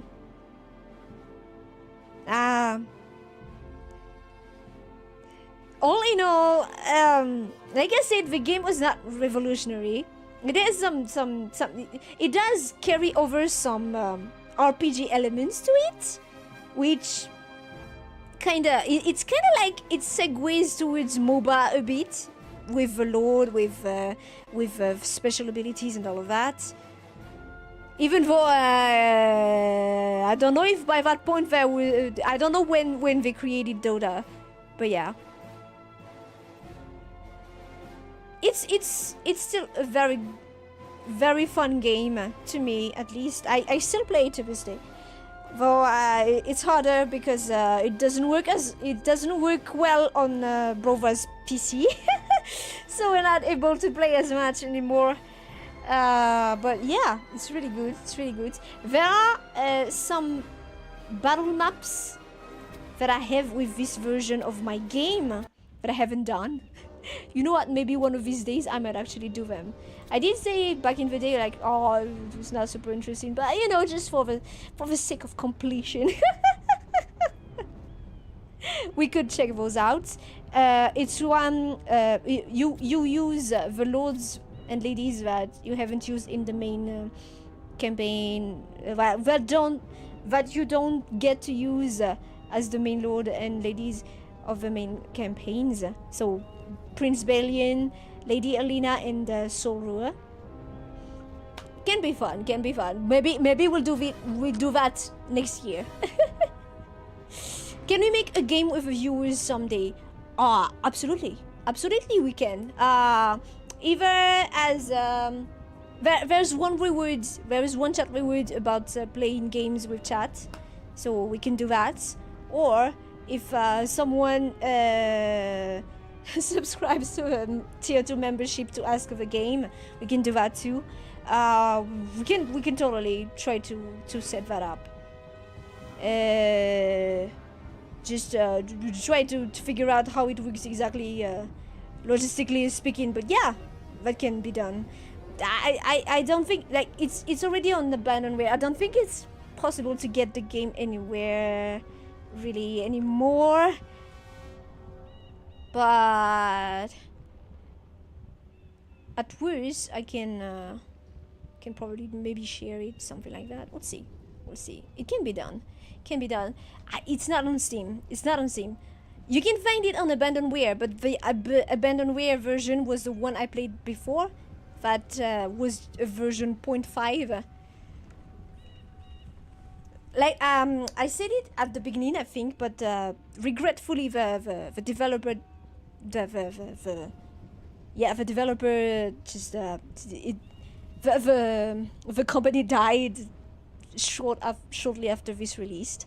It was very short-lived, but curiously, a ton of people, more people than I ever expected, have played this game. So we can definitely do something like that. Maybe I could share the game, because I don't think there's a way for us to get it anymore, unless someone finds it. But usually if it's on abandonware, it's not really that possible to get it anymore. Plus it's not it's an obscure game, so like trying to find that on eBay or something like that is probably gonna be super difficult. I don't know really. Yeah, honestly, we could try that. I could be able to like share. Although my version, as you saw, is a French version. It's a French version, but the version on abandonware worked fine for me, at least. I don't know how well it would work for you. Like I said, for Brova, what happens for him is the colors of the units aren't showing, so it's harder to like manage during the fights. Plus it's an RTS, so yeah, it can become a bit chaotic. If you're interested, I did like a full playthrough of the game.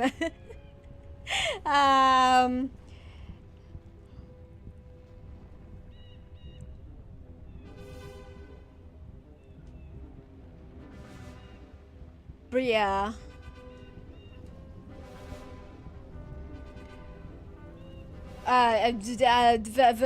You can probably check the playlist, because this stream is part of a playlist, and on YouTube you can probably just see take the option from the series and you'll see the whole playlist.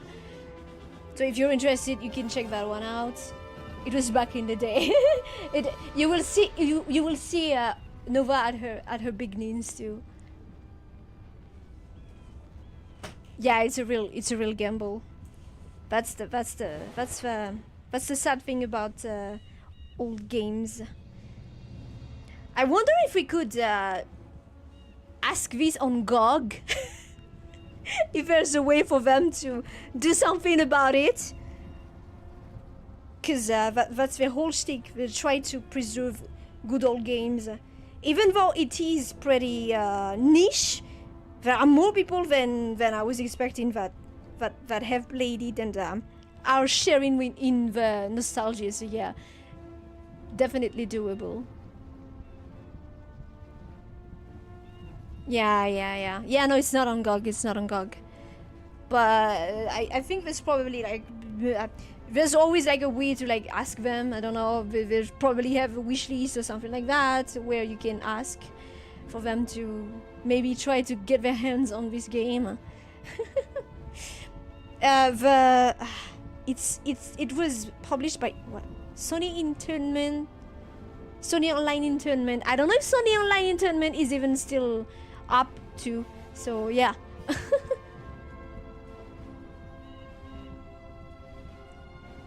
We'll see how it goes. We'll see. We can try to figure out something. But yeah, that is it for the tier list of this game that took us a solid 5 hours. I can share this on Twitter. Apparently, I can share this on Twitter afterward. Last thing for today's program, because we're not done. Don't go yet. Is this? We are going to pick. Well, it's not us that's gonna pick, but really it's the wheel that's gonna roll. What next reward we're gonna get for chat, because we reached the threshold of $100. Thank you so much for the support. That's more funds towards that elusive 3D Nova. One of these days we'll get there. So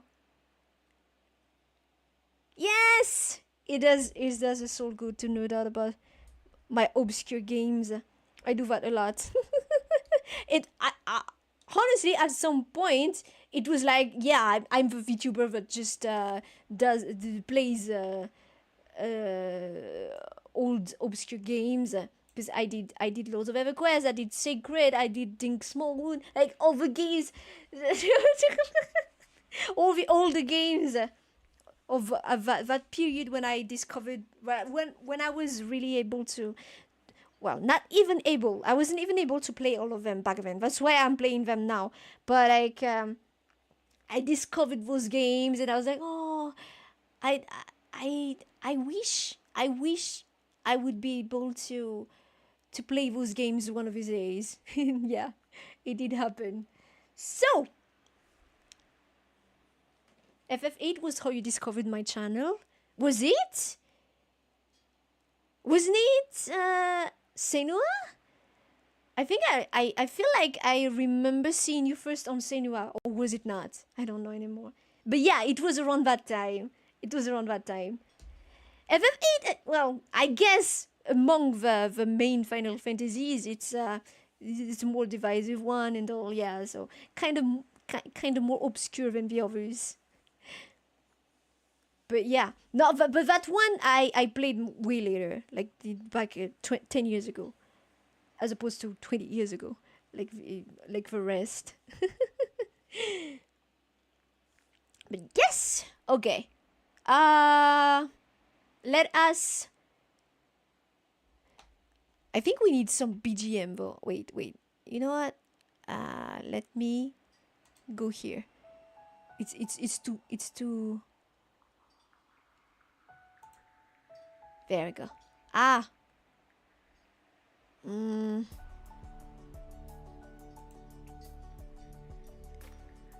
We're gonna have to move a bit on this side. We're gonna move a bit on this side. Okay, kind of like this. And what happened here?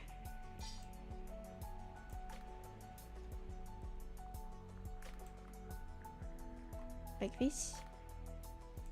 Bit higher. Bit more. There we go. Something like this. Oh, is that so? Oh, I am glad. So many new people have appeared in chat like especially towards, like, I'd say, you know, last year, towards like the second half of the year, I'd say. So many people have started new people have started to appear. I'm really glad about it. I'm so grateful. I'm so happy. All right, here it is. So, I put in. Oh no! I put in the rewards that will be picked today.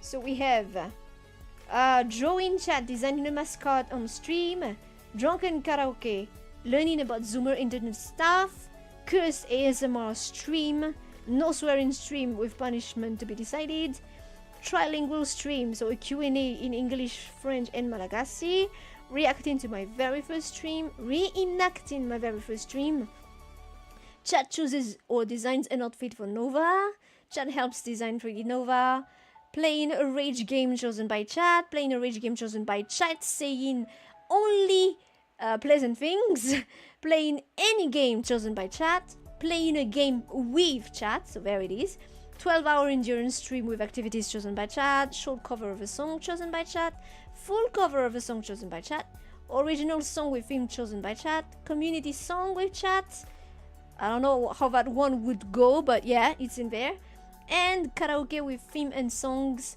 chosen by chat. That's what we have here. There were two other items I was unsure about, that's why I haven't put them here yet. They were put as question marks. One of them was what is it? Covers react, and the other one was forcing Nova to take rest from work. They're not in here yet. They're not in here yet because I don't know how I would be going about doing that. So now let us spin the wheel and see how it goes. Just in time, because imagine if I hadn't yet finished the reward, and this one is already coming up. But yeah, depending on what it will be, it might require some adjustments. So we'll see how it goes. Okay. I spin.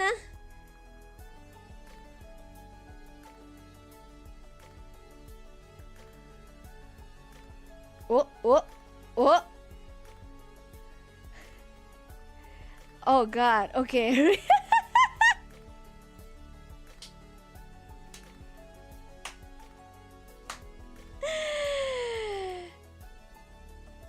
All right.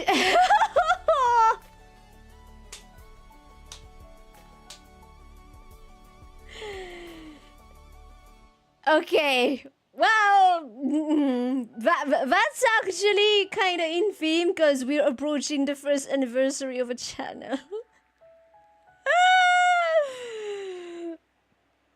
Oh god. All right. Okay.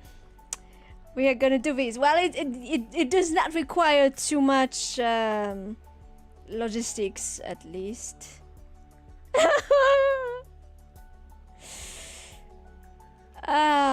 What was the first stream about? Okay, so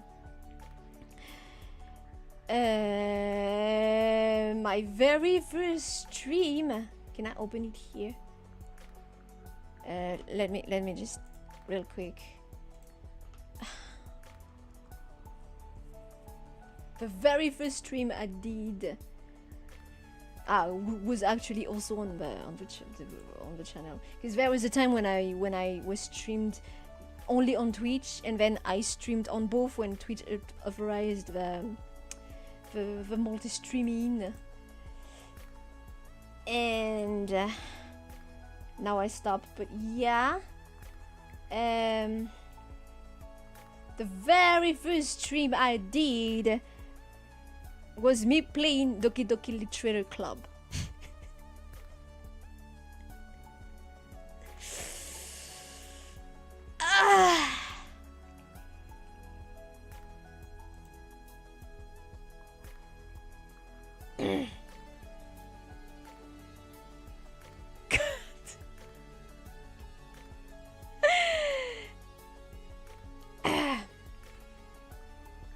Yep, this is the this was my very first stream. What's funny is Nova hasn't changed at all. Like the model hasn't changed at all. It's the same model. Ah no, back then I hadn't yet finished rigging it, so it's just a PNG. It's just a PNG. If it's not moving or whatever, it's just a PNG. Literally, I just did this stream. I didn't make any announcements or what. I just started streaming, and then someone turned out in the chat, and I was like, oh, here's someone. Basically, that's how it went. That's how I remember it went. But we'll see exactly how it's gonna go. Oh, did I voice act the characters? Yes, I did. Fun fact is I didn't actually finish this game until a year later. I finally finished it in 2023. But this we streamed it February the 7th, 2022. That was my very first stream. Before that, I had what I did on the channel before that was I posted my first original song, which is the one you hear at every beginning of stream, and then I posted my first cover, and then I did this. I think that's basically what happened on the channel back then. So yeah. Oh my god, it's gonna be fair warning, the audio is probably gonna be garbage. Really bad audio because back then I had noise reduction on, which is not a good idea. I did try to follow some tutorials on how to have your audio on stream, but I don't know if I did that before or after. No, I think I did that before, but it was still pretty bad. You can't just follow someone's settings, because to begin with, the person's tutorial I followed was a man, so they have a different frequency for their voice, stuff like that. Whatever. In any case, it's gonna be painful for sure.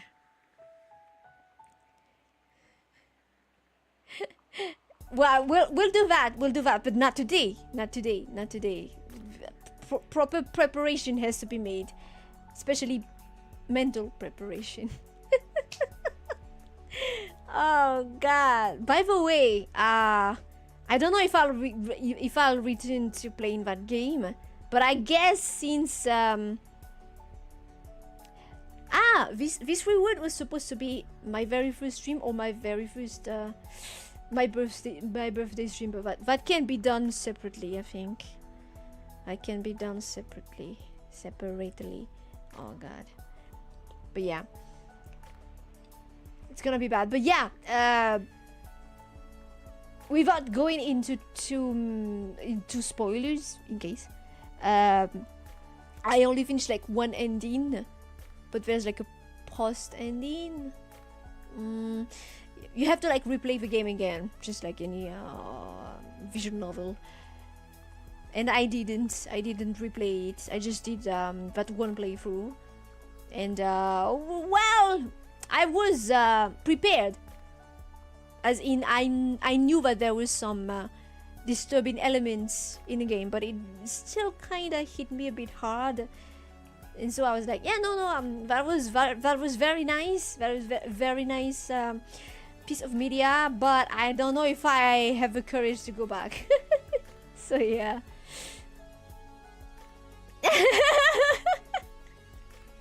Sure, yeah. No, but honestly, if you guys have some funny moments you really liked, do make clips of them. I should have. I think I have a category on the channel with community clips, so that would always be a fun little thing a fun and probably painful little thing to look to watch. Maybe we can turn some of them into some funny shorts. I don't know. We'll see. Shorts are also another painful thing to do. But yeah, okay. This will happen probably this month. Since, like I said, or if not by this month, yeah. If not this month, by the beginning of February, like just for the anniversary of that first stream, for example, we could do that. Actually, it's gonna be painful. Pay into content. That's all it's all about. Yeah, exactly. We might as well be productive about it, efficient about it. But yeah, okay. That's what's gonna happen, guys. If not towards the end of the month, probably maybe for the anniversary of the first stream. We'll see. We'll see. I'll try to arrange that. I also need to see how it goes with what is it? With the celebration for the anniversary proper, which we'll see how it goes. But for now, I'm waiting on some confirmation that still has not arrived. So we'll see how it goes. We might have to like celebrate actually a bit later than the actual date, but we'll do the celebration for sure. It's been 3 years. We have to celebrate that. But yeah, okay. The little confettis. Little confettis going on like yeah. Nice. Okay. The choice has been hidden. Next time again once you reach the next goal. But yeah, all right. That will be it. That will be it for today, guys. Thank you so much for dropping by. Thank you so much for listening to me nerd out about an obscure old game for 5 hours. I do hope you had a bit of fun still. Huh? No, I do hope it was not well, yeah, you did stay for 5 hours so or more or less 5 hours so.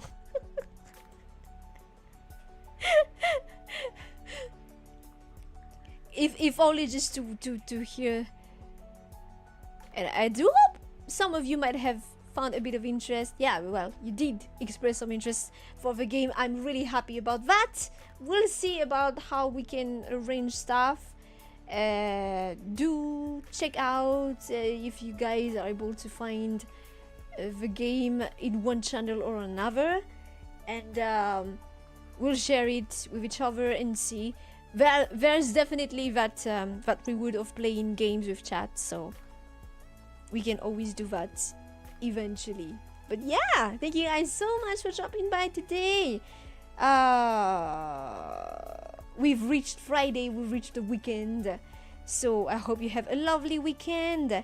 Do take care of yourselves. As always, I will try to put up the schedule for next week on Sunday. And yeah, for now, take care of yourselves. Have a marvelous rest of your day or night, and see you again next time. Bye bye.